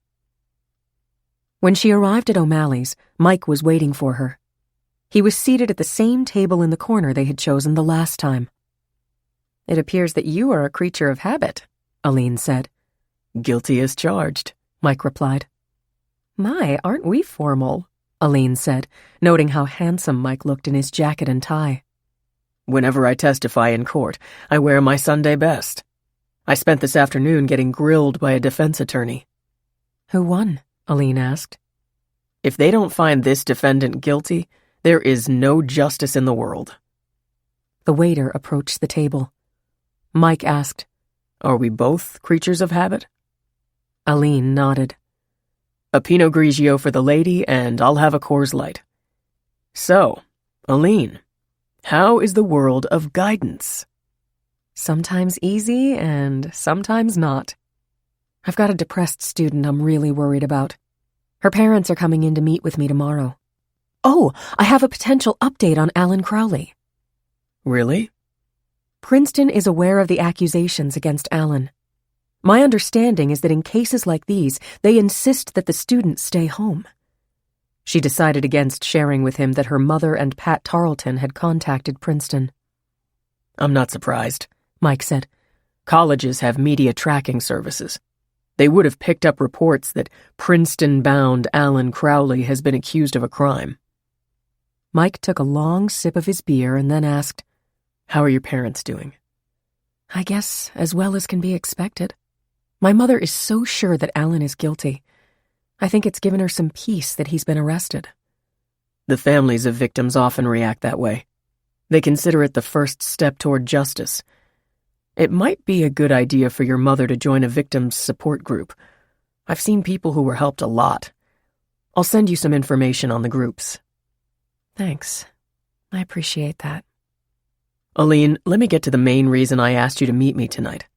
As I've told you, a weakness in our case against Alan is that we haven't found the tire changer who had the incident with Carrie. The information you sent me that he was a tow truck driver is very helpful. In your text, you said one of the girls who appears to know something may be holding back. It's so important that we find this guy and confirm where he was the night of the party. Can you find a reason to spend more time with that girl and maybe get her to say more? Aline sighed. I may be en route to a very short career as a guidance counselor if they find out what I've been doing. Aline, I don't have to know the girl's name. I just need the information. And I promise you, nobody will know the information came from you. In her mind, Aline relived Alexis Jacarino's distinct hesitation when she asked her about the guy who changed Carrie's tire. I'll figure out a reason to have that girl come to my office and get her talking. It was on the tip of Mike's tongue to ask Aline to stay and have dinner with him again. But if a defense attorney thought that a detective and a witness on a case were dating, he would rip both of them to shreds on cross-examination. 10 minutes later, Mike had finished his beer and Aline her wine. He signaled for the check. Back to the office for me. I'm on the witness stand again tomorrow morning. I have to go over my reports. And I can catch the end of dinner with my parents. I try to be around them as much as possible, and I have plans for tomorrow night. They walked to their cars. Mike was disappointed that he couldn't ask Aline to dinner. She was disappointed that he didn't. 51. Aline's call to Valerie's mother only heightened the feelings of concern she and Wayne had about Valerie. Marina was relieved when Wayne quickly agreed to work from home so that he could go with her to the high school. Hoping to avoid being seen by Valerie, they arrived at Aline's office promptly at 11 o'clock. The mother, whose resemblance to Valerie was striking, looked to be in her late 30s. The stepfather had a head full of steel-gray hair and appeared to be in his mid to late 50s. Aline's initial impression was that he reminded her of the actor Richard Gere. After introductions were completed, Marina Long asked, "Why are you worried about Valerie?" Her direct question required a direct answer. "I saw in her records that she did well at her previous high school in Chicago. But since coming here, her marks have gone down considerably. And she seems depressed," Aline told them. Marina nodded. "We know. And we've been so worried about her." Marina was obviously on the verge of tears. Aline watched as Wayne put his hand over his wife's hand. He said, I know I'm the major cause of the problem. From the first time she met me, she didn't like me. She thought I was trying to replace her father. I wasn't. Every effort I made to build a relationship with her was rejected. I have 2 sons who live in California. I'm a widower. My first wife and I always hoped we would have a daughter as well." Marina added, "Valerie tries to give people the impression that he ignores his sons. The fact is, Wayne often travels to San Francisco. He always sees them when he's there. It was harder for them to come to Chicago because they both have young families. And last year, when Wayne and I went out to see them for Thanksgiving, Valerie insisted on staying home to be with her grandmother." "Did Valerie tell you why we moved from Chicago?" Wayne asked. "Yes, she said you were offered a better job with a bigger salary and you took it. That resulted in her being apart from her Chicago friends." "That's not what happened," Wayne said, the frustration clear in his voice. "I am a branch manager for Merrill Lynch. The branch office I ran was shut in a consolidation. I was offered a better position in Manhattan, and I had to give them an answer right away." Looking at his wife, he said, "We agreed I should accept it." Aline said, "One of the things that puzzles me is that when Valerie came to Saddle River last January, at least marks-wise, she got off to a good start. But something changed in the spring. Do you have any idea what that might have been?" Marina said, "Last May, her paternal grandmother had a stroke and passed away. Valerie had stayed very close to her after her father died." "For a young person, she has experienced a great deal of loss," Aline said. "Have you considered having her see a psychiatrist?" "Of course we have," Marina said. "Twice I tried to introduce the idea. Both times she got furious and upset. We decided it would do more harm than good to keep bringing that up." "As you probably know," Aline said, "my sister Carrie died 2 weeks ago." Wayne interrupted. "We know, and we're terribly sorry. We read about it in the papers." "Valerie told me that she considered Carrie to be her closest friend at this school. Did she ever tell you that? No, Marina said. I know how shocked she was when Carrie died, but I thought she knew Carrie more as a teammate than a friend. Apparently they were close. That makes yet another loss in your daughter's life. Then where do we go from here? Wayne asked. I'm going to keep in close touch with Valerie and her teachers. I'll monitor her progress and we'll keep both of you informed. Of course, if you notice any changes, let me know. As the Longs left the office, Aline was more concerned than ever about Valerie. 52. Father Frank knew that he must try to persuade Marge to share with the police what Jamie had told her. He understood Marge's horror that the police might focus on Jamie as the killer. But it was not fair to have Alan on the verge of suicide when there was a witness who could exonerate him. Father Frank had replayed the 2 conversations with Marge a dozen times in his mind. She had confided in him, which is very different from being in the state of sacrament. If she had asked him to hear her confession, his obligation to remain silent would have been absolute. But since she had merely confided in him, the sacrament of penance did not apply. If Marge would not do so, it was his obligation to share what he knew with the police. After her conversation with Father Frank, Marge's conscience continued to weigh heavily on her. She had asked Jamie twice over the past 2 days to repeat what he saw happen in Carrie's yard before he went swimming with her. Both times he told the same story. Alan kissed Carrie goodbye. Then he went home. Then the big guy hit Carrie and pushed her into the pool. He added, Daddy called me the big guy. He's in heaven with Carrie. The idea that Alan was going through a living hell for something he didn't do gnawed at Marge. That was why when she called Father Frank and he said he could come over, it was a relief. She had decided to discuss with him how to go about contacting the police. The doorbell rang at 3:30. Jamie had gone straight from work to watch the school teams practice. Marge was relieved that he would not be home when she spoke to Father Frank. When she answered the bell, Father Frank followed her into the modest living room, which was scrupulously neat. She invited him to sit down and pointed at a large, overstuffed chair that reminded him of the furniture in his grandmother's house. "That was Jack's favorite chair," Marge said. "After his grandmother died, Jack brought it home." "It's very comfortable, Marge." "I'm sorry, Father. I'm talking about furniture because I'm too nervous to talk about the reason I asked you to come over." "Marge, I was planning to call you. I think I know what you want to talk about." "It's not right for me to keep quiet while Alan Crowley is in so much trouble." Father Frank remained silent to allow her to continue. Marge bit her lip.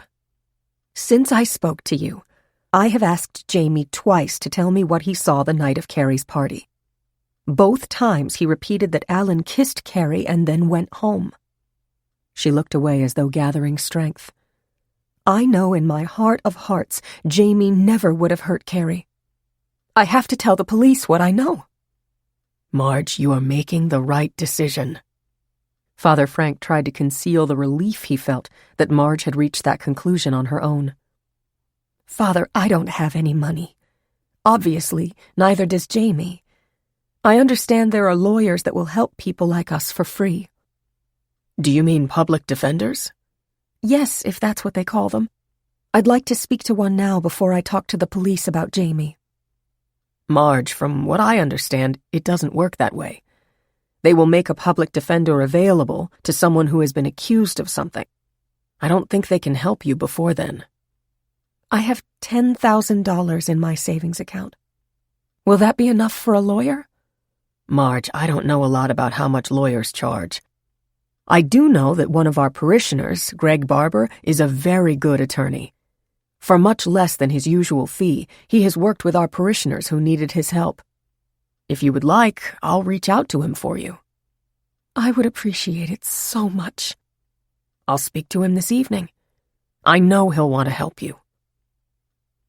That evening, Father Frank phoned Greg's home. Greg's wife told him he was finishing a case in Atlanta and would return in 4 days. She gave Father Frank his cell phone number. Father Frank immediately called Greg, who promised that he would try to help Marge and asked that she call his office the day he got back. Father Frank called Marge and told her about the lawyer's schedule. They both agreed that she should wait to speak to him before contacting the police. He would remain in touch with Alan Crowley to make sure he was all right. Hopefully, a few more days would not make any difference. 53. The seminar, as promised, concluded promptly at 8:30. Aline was happy she had decided to go. The presenters had offered interesting insights about how some student-athletes turn sports, which should be a stress reliever, into an additional source of stress. The problem was often made worse by parents and coaches who focused solely on winning. The small auditorium appeared to be about half filled. As she was standing up to leave, Aline looked around. She was relieved when she did not recognize anyone she knew. As they started to walk outside, Scott said, "Now for the $64,000 question." His hands pretended to do a drum roll.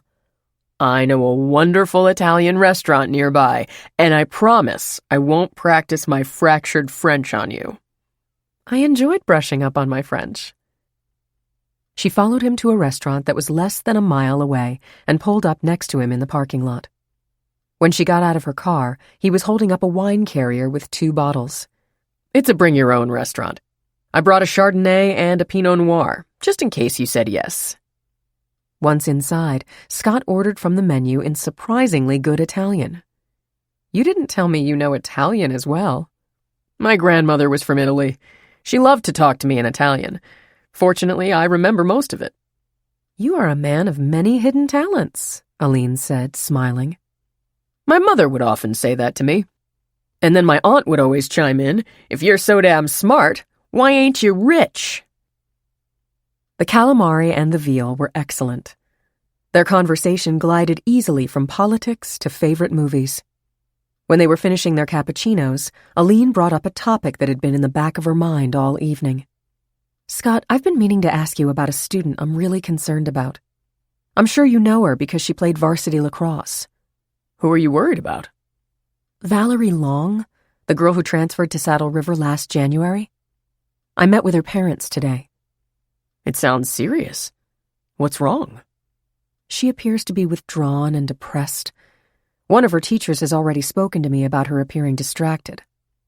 "I'm so sorry to hear this." "The reason I bring it up is, as her coach, you got to work closely with Valerie last spring. Is she in any of your math classes?" "No, not this year." "What was your impression of her when you coached her?" "Frankly, she's a kid with 2 personalities. On the sidelines, she is shy, often standing someplace off by herself. Put her in the game, and she goes into attack mode. She's the most aggressive player on the field. But when the game's over, it's back to quiet and timid. She was the only sophomore on the varsity squad. I know Carrie tried particularly hard to make her feel included." "Was Valerie close to any of the other girls?" "Not really. I tried to be, available to her, but she kept me at a distance as well." "Do you see her often in school now?" "Lacrosse isn't until the spring, so I don't see her every day like I used to. We'll pass in the hallway and say hi to each other. Nothing really beyond that." "Okay. I'm just trying to figure out a way to get through to her." "I'll try to help. Engage her in conversation. Maybe she'll open up to one of us." "Thanks. And thank you again for dinner." 54. As Nancy Carter glanced out her kitchen window, she found it hard to believe how quickly the last 2 weeks had flown by. She and her husband Carl had agreed that he would take their son Tony to Alaska on a fishing trip. It would be a break in every sense of the word. Workaholic Carl would see that his partners at his civil engineering firm were perfectly capable of running the business while he was away. Tony would break his habit of constantly being on social media by leaving his cell phone home. Carl had brought his phone with the understanding that Nancy would contact them only in the event of a dire emergency. And, she admitted to herself, although she dearly loved her husband, it was a nice break for her.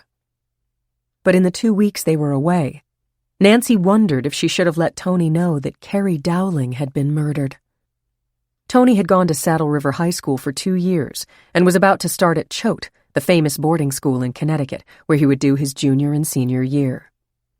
He and Carrie had known each other from the time they had been in student government together. Nancy knew he would be very sad to hear of her death and learn that he had missed her wake and funeral. That was precisely why she had decided not to tell him about what had happened to her while he was away. She had checked the United Airline app. Their flight had landed in Newark on time. The sound of car doors opening and closing in the driveway announced their arrival. After hugs all around and carrying in their gear, they sat at the kitchen table. Carl introduced the conversation Nancy had been so concerned about. So, did we miss anything while we were away? Looking at Tony, she said, "I'm sorry to say, yes. Something terrible happened while you were away." She told them about Carrie's tragic death and the police investigation. Tony immediately grabbed his cell phone off the charger and reviewed the messages his friends had sent him about Carrie. They repeated the same information. Carrie had a party on Saturday night. Her father and sister found her dead in the pool around noon on Sunday. Carrie and Alan had a fight at the party. "We were away for 2 weeks," Carl said. "When did this happen?" "I heard about it on the radio, literally while you were on your way to the airport to start your trip. Then Alan was arrested. From what I've read in the papers and seen on the news, the police believe Alan went back after the party was over and killed Carrie." "So, Mom, they found her in the pool Sunday morning around the time Dad and the limo picked me up at the Acme?" Tony asked. "That's right, Tony, and I hope you'll understand why I didn't—" Waving her off, Tony said, "No, Mom, that's okay. Did the papers say anything about Jamie Chapman?" "Jamie Chapman?" Nancy said incredulously. "No. Why would they?" "That was the Sunday Dad and I left on the trip, right?" "Yes," Nancy answered. "Dad left here in the limo and picked you up at Acme, and you went straight to the airport." What he was trying to remember came back to Tony. "I noticed Jamie's sneakers," he said. Then he blurted out, "He had new sneakers. He was showing them off to everyone. I know he was wearing them on Saturday because he asked me a bunch of times if I liked them. But he wasn't wearing them on that Sunday. The ones he had on were all scuffed up. I asked him why he changed them. He said they got wet because he was swimming in the pool with Carrie after her party." His mother and father stared at him. "After her party?" they both said in unison. "Are you sure that's what Jamie told you?" his father asked. "Dad, I'm positive." Walking over to the phone, Carl said, "Tony, you have to tell the police what you just told us." He began dialing the number of the Saddle River Police Department. They took Carl's name and phone number and said they would immediately notify Detective Wilson of his call. 55. Marina Long and her husband Wayne had been concerned about Valerie ever since they moved from Chicago to Saddle River. They understood that it had been an abrupt and dramatic change for her, but had hoped and expected that her new school, which was highly rated, would bring her around. At her previous school, even though she was innately shy, she'd had many close friends. They had now been in New Jersey for 9 months. That should have been enough time to make new friends. But where are they? Marina asked herself. Valerie always seems to be alone. Marina had taken the afternoon off. She had hoped to spend some time with her daughter. But when Valerie came home from school, she went straight to her room and closed the door behind her.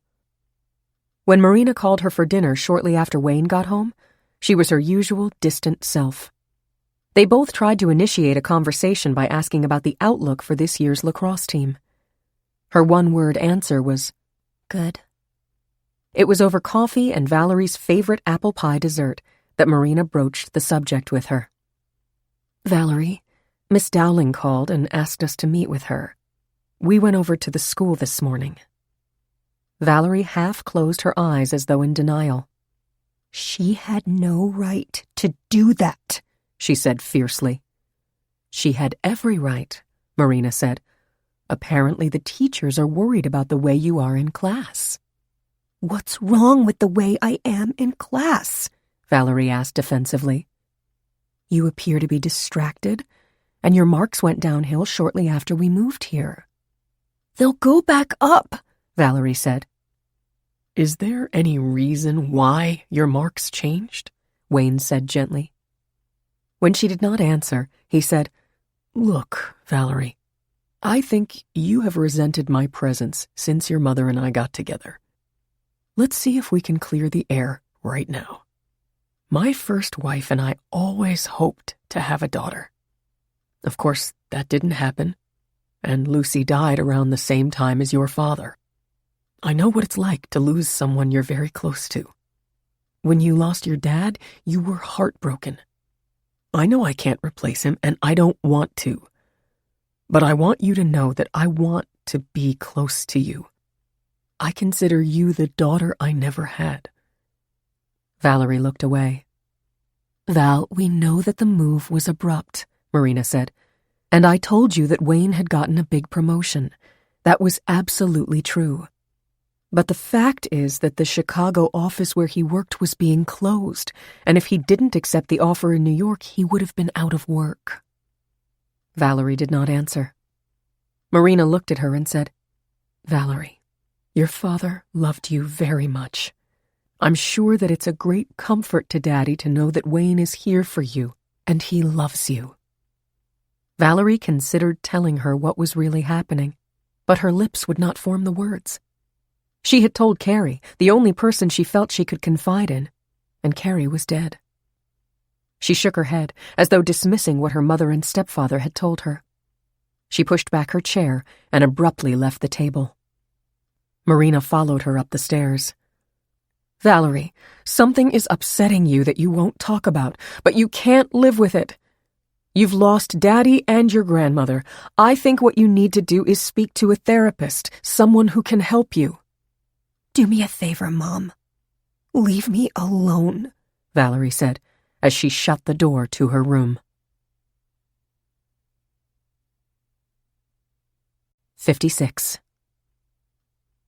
As he drove to the Chapman home, Mike was still trying to process the ramifications of the meeting he had that morning with Tony Carter and his father. Jamie Chapman said he went swimming with Carrie after her party. Tony was absolutely certain about his recollection of what Jamie had told him. The impact on the investigation could not be underestimated. Mike had tried to impress on Tony and his parents that they should not share Tony's information about Jamie. But he was concerned. He got the impression that they were talkers. Carrie's body had been discovered by her family at 11:15 a.m. that Sunday morning. The forensic report from the medical examiner could provide only a rough estimate of how long she had been in the water. Carrie had sent a text at 11:10 p.m. telling Alan not to come over to her house. Assuming she was the one who sent the text, and Mike had no reason to believe otherwise, that was the latest time he could document that she was alive. Alan's 3 friends and the waitress at Nellie's confirmed that Alan left Nellie's at approximately 11:15. The 3.9-mile drive from Nellie's to the Dowling home would have taken Alan about 11 minutes. Was it possible that Jamie went swimming with Carrie after 11 o'clock when the party ended, but before Alan returned to the house? Very unlikely. He had brought fellow detective Andy Nerlino with him because he wanted to question Marge and Jamie out of each other's presence. I interviewed them the day the body was discovered, Mike told him. My last thought when I left the house was that their answers sounded rehearsed. Understood. When they reached the Chapman home, Mike rang the front doorbell. There was no answer. They walked around the house to see if the Chapmans were in the backyard. When they were not there, Andy walked over to the back door and knocked on it. Then he said, Mike, come over here and take a look at this. He was pointing at a small smudge stain on the white wooden door, just below the handle. Blood? Mike asked as he leaned in closer for a look. It might be, Andy said. Mike took out his cell phone and snapped several pictures of the stain, then dialed his office. I need an evidence tech right away, he said crisply. 20 minutes later, the tech arrived. He removed a portion of the stain and placed it in an evidence bag. Mike and Andy agreed that it was just as well the Chapmans weren't home. We need to know if this stain is blood and whose it is before we talk to them, Mike said. We'll ask for a rush at the lab, but even then it will take a few days to get the results. I'm going to call the Carters again and emphasize how absolutely important it is that they keep their mouths shut. 57. The police had insisted Tony Carter say nothing about his statement to them. For a few days, he managed to comply. But when word got back to the Carters that someone reported seeing police cars at Marge Chapman's home, he couldn't help himself. His mother and father were no better at staying silent. Tony's story, I helped solve Carrie's murder. Alan Crowley is innocent. Jamie Chapman was the last one to be with Carrie when she was alive, spread through the town like wildfire. Instead of being elated, Alan's reaction surprised his parents. The police have this all screwed up, he said matter-of-factly. I saw Carrie and Jamie together lots of times. There's no way he killed her any more than I did. I can't believe you're not excited and thrilled, June snapped. I think we should call Princeton right now. Mom, don't get too excited about the stuff on Jamie. I'm telling you, they're wrong. When they figure that out, guess who they're going to come back to, he said while pointing at his chest. Annoyed at her son's reaction to the stunning news, June stormed out of the room and went upstairs. Her tone of voice exultant, she called Lester Parker and told him about Tony Carter. Parker said, June, I was just going to call you. I have just heard the rumor that a neighbor might have been in the pool with Carrie after the party, but let's not go too fast on this one. My understanding is that the young man who claims he was in the pool with her has a substantial intellectual disability. The police might conclude that his story is a fantasy or a fabrication, or just not something they can rely on. When June hung up the phone, she felt deflated, but at the same time more optimistic. Despite Lester Parker's caution, Alan had to realize that the police were looking at another suspect. She was hoping this would lift his mood enough to keep at bay any more thoughts of harming himself. 58. It was lunchtime when several students came over to Aline and excitedly told her about Tony Carter going to the police. Her instinctive reaction was that Jamie would never hurt Carrie. She had started babysitting for him when he was 8 years old. Carrie was 6 at the time. She would often bring Carrie along when she sat at Jamie's house or, in swimming weather, would bring Jamie to her house. He was always so gentle in every way, she thought. He loved Carrie so much. She went directly home after school. The front door was unlocked. "Mom?" Aline called as she walked in. "Out here," was her mother's response from the patio and back. Fran was sitting on one of the lounge chairs near where Steve had laid down Carrie's lifeless body after he carried her out of the pool. Aline wondered how often her mother sat there and why she would have chosen that spot. Fran's first words were, "By now I assume you have heard about Tony Carter. I wonder how much the Crowleys paid the Carters to have Tony spread that story. It's disgusting that they would try to place the blame on someone like Jamie who can't even defend himself." "Mom, why would the Carters do that?" "I'll tell you why. It's because they're social climbers. I myself have heard June Crowley say that Carl Carter is always pestering Doug to sponsor him to join Ridgewood Country Club. What a trade-off to blame poor innocent Jamie for a crime their son committed." "Mom, you know how much I care about Jamie," Aline protested. "But I simply cannot believe that the Crowleys got Tony Carter to lie for them." "You've been defending Alan from day one. I don't understand you. Mom, you tried and convicted Alan on day one. I don't understand you." "Then we agree to disagree," Fran said firmly. Look, Mom, the last thing I want to do is to have us getting upset with each other. And I can tell you this. Remember Mike Wilson asked you and Dad about whether you knew about the flat tire Carrie had? Yes, and she hadn't told us about it because Dad had been after her to pick up a new tire. The police still haven't found the tow truck driver who fixed the flat and wanted to come to the house after everyone had left the party. Alan has been arrested, but I know that Mike won't be satisfied until they locate this guy and find out where he was the night of the party. So what's your point? Fran asked. My point is that 24 hours ago we didn't know about Jamie supposedly swimming with Carrie the night of the party. We both are certain he had nothing to do with what happened to Carrie. The police still haven't found the tow truck driver. My point is there's still a lot we don't know. Let's try to reserve judgment. Okay. Enough on this topic for now. Let's have a glass of wine. When they were in the living room sipping their wine, Fran said, "You told us you were going to a seminar with Scott Kimball and that you might have dinner with him. You got home pretty late, so I'm assuming you went to dinner. How was it?" "The seminar or the dinner?" Aline asked with a smile.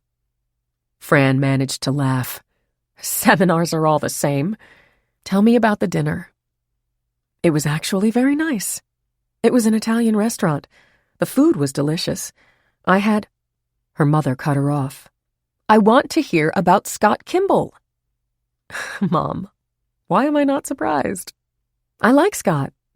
He's a very nice guy and good-looking as well.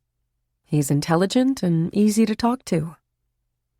But as she was speaking, the memory of sitting across the table from Mike Wilson came to mind. I so much more enjoyed his company, she thought. But now is not the time to say that.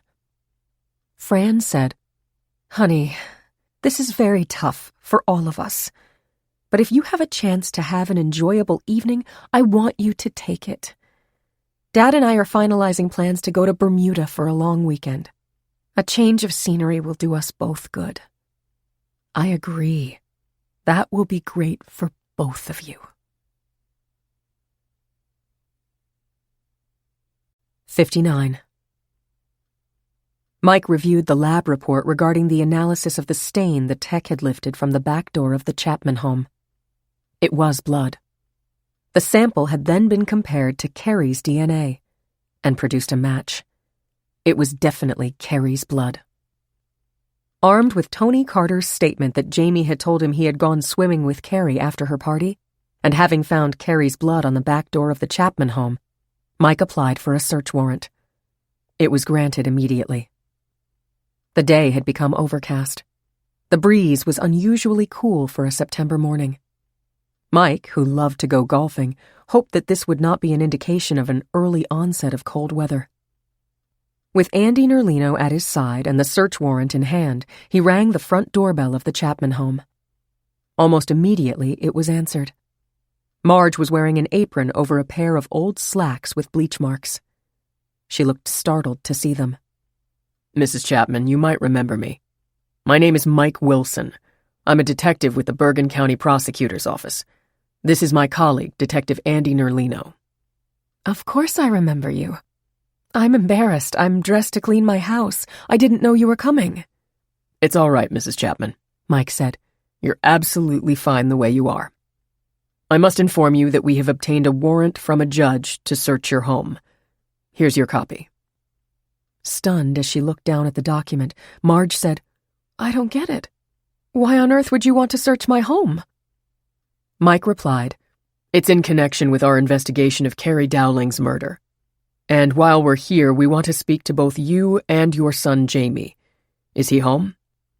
Her mouth dry, Marge said, "He's upstairs in his room watching TV." "Detective Nerlino will stay with you here. I'm going upstairs to speak to Jamie." "Oh no," Marge said. "Jamie might get upset. I think I should be with him when he speaks to you." "Your son Jamie is 20 years old, is that correct?" "Yes, it is." "Then he is legally an adult. I'm going to talk to him alone," Mike said as he headed toward the stairs. Marge reached out her hand as if to stop him. Then she sighed nervously and walked to the couch. The vacuum cleaner was on the rug. Her foot brushed against it as she sat down. There was a dust cloth and furniture polish on the table. Almost unconsciously, she picked them up and put them down next to the vacuum. "You remind me of my mother," Andy said. "She goes through the house once a week. There isn't a spot left in it when she's finished. I can tell you're like her." Marge moistened her lips. "I guess I am. I want to go upstairs and be with Jamie." "In a little while, Detective Wilson will be finished. I'm sorry, but I have to insist that you stay here." Mike knocked on Jamie's half-closed door. As he pushed it open, he said, "Hi, Jamie. I'm Mike Wilson. Do you remember me?" Jamie was sprawled across his bed. The movie Ace Ventura: Pet Detective was playing in the background. "You work in Hackensack," Jamie said proudly. "That's right, Jamie. I'm a detective. My office is in Hackensack. Would it be okay if the TV is off when we're talking?" "Sure. It's a tape. I can watch it whenever I want," Jamie said as he got up and hit the power button on the TV. He went back to his bed and sat on it. "I like watching movies," Mike said. "Do you?" "Yes. Mom buys tapes and DVDs for my birthday." "Your mom is very nice." "She loves me, and I love her." "Jamie, do you remember the last time I came and talked to you in your room?" Jamie nodded. "You told me Carrie had gone to heaven. She's there with my dad. And I told you that the police and Carrie's parents are trying to find out what happened to Carrie before she went to heaven." "I remember." "That's great, Jamie. I'll bet you're really good at remembering things." Jamie smiled. "I want you to remember the night Carrie had her party, the night she went to heaven. I asked if you had seen Carrie in her backyard cleaning up after the party. You know what you told me?" Mike took out his small notebook and read. "You said, 'I did not go swimming with Carrie.'" "I'm not allowed to talk about this," Jamie said, looking down and avoiding eye contact with Mike. "Why not, Jamie?" When he didn't answer, Mike asked, "Who told you you can't talk about this?" "My mom said it's a secret. You're not supposed to tell secrets." Mike paused for a moment. "Jamie, your mom said it was okay for me to come up to your room and talk to you. Do you know what else she said?" "No," he answered as he shook his head. "She said, it's okay for you to tell me the secret. She even told me part of the secret. She said the night of Carrie's party, you didn't stay in your room. You went outside. She said you can tell me the rest of the secret." "Okay," Jamie said softly. "Carrie lets me go swimming with her. She went swimming after her party. I wanted to go swimming, so I went over to her house." "Was Carrie in her pool when you went over?" "Yes." "Did you talk to Carrie when you went over?" "Yes." "What did you say?" "I said, 'Carrie, it's Jamie. Let's go swimming.'" "Jamie, try to remember. This is important.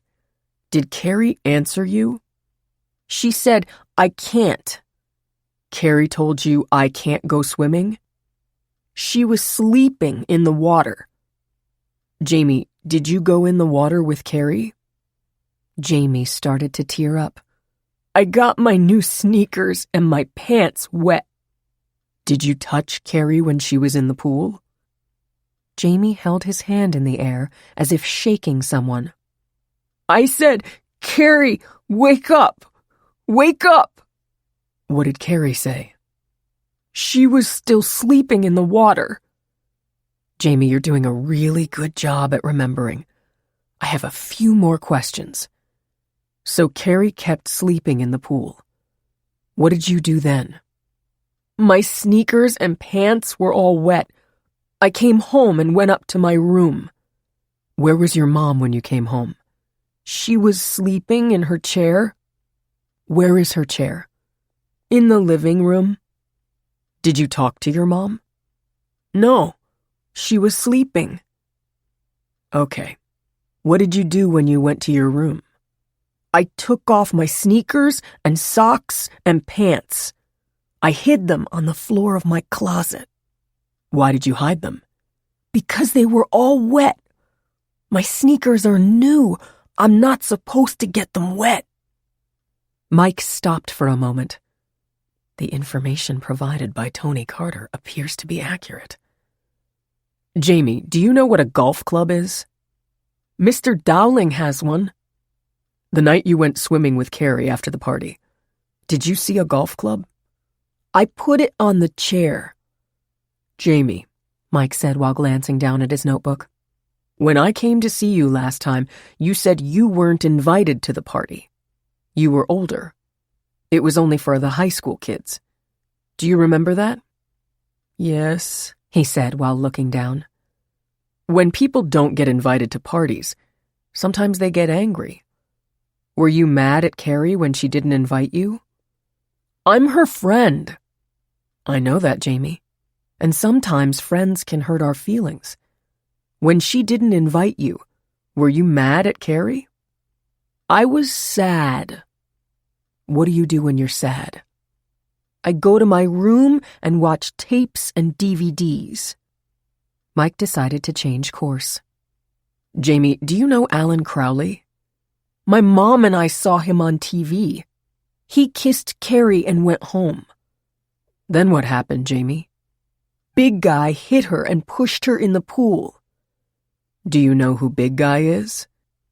Jamie smiled broadly. My dad called me Big Guy. Jamie, did you hit Carrie? No. Did you push her in the pool? No. Big Guy did. Jamie, are you Big Guy? Yes. Are you the big guy who hit Carrie and pushed her in the pool? I'm Big Guy. Big Guy hit Carrie and pushed her in the pool. Jamie, you're a big guy. Is there anybody else who's a big guy? There were footsteps on the stairs. Marge pushed open the door and came in with Nerlino trailing behind her. You have no right to keep me away from my son, she said. She went over and sat beside Jamie. Are you all right, dear? I told him the secret. You said it was all right. Marge's glare at Mike Wilson was steely. Mike stood up. Mrs. Chapman, as I told you earlier, we have a warrant to search these premises. He looked at Jamie's feet. Are those your new sneakers, Jamie? Yes. Do you like them? Yes, I do. I'm going to need to borrow them for a few days. That's okay, Jamie said. While looking at his mother for approval, he removed his sneakers. Jamie, do you remember what clothes you were wearing the night you went swimming with Carrie after her party? Yes, I do. My mom bought the shirt for me. Can I see it? Sure, Jamie said as he walked over to the dresser and opened and closed 2 drawers. Mom bought it in Disney World, he said proudly as he unfolded it and showed it to the detective. Do you remember which pants you wore when you went in the pool with Carrie? Jamie appeared confused as he looked in his closet. I have a lot of pants. That's okay, Jamie. So that's the shirt you wore in the pool when you went swimming with Carrie? Yes, he said, smiling. It's dry now. Did you wash it, Jamie? No, my mom did. Tony Carter had said that on the Sunday morning he and Jamie talked at the Acme, Jamie had told him that he wasn't wearing his new sneakers because they had gotten wet. Jamie, this is Detective Nerlino. Would you bring the shirt and sneakers downstairs? He's going to give you a bag to put them in. Okay, Jamie said as he followed Nerlino out of the room. When they were alone, Marge went on the defensive. You can ask Father Frank. I was planning to call the police and tell them what Jamie saw. The lawyer Father Frank got for Jamie and me is in Atlanta. I was going to talk to you after I spoke to him in 2 days. Father Frank is going with me to see the lawyer. Then we can talk. Mrs. Chapman, let me be clear. Are you saying that you and Jamie have an attorney? Yes, we have one. It's your right to have one. I want to talk to him before Jamie or I talk any more to you. Okay. There will be no more questions today, but we will be executing the search warrant. Jamie yelled from downstairs. It was okay to tell them our secret, right, Mom? Yes, Jamie. It was all right, Marge called back. Her tone was weary, and she was short of breath as she came down the stairs. The phone rang. It was Father Frank. Marge, I'm just calling to check in and make sure you are okay. 60. For Marge, the 2 days before attorney Greg Barber returned from Atlanta were interminable. She had told Father Frank that Detective Wilson had insisted on talking to Jamie without her being in the room. I don't know what Jamie told him or how the detective could have twisted it, she said, but I'm so frightened. Marge, the appointment with Greg Barber is the day after tomorrow at 10 o'clock. I'll pick you up at 9:30 and we'll ride over together. Greg is a top-drawer defense lawyer, I can assure you of that. I know you'll feel better after you speak to him. Jamie intuitively knew she was upset. 3 or 4 times he asked her, Mom, are you mad at me because I told our secret? Mike said it was all right. I'm not angry at you, Jamie, Marge repeated each time. When he asked her that, it reminded her of how trusting he always is, and how easily he could be led when questioned. As he had promised, Father Frank picked her up promptly at 9:30. Greg Barber's office is around the corner from the courthouse, he explained. When they passed the courthouse, Marge looked at it and cringed. This was where they brought Alan Crowley, she thought. She recalled seeing the pictures of him on television in the orange jumpsuit. She imagined Jamie wearing it and couldn't bear the possibility.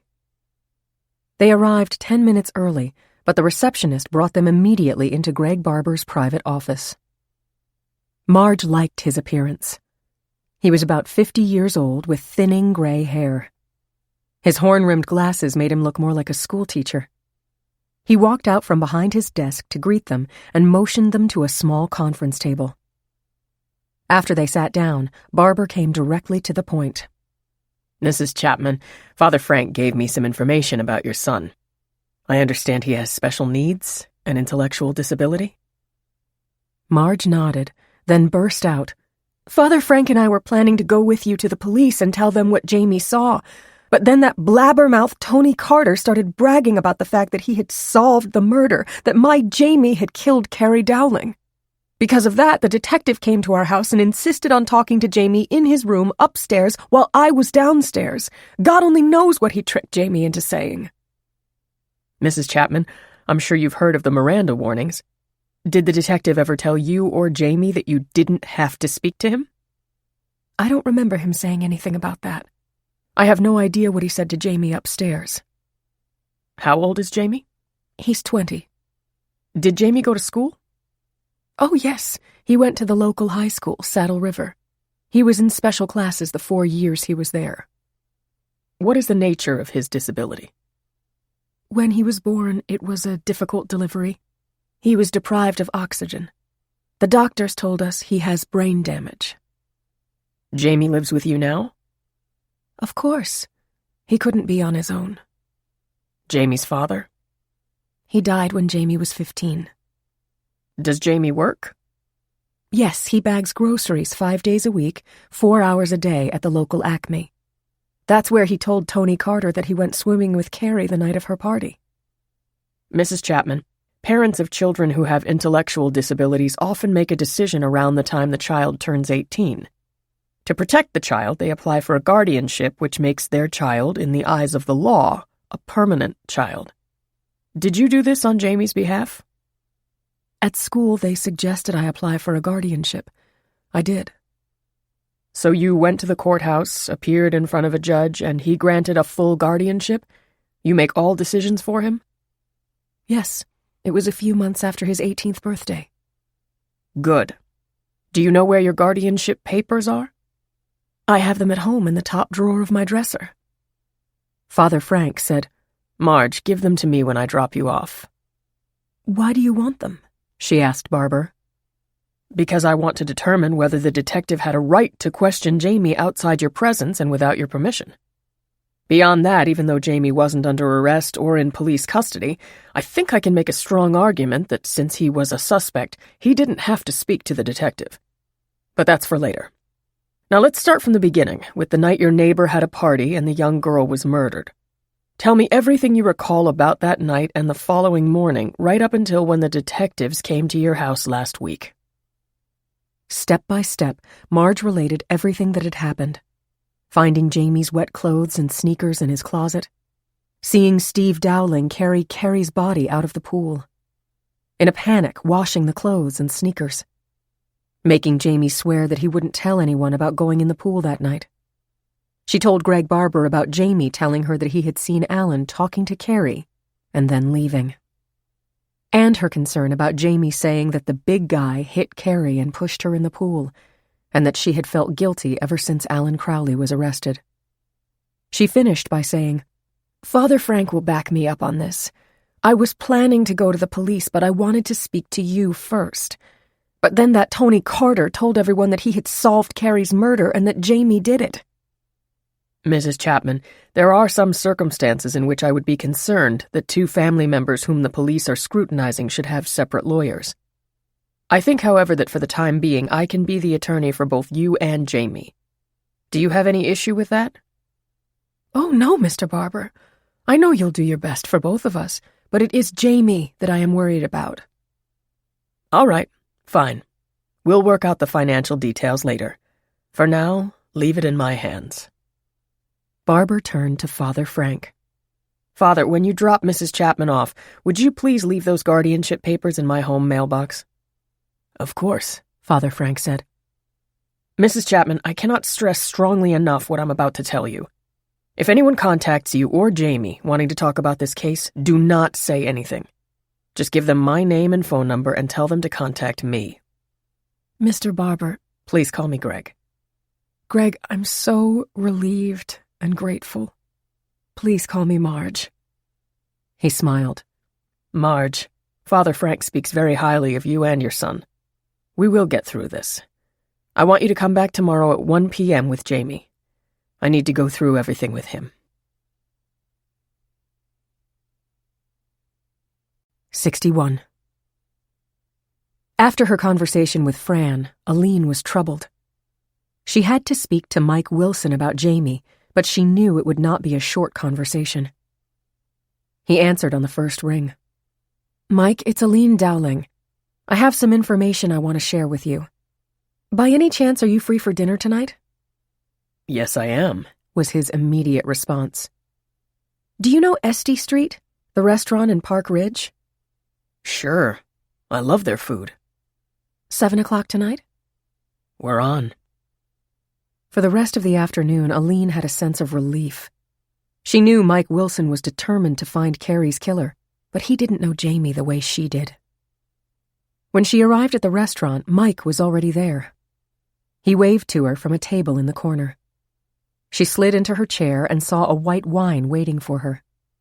This time there was a white wine in front of Mike as well. "Tonight I'm joining you," he said. "If I ever needed a glass of wine, it's now," Aline told him. "Then I'm glad you didn't have to wait for it. By the way, how are your folks doing?" "They're doing a little better. They're planning a long weekend in Bermuda." "Glad to hear that. They've been through a lot."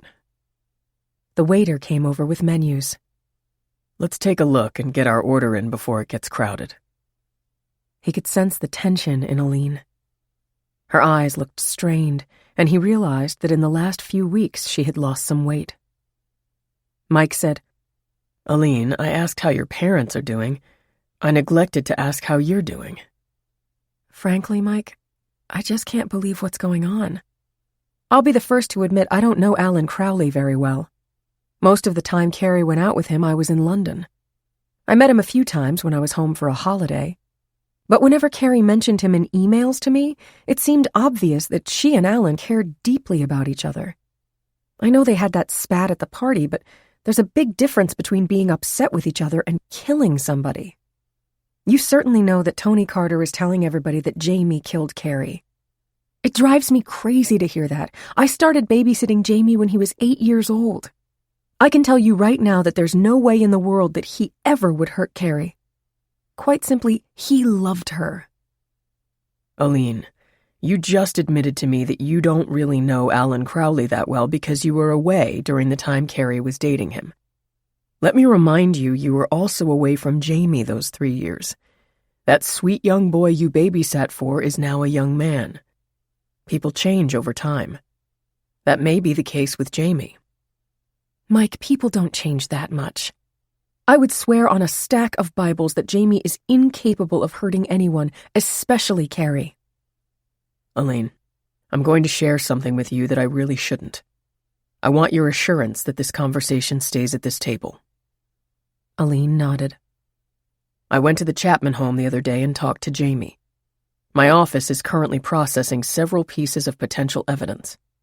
We'll know a lot more when we get the results. Aline knew she had to be satisfied with that. Just to let you know, Mike, she said, my mother agrees with me that Jamie would never hurt Carrie. And she saw Jamie all the time in the 3 years I was gone. Aline, I want to find out what happened to Carrie. I'm going to pursue every lead to its conclusion. He decided to change the subject. What's new at school? The usual. Right now the seniors are under the gun to finish their college application essays. I'm spending a lot of time working on them. As you can imagine, some of them are so torn between what schools to apply to. I'm not surprised. This is the first really important decision they're making in their lives. I do have one student I'm worried about. She started at the school in January after moving here from Chicago. For no apparent reason, her marks have gone down. She's very withdrawn. Her parents are worried sick. Do you think drugs are involved? No, I don't. But I can sense she's holding something back. I just don't know what it can be. Does she have any friends at school? Even though she's 2 years younger, she was very close to Carrie when they played lacrosse last spring. I'm told that Carrie was her confidant on the team. And now she misses her very much. Are you worried she might hurt herself? Yes, and so are her parents. They tried to get her to see a therapist. She refused. Typical, unfortunately. I really hope the problem is homesickness, and with time she'll get over it. Their orders came, and Mike was happy that as the meal went on, Aline's spirits brightened considerably. Mike walked her to her car and opened the door for her. It was an effort to resist the urge to put his arm around her. 62. On Saturday morning, when the doorbell rang at Marge's home, she was surprised to see Mike Wilson. Mrs. Chapman, I have applied for permission to take Jamie's fingerprints. You and Jamie have the right to appear with your lawyer in court. A hearing is scheduled for Monday morning at 10 o'clock, and then the judge will make his decision. Here is your copy of the paperwork. Visibly flustered, Marge said, Our lawyer is Greg Barber in Hackensack. He's very smart. I'm going to call him right now. Okay, here's my card. If Mr. Barber wants to contact me before the hearing, he can do so. As she watched Wilson drive away, Marge was already dialing Greg Barber's number. His secretary connected them, and Marge read the document she had been given. Marge, let's stay calm. I'm not surprised by this. Even though Jamie is not under arrest, the judge can order that he submit to fingerprinting. I'll go to court with you and Jamie tomorrow. I'll object, but I'm pretty sure the judge will order it. And since we'll be in court tomorrow morning, I want you to bring Jamie to see me tonight at 7.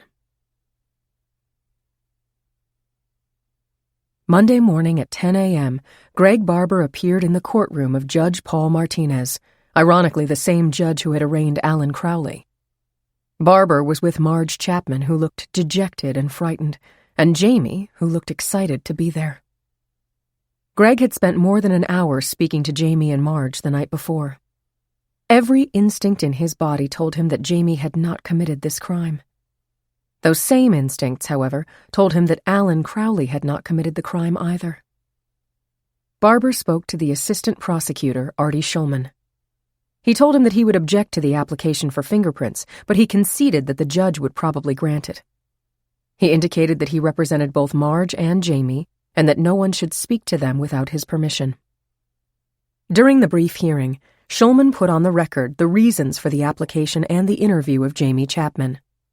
While Chapman's account admittedly was not entirely clear, it would, if true and accurate, exonerate Alan Crowley. It was obvious that the judge was taken aback by this new information. He ordered that Jamie submit to the taking of his fingerprints. Greg then gently explained to Jamie what would happen when he went downstairs, and that he would be there with him. Jamie and Marge quietly followed their lawyer as the detective walked them to the prosecutor's office on the second floor of the courthouse. Marge waited on a bench outside in the hallway as Greg and Jamie went in. Within 30 minutes of the end of the hearing, Prosecutor Matthew Koenig was inundated with calls from the media, demanding to know more details about Jamie Chapman, the new suspect in Carrie Dowling's murder. The angriest call he received was from Alan's attorney, Lester Parker. You know, prosecutor, I recognize that you can't immediately share every single development in the case. Obviously, your investigation has a long way to go, but I have an innocent 18-year-old who is so depressed that his parents are worried he's going to harm himself. When you go into a public courtroom and admit to these developments, and I have to hear it from a member of the press, that's just not right, and you know it. Koenig responded, Look, Lester, I took your call because you deserved an explanation. We were hoping that this would not be picked up by the press until after we got his fingerprints, and we see if it helps the investigation one way or the other. We have no obligation to call you unless we come to the conclusion that Alan didn't do it. And we are very far from making that determination. I'm going to end this call now. If anything significant develops, I will let you know. And I'll let you know if my innocent client commits suicide while waiting for your call. 63. With Jamie in the car, Marge drove directly home from the hearing. They were in the door a few minutes when he said, Mom, I'm hungry. I want Chinese food for lunch. Marge was about to call to order it and have it delivered when she opened the refrigerator and saw they were out of Diet Coke. Jamie, I'll get the Chinese food, and I have to stop at the store. I won't be long. Why don't you watch a movie while I'm gone? Returning 20 minutes later, Marge drove up her block and was dismayed to see a news truck parked in front of her house. Jamie was on the lawn, smiling. A woman with a microphone was standing next to him. A camera was pointed at them. Marge turned into the driveway and slammed on the brakes.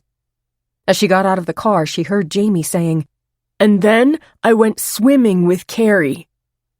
"Leave him alone!" Marge shouted. "Jamie, don't say anything! Get in the house!" Startled at his mother's tone, Jamie ran inside. With the cameraman struggling to keep up, the reporter hurried over to Marge. "Mrs. Chapman, would you like to comment on today's hearing in Hackensack?" "No, I won't. I want you and that guy with the camera to get off my property right now!" Marge yelled as she opened her front door and slammed it behind her. Feeling a little better in the safety of her home, but frantic about what else Jamie might have said, Marge collapsed into her favorite chair. "How much more of this can I take?" she asked herself as she looked around for her purse. She needed a nitroglycerin tablet. "Mom!" Jamie yelled from upstairs in his room. "Am I gonna be on TV like Alan Crowley?" "No, Jamie," Marge said, even as she wondered if he would be. "Mom, I want to eat in my room. Can you bring up the Chinese food?" Marge realized that along with the Diet Coke and her purse, it was still in the car. She walked over and peeked out the window.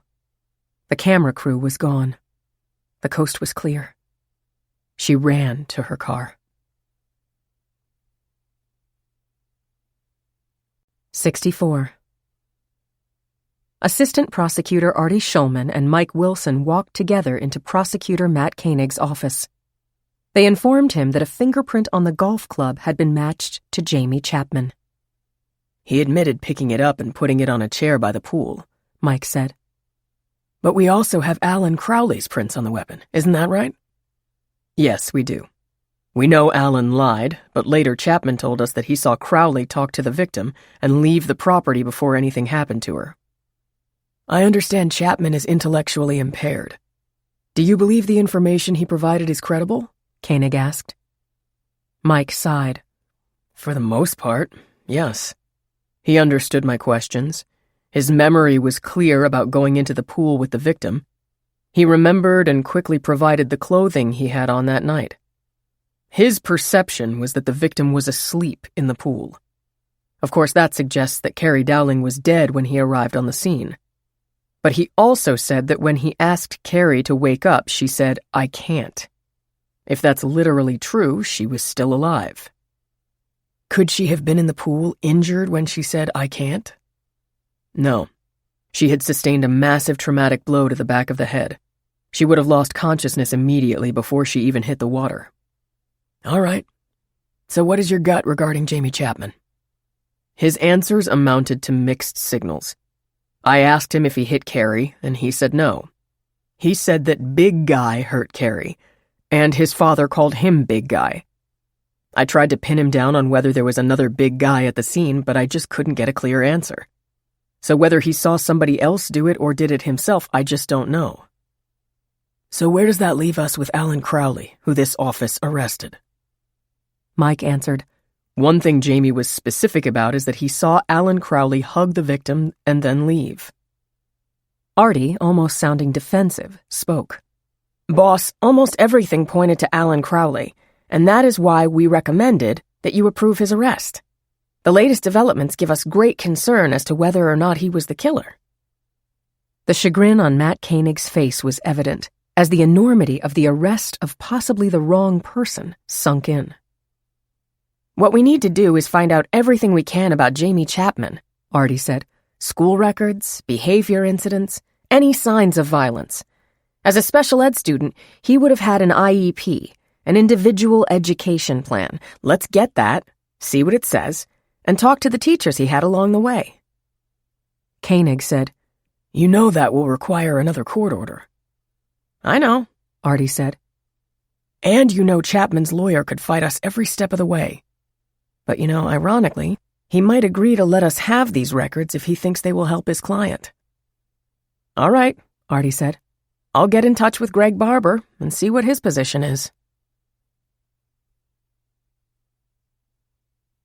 65. The morning following the court hearing and the press firestorm, Artie Shulman, Matt Koenig, and Mike met again. The three men knew that they had come to an impasse. The once almost ironclad case against Alan Crowley was collapsing.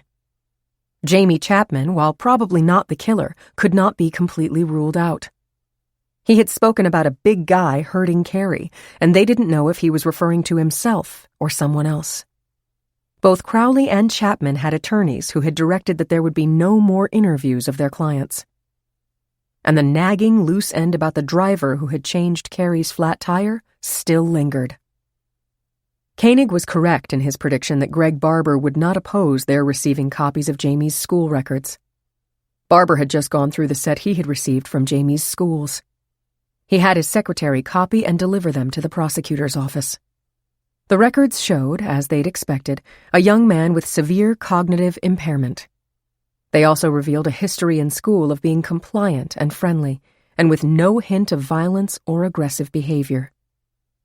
They all agreed that they were not at the point of requesting to a court that the criminal complaint against Alan Crowley be dismissed. Matt Koenig somberly added that he would contact Lester Parker and tell him that he would agree that the electronic bracelet be removed and the travel restrictions outside New Jersey be lifted. He knew this wouldn't placate Parker for long, but he would tell him that's as far as he was willing to go now. Koenig ended the meeting by saying, I know we're all doing our utmost to solve this case.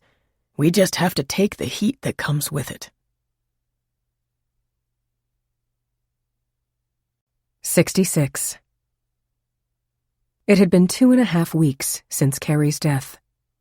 A sad sense of finality was settling in. Aline made an effort to be home most nights by 6:30.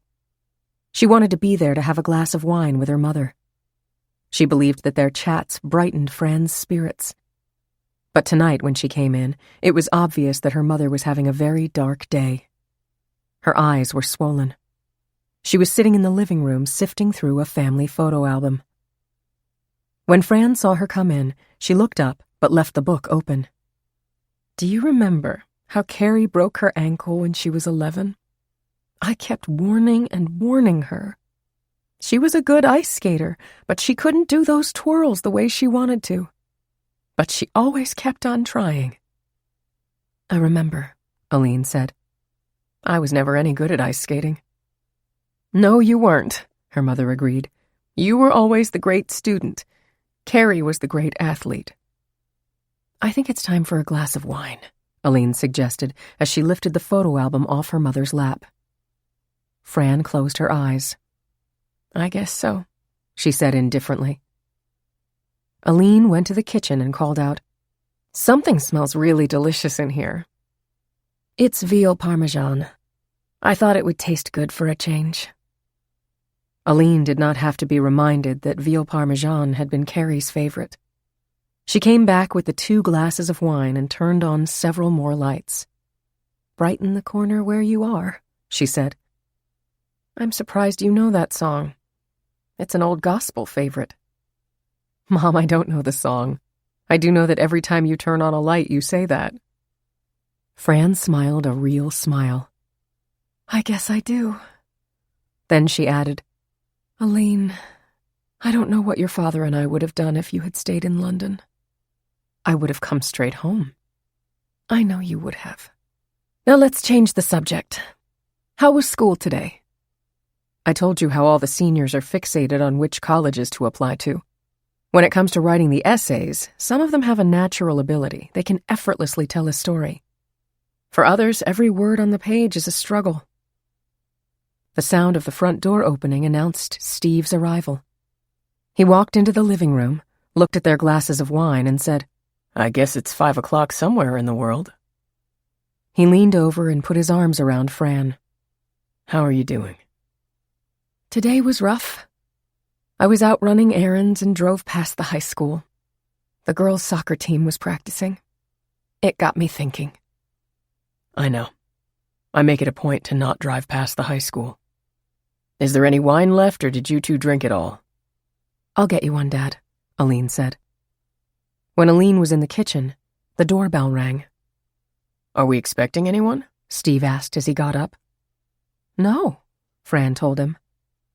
As Aline walked back into the living room with her father's glass of wine, Steve came into the room with Scott Kimball at his side. "What is he doing here?" Aline asked herself. "Hi, Scott. This is a surprise. You've obviously met my father. This is my mother, Fran. Mom, this is Scott Kimball." "I know who he is," Fran said. "Scott was Carrie's lacrosse coach." "Scott, anything to drink?" Steve asked. "I'll join you folks in a white wine if that's okay."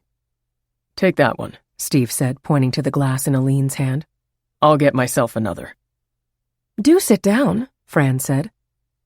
And why not take your shoes off, Aline thought. "So, Scott," she asked, "what brings you over?" "Aline, I tried to phone you. I guess your phone was off. This afternoon a friend of mine called me. He's heartbroken. He has 2 tickets for Hamilton tomorrow night, but he has to leave in the morning on a business emergency and gave them to me. I was hoping you might be free." "Oh, Aline, how wonderful," Fran said. "Your father and I have been dying to see that show." Aline wondered if there was any way she could persuade Scott to give the tickets to her parents. She hesitated, trying to find a way to say no. Fran answered for her. "Oh, Aline, of course you'll go. Everyone raves about that show." Steve said, "Scott, that is so nice of you." Aline knew she really wanted to see Hamilton. She just didn't like the idea of spending a 3rd evening with Scott Kimball. She really resented the fact that he had just walked in. Before she could answer, her mother said, "Scott, do you like veal parmesan?" "I love veal parmesan, but I don't want to intrude." "Anyone who comes bearing 2 tickets to Hamilton certainly is not intruding," Steve said heartily. "Right, Aline?" There was nothing she could do but say, "Of course not."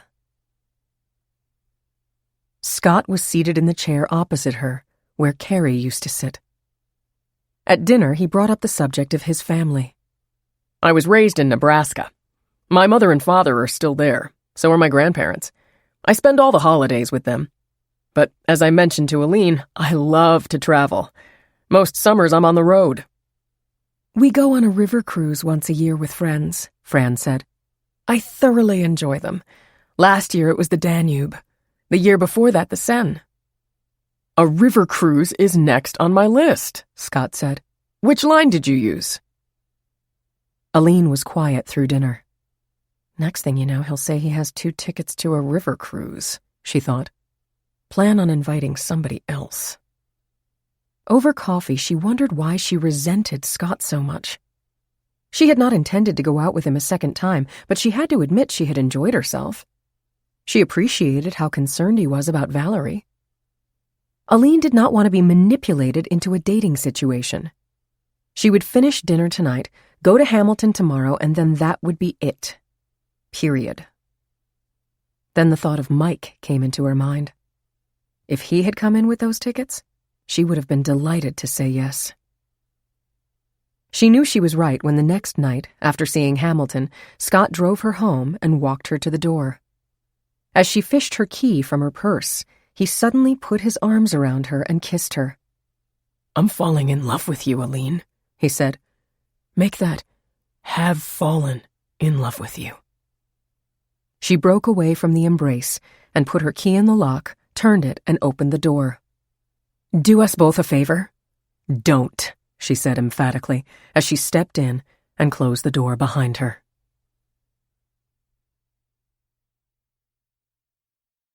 "67. Mike was barely in his office when investigator Sam Hines knocked on the half-opened door. Mike, I think I might have something on that tow truck driver we're looking for. Mike waved him in, pointing to a chair opposite his desk. What have you got? It's a bit of a fluke I found this because I wasn't even looking for it. I've been researching drivers who work for the tow truck companies that have permits to operate in local municipalities. So far, nothing interesting has turned up. But these companies aren't the only ones that own tow trucks. Junkyards typically have one to retrieve wrecks. That makes sense. So that's what made this arrest report from the Lodi Police Department so interesting. Hall began summarizing. 24-year-old Edward Dietz was arrested 3 hours ago and charged with possession of cocaine and drug paraphernalia. He was stopped on Route 17 for speeding and passing on the right. The tow truck he was driving was registered to Ferranda Brothers, an auto salvage company in Moonachie. Here's where it gets interesting. I'm reading about this guy they arrested, and my phone rings.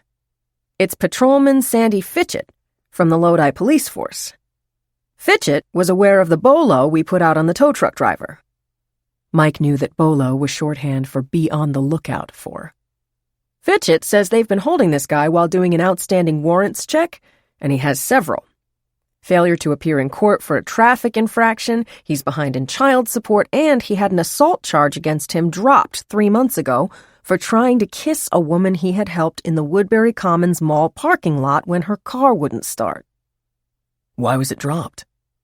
The victim was from out of state. She didn't show up to testify. How old was the victim? 17. So he likes hitting on young women. He offers to help them and then he tries to take advantage. Nice work, Sam. I want to have a talk with our Good Samaritan right now. I had a feeling you would, Hines said. Fitchett is at the station waiting for you. Dietz is still in their holding cell.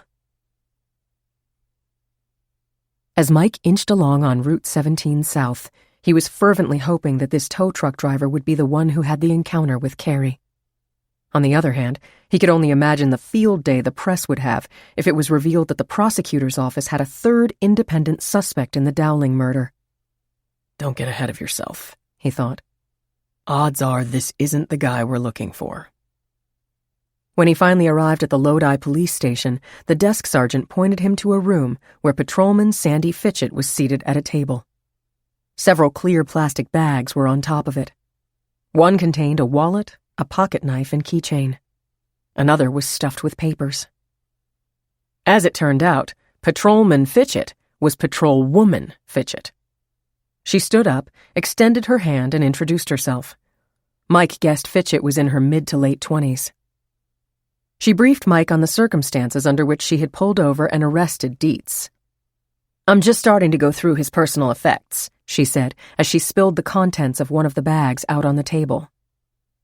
"That is one really fat wallet," Mike observed. "Do you mind if I go through it?" "Be my guest," Sandy said, as she started to open another bag filled with papers. "What are all those?" Mike asked, referring to the bag in front of Sandy. "This stuff was in his truck. The crack pipe was resting on top of it. Just want to see if there's anything interesting." "Obviously you searched his truck. How did you get a warrant so quickly?" "Didn't need one. It's not Dietz's truck. It's registered to Ferranda Brothers. I spoke to the owner. After assuring me that anything I find in the truck doesn't belong to him, he gave me permission to search." "What is your impression of Dietz?"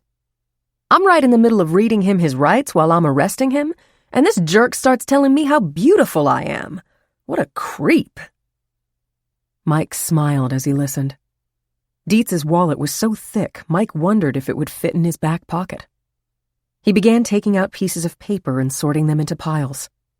Wendy's, Dunkin' Donuts, and McDonald's receipts, gas and ShopRite receipts, a traffic summons from 2 weeks ago, a receipt from a motorcycle repair shop, several business cards, including one from a doctor and 2 from attorneys. Mike knew one of the lawyers whose office was in East Rutherford. His attention was suddenly riveted by a torn envelope with a phone number scribbled on it. Sandy must have noticed his expression change. "Mike, what is it?" Without answering, he pulled his notebook from his pocket and flipped the pages. He glanced back at the number on the torn envelope. A grim smile came over his face. "Pay dirt," he said. "The number on this piece of paper that came from Dietz's wallet is the cell phone number of Carrie Dowling. He's the guy we've been looking for." "Mike, when you question Dietz, mind if I watch from the other room?" "Not at all." While waiting in another meeting room for Dietz to be brought in, Mike phoned Artie Schulman. The assistant prosecutor insisted Mike call him immediately after he questioned Dietz. The door opened, and Sandy Fitchett had her hand on Dietz's elbow as she escorted him into the room. He was wearing faded, greasy blue jeans and scuffed work boots. His oil-stained gray T-shirt had a small tear by the right shoulder and the logo of an engine company on the front. His hands were cuffed in front of him. His bare arms showed the telltale welts of recent needle marks. He settled into the folding chair opposite Mike. Dietz was about 5'10" with a crew cut. Despite the fact that he was unshaven and the darkness under his eyes, his features were handsome. "Mr. Dietz, my name is Mike Wilson. I'm a detective with the Bergen County Prosecutor's Office." My name is Eddie Dietz, but you probably already know that. It's an honor to meet you, Detective, he said sarcastically. "Okay, Eddie. I don't want to take up too much of your valuable time, so let's cut to the chase. Let me begin by saying I have zero interest in your recent speeding ticket, your drug arrest, your outstanding warrants, and your overdue child support. I hope I didn't leave anything out. I'm here to talk about one of my cases involving a young woman. Do you know a Carrie Dowling?" Dietz paused for a moment. "No, that name doesn't ring a bell." "Maybe this will help," Mike said, as he pulled a picture of Carrie out of an envelope and slid it across the table in front of Dietz. He stared at it, then looked up at Mike and said, "Sorry, don't know her." "You said you don't know her. Are you saying you never met her?" Dietz shook his head.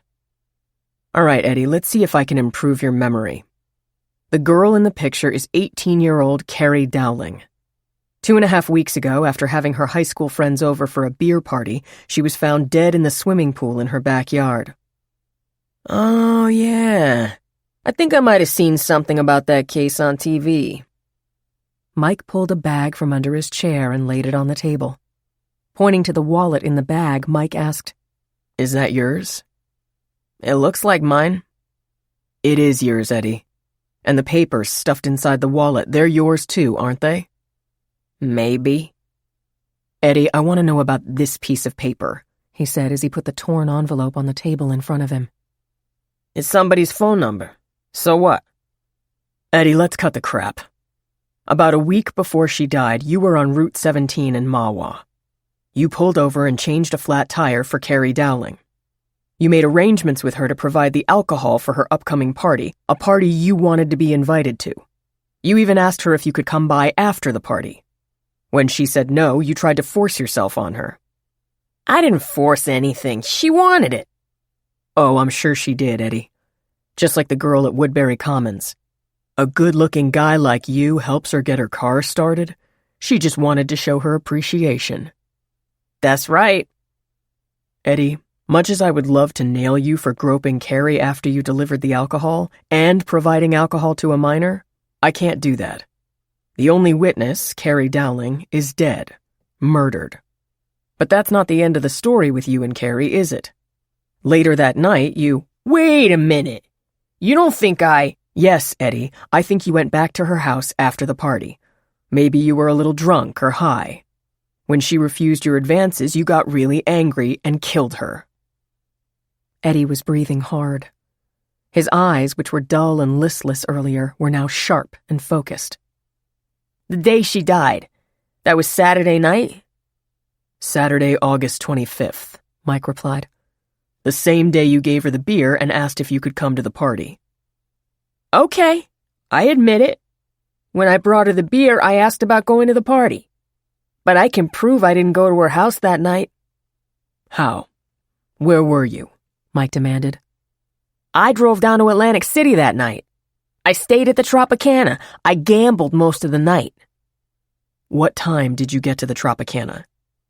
I checked in around 10 o'clock. Mike quickly did the math. Atlantic City was 140 miles from Saddle River.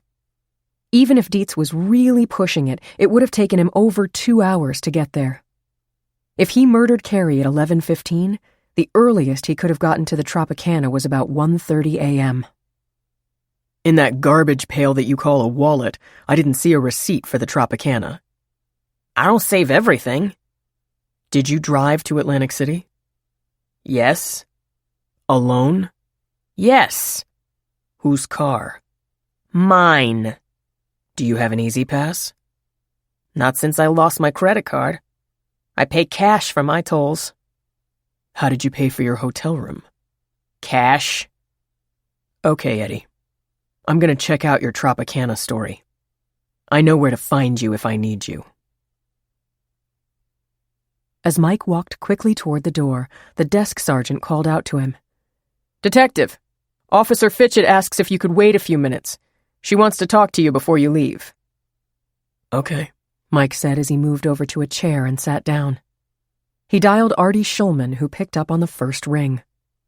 Artie, I'm still at the Lodi police station. The guy they picked up is the tow truck driver we've been looking for. He's claiming he was in Atlantic City at the time of the murder. I'm checking his story. Good work. I'll ask if we have any contacts here that can move things along more quickly. Keep me posted. Out of the corner of his eye, Mike spotted Sandy Fitchett heading toward him with a piece of paper in her hand. She took the seat next to him. I just spoke to my uncle, Herb Phillips. He's a lieutenant with the state police in South Jersey. He works closely with security people at the casinos. Uncle Herb said he and the Tropicana's director of security can meet you or one of your people tomorrow morning at 10 to look at surveillance footage. Here are their phone numbers. I'm in court tomorrow morning. I can't go myself. I'll send one of my investigators. I owe you a dinner. Thanks so much, Mike said as he hurried out to his car. His first call was to Sam Hines. After briefing him on the Dietz questioning, Mike said, Set your alarm. You need to be in Atlantic City by 10 o'clock. Call Artie and fill him in. Mike was in his office the next morning doing paperwork. A delay at the trial had pushed his testimony to the afternoon. When his phone rang at 11:30, the ID screen showed Tropicana Hotel. He picked it up. Sam, what have you got? Reservations records show a single room for the night of August 25th, booked by a Mr. Edward Dietz. The room was paid for in advance, with cash. Security footage shows a young white male who I'm absolutely certain is Dietz entering the hotel at 9:49 p.m. There's more footage I can go through from inside the casino, but... Don't bother, Mike said.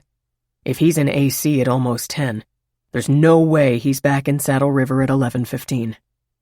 Thank the guys down there for me.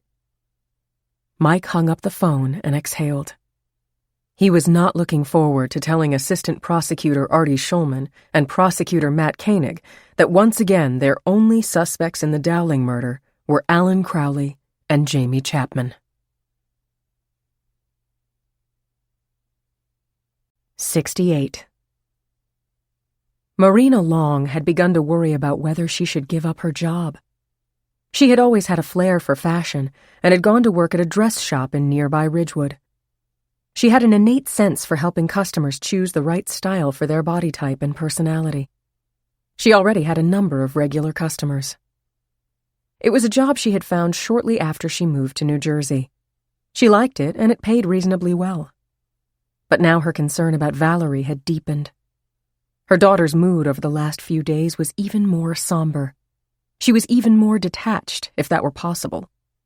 The change convinced Marina she should be there in the afternoons when her daughter got home from school. Everything she said to Valerie seemed to upset her. Marina decided that it would be better to bring up the subject by saying, "I've decided I want a job with different hours, and I'm going to start looking around." As usual, Valerie's response was, "Whatever," dismissing the subject. On Friday morning, when Valerie didn't come down the stairs to breakfast, Marina went up to her room. Valerie was in bed, curled up in a fetal position, sound asleep. An instinctive sense that something was wrong made Marina rush to her bedside. A prescription jar was on the night table.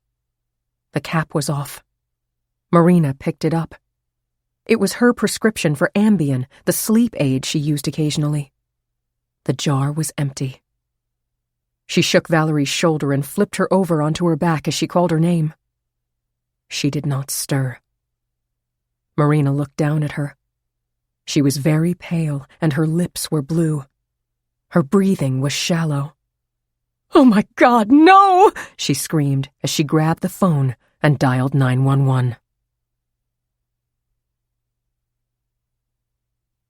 69. Fran and Steve left for Bermuda before lunch on Friday morning. They had decided to extend their trip to a full week. Aline was glad that her mother agreed to the extension. She could see that Fran was getting more and more depressed and desperately needed to get away. When she returned home from work on Friday, she remembered to bring in the mail. She stopped at the box at the end of the driveway, pulled it out, and dropped it on the kitchen table.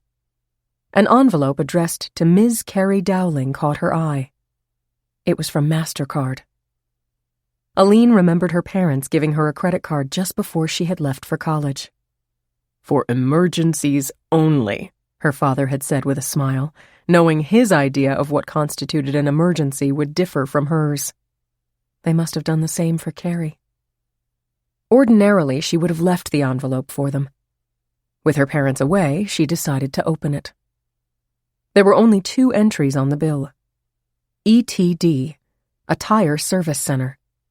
That had to have been the new tire Dad had told Carrie to get, Aline thought. The second entry was for Coach House, a diner in Hackensack. The charge was $22.79. That's odd, Aline thought. There are diners in Waldwick and Park Ridge, both a lot closer to Saddle River. Why did Carrie go all the way to Hackensack? When she looked at the date Carrie had gone to the diner, her eyes widened. It was August 25th, the day of her party, the day she had been murdered. Aline pulled out her cell phone and opened her text messages file. The text about something very important was sent to her at 11:02 a.m. on the same day. She looked at the bill again. Almost $23 is a lot for one person. Carrie might have met somebody for breakfast and picked up the check. Shortly thereafter, she sent me the text. Could there be a connection? Carrie went to the diner on a Saturday morning. Tomorrow is Saturday. Odds are the same waitstaff will be there, including whoever waited on Carrie. Who could she have met? maybe it was Alan. Or if it was one of Carrie's girlfriends, maybe one of the girls on the lacrosse team. I want to talk to her. Aline went to her computer. She opened Carrie's Facebook page and began to print some of the photos. This might be a waste of time, she thought, but it could be important to know what Carrie was doing the last day she was alive. The thought that she might have a chance to discover what was very important kept Aline up most of the night. At 8:15, she got up, showered, and dressed. By 8:45, she was in her car headed toward the coach house. She had skipped her usual light breakfast and coffee. They might be more talkative if I have breakfast there. She was happy to see that there were only a handful of cars in the parking lot. 2 waiters were serving those eating at the counter. Aline looked around. If Carrie was having a private conversation with somebody, she would have chosen a table for 2 as far away from the other diners as possible. Probably one of the tables to the right or to the left that are up against the windows. The man behind the register asked, "How many in your party?" "Just 1," she said. "I'd like a table over by the window." "Sure," he said. "Sit anywhere you want." A minute after she was seated, a waitress came over carrying a menu. "Can I start you with coffee, honey?" "Absolutely." Aline opened the folder that contained the pictures she had printed. When the waitress returned with the coffee, Aline said, "Obviously you work on Saturdays. Were you working on Saturday, August 25th in the morning?" The waitress considered. "Let me see, that was 3 weeks ago? Yes, I was back from vacation. I worked that Saturday." "My sister ate here that Saturday morning. She met somebody for breakfast. I'm trying to find out who she met. Would you mind looking at some pictures?" "Sure," she said. Aline spread several pictures on the table. "That girl," the waitress said, "looks real familiar. I know I've seen her." She was pointing at Carrie. "That's my sister," Aline said. "Oh my God," the waitress gasped. "Is she the poor girl who got murdered in the pool?" "I'm afraid so," Aline said quietly. "I waited on them that day. They sat at the same table you're sitting at right now." The waitress leaned over and stared at one picture after another. She then studied the photo of the lacrosse team and pointed her finger. "That's her. That's the one who was crying." She was pointing at Valerie. 70. Marge was surprised when the phone rang as she was clearing the breakfast dishes. It was Gus Schreiber, Jamie's manager at Acme. Puzzled as to why he was calling, she immediately said, "Oh, Mr. Schreiber, you have been so nice to Jamie. He loves working for you. I don't know what he would do if he didn't have his job at the Acme." There was an uncomfortable silence. Then Schreiber said, "Mrs. Chapman, that's why I'm calling you. At Acme, customers are our top priority. A number of them have come to me and expressed their concern about Jamie working in our store under the present circumstances. I hope you'll understand what I mean." "No, I don't understand. Please explain to me what you mean." "Mrs. Chapman, after what happened to Carrie Dowling, when Jamie is in the store, people are understandably nervous." "Tell them they should worry about your other employee, that blabbermouth Tony Carter," Marge said fiercely. "You know damn well Jamie has always been a wonderful employee. That hasn't changed in the 2 years he's been with you. Now you want to fire him for no good reason. You should be ashamed of yourself." "Mrs. Chapman, there are a lot of grocery stores around here where people can shop. I have to listen to the concerns of our customers." "Even if it means being completely unfair to a very loyal employee. As soon as I get off the phone, I'm going to cut my Acme card in half, and let me tell you right now, Jamie has a very good lawyer, and he's going to hear about this conversation." She slammed down the phone. Marge could hear Jamie's footsteps as he descended the stairs.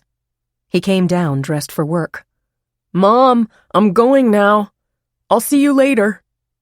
"Hold on, Jamie. I have to talk to you. Sit down, please." "Mom, I don't want to be late. I punch in at work." Marge scrambled to find the right words. Jamie, sometimes businesses like Acme don't have enough customers. When that happens, they have to tell some of the workers that they can't keep working there. Does that mean they're going to fire some of my friends? Yes, it does, Jamie. Not just some of your friends. You can't work there anymore either. I can't work there? But Mr. Schreiber said I'm one of his best workers. I know he did, and he's very sorry, Marge said with a grimace. Jamie turned around and started toward the stairs. When he neared the top, Marge heard him burst into tears. 71. Mike was in his condo late Saturday morning after he had run some errands. He did not relish the drive he would make to New Brunswick later this evening, but it was the only time the witnesses in another case could meet with him. He knew it was unprofessional for him to set up a meeting with Aline simply because he wanted to see her. He recalled one of his mother's favorite quotes, "The heart has reasons of which reason knows nothing." He remembered that ever since he was a child, his mother would say that if two unlikely people got together. The night before, he had been out to dinner with a woman he had dated casually but regularly while they were in law school. She was attractive and smart. He had enjoyed her company. But she had never given him the feeling he experienced when he was with Aline. He reminded himself that his job was to investigate the murder of a young woman. His interaction with the victim's family, including her sister, should be no more than what was necessary to pursue the case. Despite that, Aline Dowling was very much in his thoughts. He found himself trying to think of reasons related to the case that would make it appropriate for him to call her and suggest that they meet. Her image was always in his mind. Her hazel eyes, large with long lashes that framed them, sometimes seemed to reflect the color she was wearing. The first time they were out, she had on a violet-blue jacket with matching slacks that showed the elegance of her body and carriage. Sometimes she wore her hair loose around her shoulders. That was when her resemblance to Carrie was unmistakable. Other times her hair was caught up at the back of her head. Mike found himself trying to decide which way he liked it best. She had told him about her fiancé being killed by an intoxicated driver 4 years ago. He had the sense that there was no one in her life right now. Her heartfelt defense of Jamie Chapman showed her absolute loyalty to someone who was an active suspect in her sister's murder. In her talks with Carrie's friends, she was constantly trying to find any clue that might help the investigation find answers. Besides her reaction to the growing suspicions about Jamie Chapman, it was also clear to him that even though Alan Crowley was under arrest, Aline was not convinced that he was the killer. Whoever murdered Carrie had dealt her a vicious blow to the back of her head. If it was not Jamie or Alan, it meant that a third party who could do that to an 18-year-old girl would stop at nothing to escape detection. He knew that Aline was deeply concerned about a student who had been very close to Carrie and was now depressed. Aline had been careful to avoid referring to her by name, so Mike realized she would probably not say much about her to him. His cell phone rang, and he saw the name on the screen. He grabbed it and said, "Hello, Aline." Mike, weeks ago you asked me to keep thinking about what Carrie was referring to when she texted that she had something very important to talk to me about. I might have made some progress. "What is it, Aline?" Mike asked quickly. Carrie sent that text at 11:02 a.m. I saw on her credit card bill that she went to a diner that morning and met someone for breakfast. The waitress remembered Carrie clearly and said the girl she was with had been crying. I brought pictures of Carrie's friends. She immediately identified who was at the breakfast with Carrie. "Who is it?" The name won't mean anything to you. It's Valerie Long. She's the one I told you about. She played on the lacrosse team with Carrie. From what I understand, Carrie had taken her under her wing, and she's heartbroken about Carrie's death. Judging from the time element, Carrie sent me that text very shortly after the breakfast ended. "Do you have any idea what they spoke about?"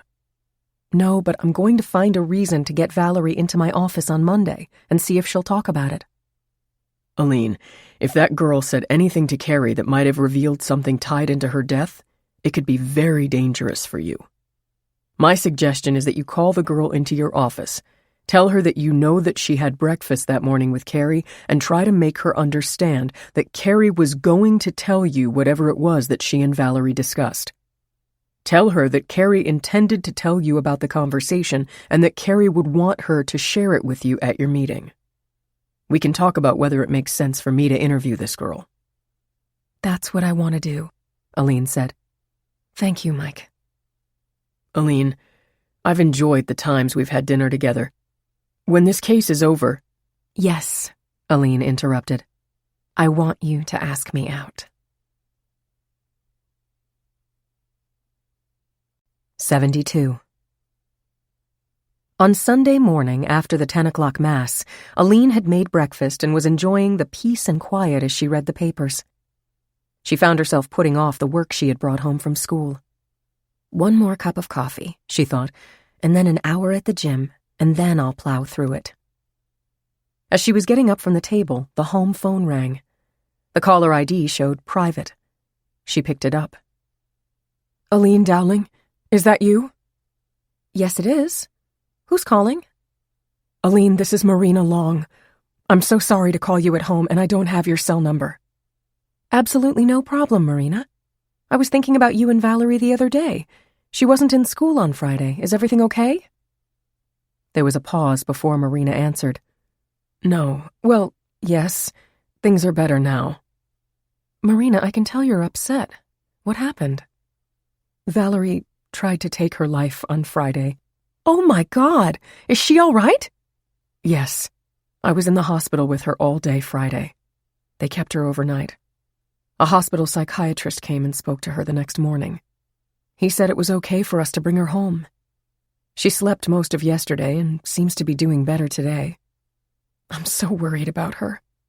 I think she might need to stay home and rest a few more days. Marina, don't worry about that. I'll work things out with her teachers. Do you mind if I come to visit her? I can do it right now. I promise I'll only stay a few minutes. I know how concerned you are. Of course. Stop over. A ghostly pale Valerie was propped up on the couch in the den, with pillows behind her, a blanket covering her. Aline went over, hugged her, and pulled up a chair. Valerie, we're all so worried about you. If anything had happened to you, our hearts would have been broken. I just want you to know that we love you dearly and want to help you in any way we can.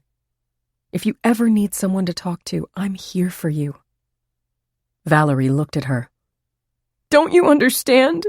I can't talk to you, she cried fiercely as she looked away. Aline went back home.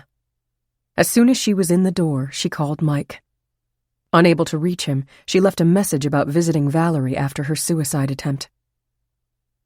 After returning from a jog around Schlegel Lake, Mike listened to his messages. He immediately tried to call Aline, who didn't pick up. He wasn't sure why, but every instinct told him that Carrie's breakfast meeting with Valerie was somehow linked to what would happen to Carrie that night. Time is of the essence, he thought. 2 suspects are twisting in the wind, waiting for this case to be resolved. He searched online and found a listing, including the street address, for a lawn in Saddle River. There was only one. He called the colleague he wanted to come with him. Yes, she could meet him there later, if he was able to set it up. 20 minutes later, Mike's cell phone rang. It was Aline. Sorry I missed your call. I left my phone at home when I went to the gym. Aline, I'm getting very worried that Carrie's death may have had something to do with that breakfast meeting with Valerie at the diner. Especially since this kid has now tried to kill herself. I don't want to wait another minute. A female detective can meet me there. She is very sensitive and experienced. I'm asking you to call Valerie's parents and see if I can go to their home later today. They trust you. I think it would be better if you make the phone call. I'll call right now and get right back to you. 10 minutes later, Aline called back. Mike, it took a little persuading because they feel Valerie is so fragile. They agreed that you could come at 6 tonight as long as you stop right away if she gets too upset. Aline, thanks so much. I owe you a dinner. How about tonight, 7:30, 8 o'clock? I'll come straight from Valerie's. We're on.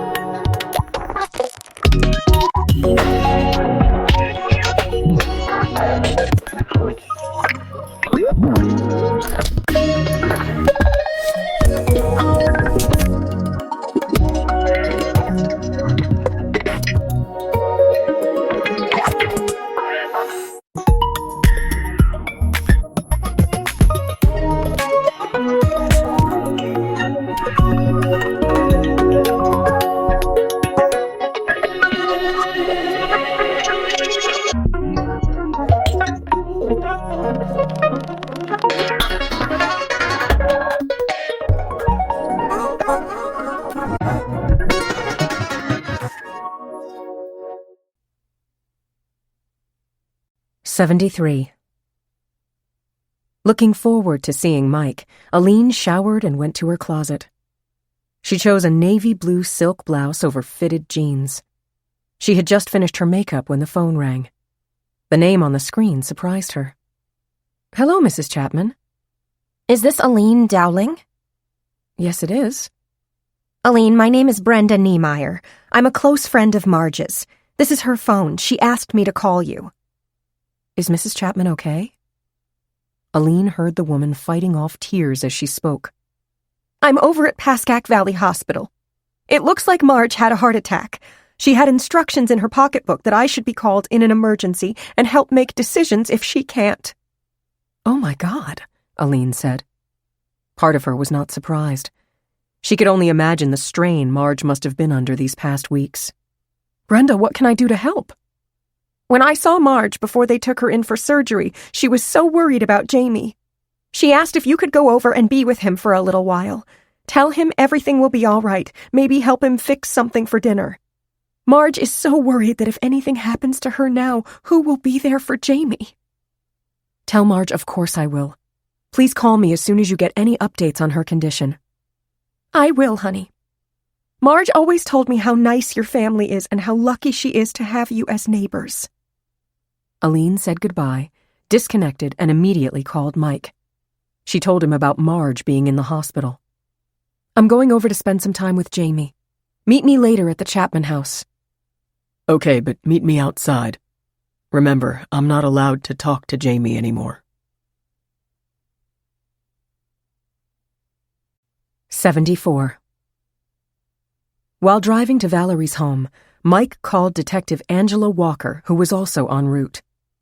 He explained the sequence of events that began with finding Carrie in her family pool. Mike told her that he strongly believed something had happened at the breakfast the morning of Carrie's death that resulted in her sending Aline the very important text immediately afterward. There was a specific reason Mike had reached out to Angela.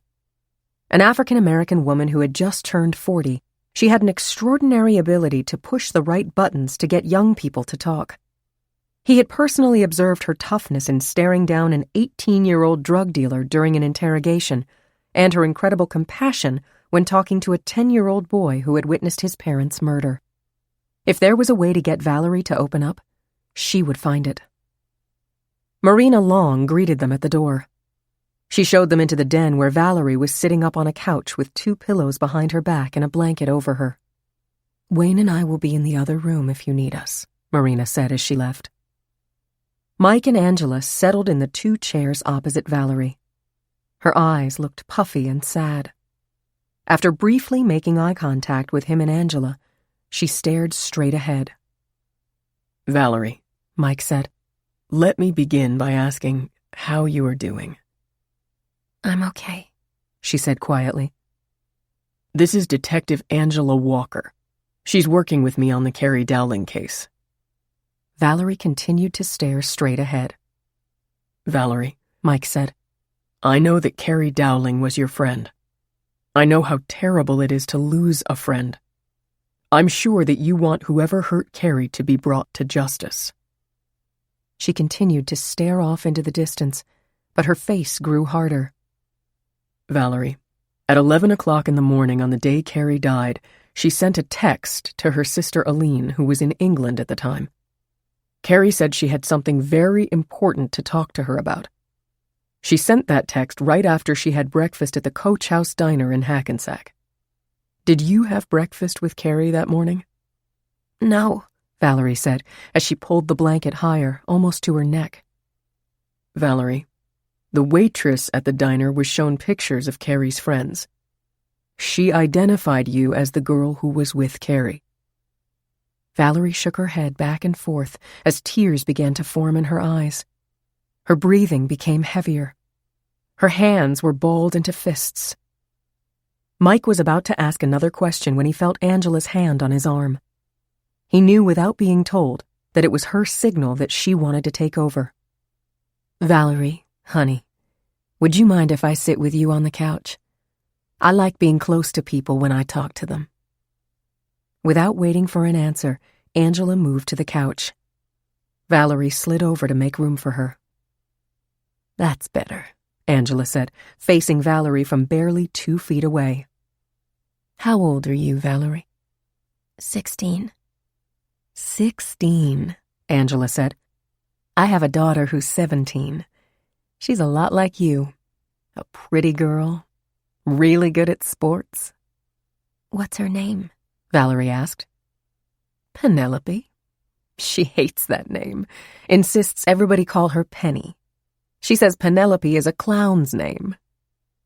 A faint trace of a smile came across Valerie's face. She's like you in another way, too. When she's got something bothering her, it's really hard for her to talk about it. She bottles things up inside her. Valerie looked away from Angela. Valerie, honey, Angela said, I want you to look at me. Look right in my eyes. Valerie turned her head back. And I want to hold your hands. Is that okay? Valerie nodded as Angela's hands enveloped hers. Keep looking at me, honey. I know you have something terrible inside you.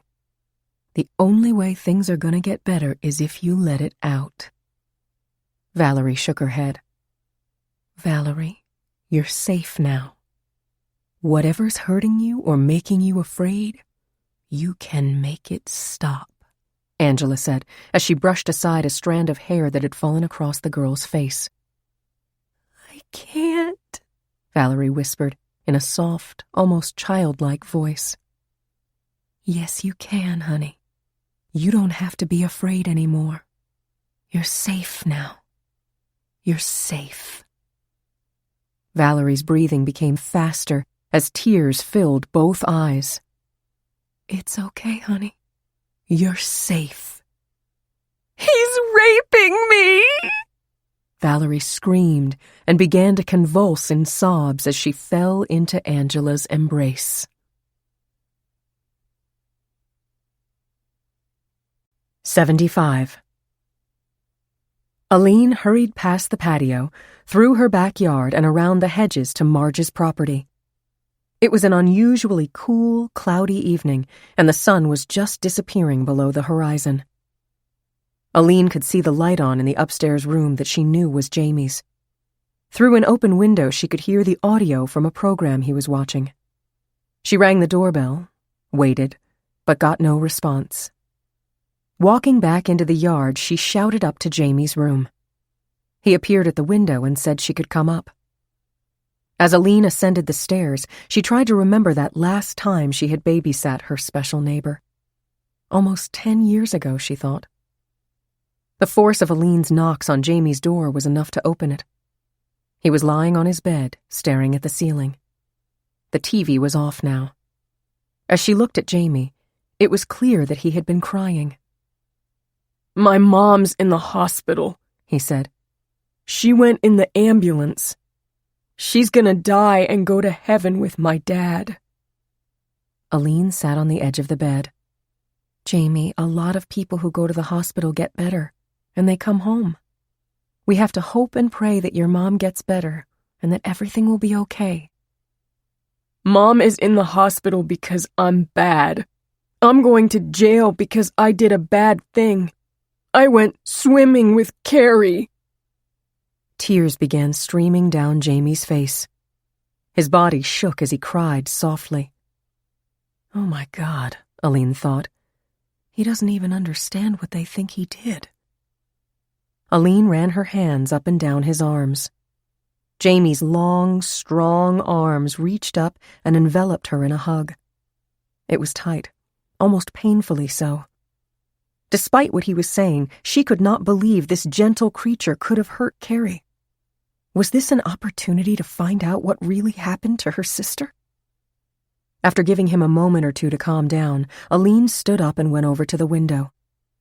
The lights in her backyard had just come on and illuminated the murky twilight. Her mind returned to a psychology course she had taken in college. A particularly interesting lecture dealt with the strategy of having child victims reenact the traumas they had undergone as a way to cope with and master them. Was the night of Carrie's death a traumatic experience for Jamie? Had anyone asked him to relate what happened in a way that would allow him to tell the story? Jamie, have you had dinner yet? No. Is Chinese food still your favorite? Sesame chicken, white rice, and wonton soup, Jamie said, a smile returning to his face. Okay. I'm going to order Chinese food for you after we play a little game. We're going to pretend it's the night of Carrie's party. They began with Jamie looking out the back window. Carrie had a party, he said. Everybody went home, and Carrie was by herself. So Carrie was alone. What was she doing? She was cleaning up. Then Alan Crowley came over. He likes Carrie. He kissed her and hugged her. Pointing to her backyard, Aline asked, "Where did Alan come from?" Jamie seemed confused by the questions. Aline took his hand. "Come on. We're going over to my yard. I want you to show me everything you did that night and everything you saw." 76. For the full minute that Valerie cried, Angela held on as the girl buried her head in her shoulder. "Who is it, Valerie?" Angela asked. "Who did this to you?" I can't tell.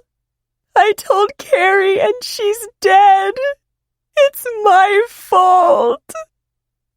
Her voice had reached a crescendo of fear and grief. Angela began rocking her. Valerie, you're safe, honey. You're safe." Marina and Wayne had heard her screaming, "He's raping me," and rushed into the room. Valerie! Marina cried. Mike was staring at Wayne. Aline had told him that Valerie seemed to resent her stepfather. Was he the one doing this to her? As Wayne rushed to Valerie, Mike sprang up. Wayne dropped to his knees beside the couch. "Valerie, baby, tell us who did this to you. You need to tell us."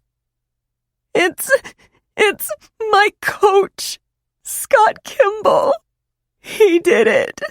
He won't stop." "The coach," Marina exclaimed. "My God, we let him come in here this afternoon.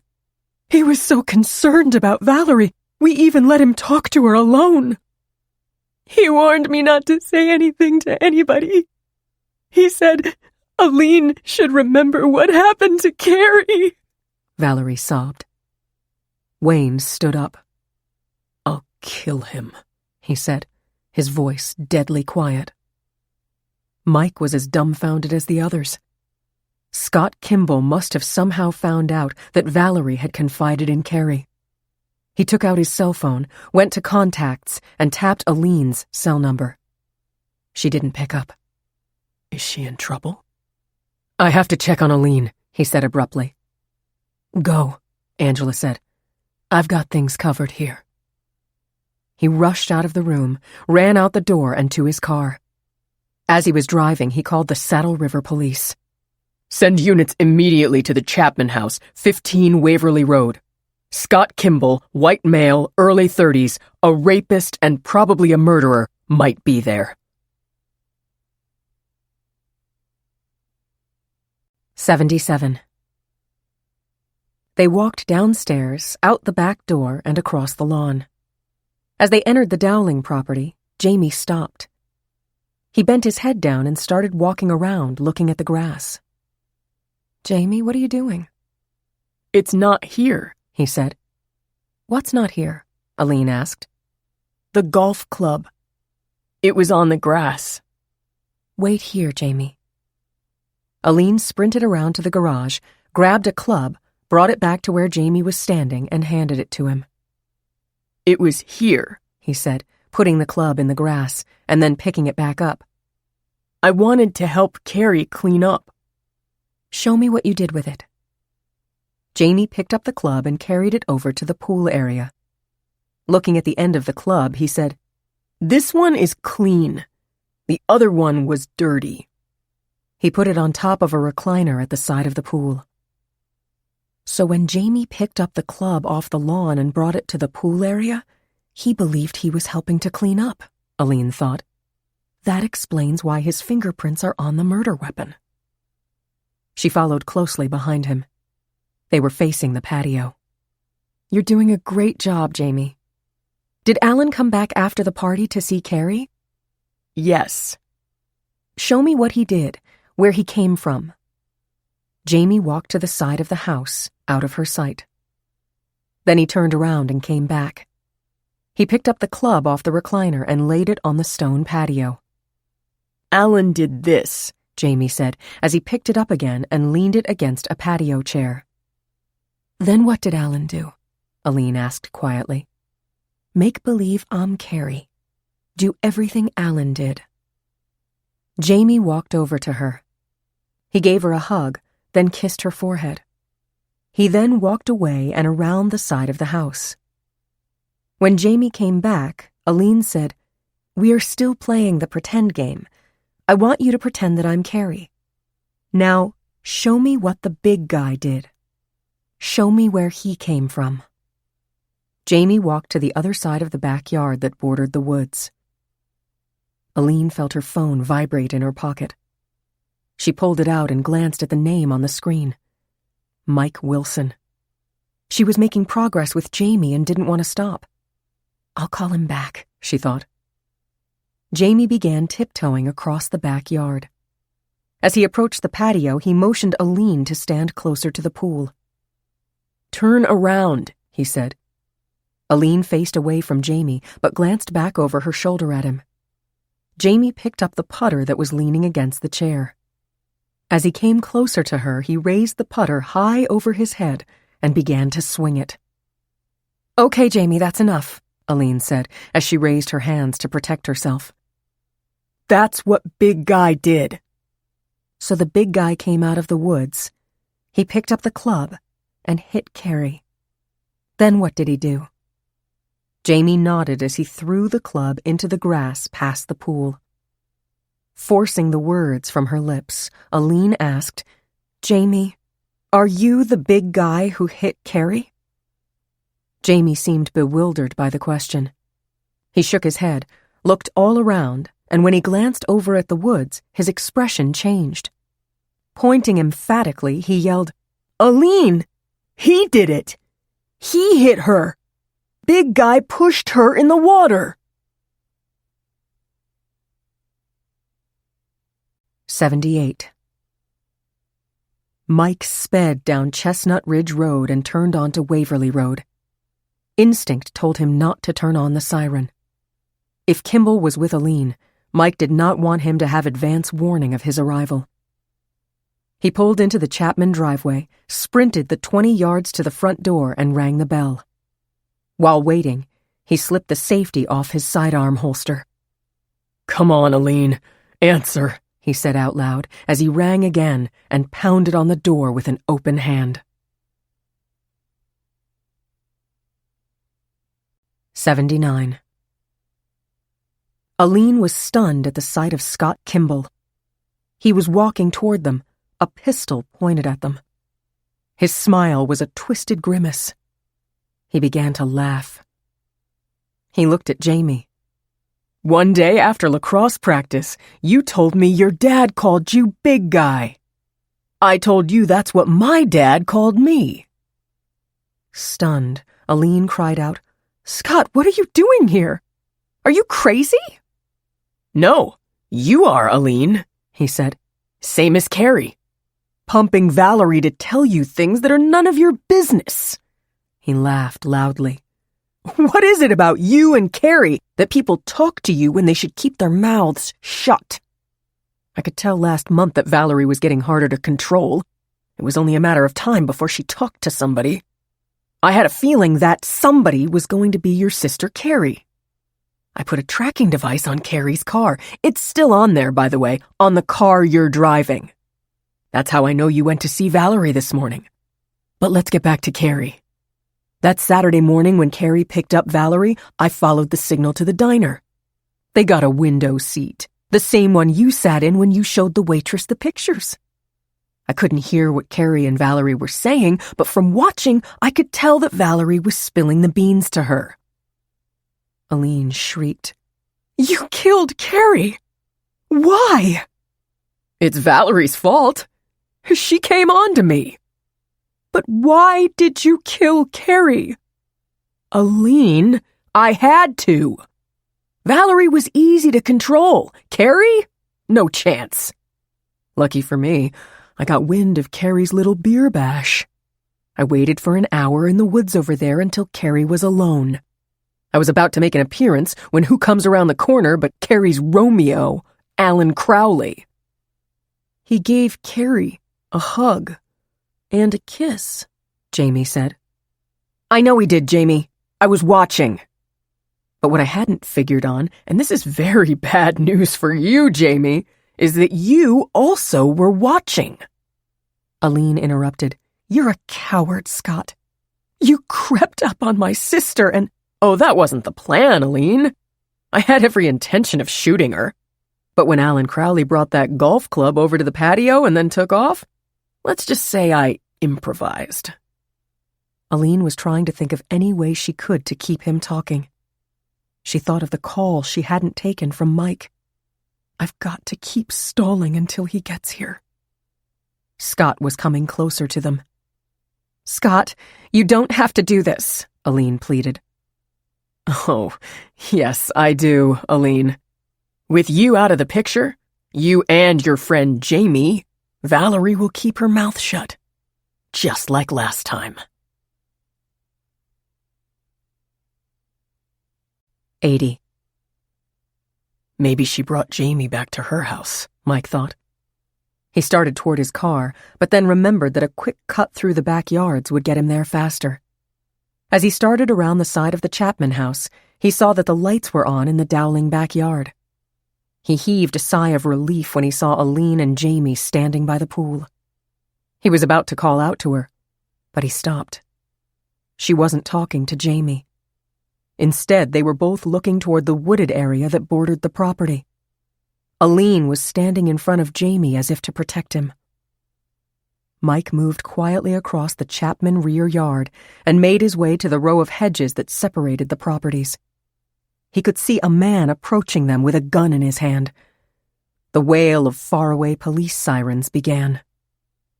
Mike pulled out his pistol, put his left hand under his right fist, and assumed a firing stance. "Kimball!" he yelled. "Freeze! Drop the gun!" Scott swerved in the direction of Mike's voice. Aline turned, pushed Jamie to the ground, and sprawled protectively on top of him. Scott swung his arm holding the pistol back toward Aline and fired. The shot passed inches over her head. Mike's first shot hit Scott in his left shoulder. He slumped momentarily, then raised his hand with the gun and fired wildly. Mike's next shot shattered two of Scott's ribs, knocking him over backward as his pistol went skidding across the patio. Mike raced across the lawn to the patio, his pistol still trained on Scott, who was writhing on the ground. From the front of the Chapman house, he could hear screeching sirens, the squeal of tires, car doors slamming. "Back here!" he yelled to the officers, who came running around the house. Holding up his badge while pointing to Kimball on the ground, he said, "Get him an ambulance and arrest him." Aline was helping Jamie to his feet. "Were you hit?" Mike yelled as he rushed to them. Without answering, Aline threw her arms around Mike. "Big guy tried to shoot us," Jamie yelled. "That wasn't very nice." "Thank God you're both okay," Mike said as he held her. "You're not getting out of having dinner with me," Aline whispered. "Change of plans. We're having Chinese food with Jamie." 81. Marge was lying quietly in the intensive care unit of the hospital. Cardiogram leads on her chest were monitoring her heart. The operation had been successful. The grogginess from the anesthesia was wearing off. Her intense worry about Jamie was returning in full measure. There was a tap on the door, and Father Frank walked in. "How are you doing, Marge?" "It's hard to tell, but I guess okay." "Well, I have some news that will make you feel a whole lot better. Jamie is home having Chinese food with Aline. She said she'll stay overnight with him at your house tonight." Father Frank decided to skip the fact that shots had been fired at Aline and Jamie. Instead, he began, "The police arrested Scott Kimball, the lacrosse coach at the high school. They are 100% certain that he's the one who murdered Carrie Dowling. It turns out that he's the big guy Jamie was talking about." It took a full minute before the implications of what she had been told sank in. "Oh, thanks be to God," Marge said fervently. Thanks be to God and his blessed mother. 82. Alan was sitting with his mother and father in the den. It seemed to him that ever since they'd heard about Jamie's potential involvement in Carrie's murder, they could not stop watching the local news. A breaking story caught their attention.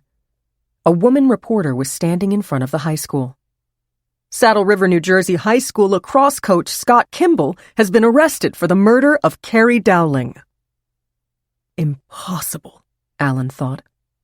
It's not going to be true. But it was. In total shock, he listened as the details of Kimball's attempted murders of Aline and Jamie were reported.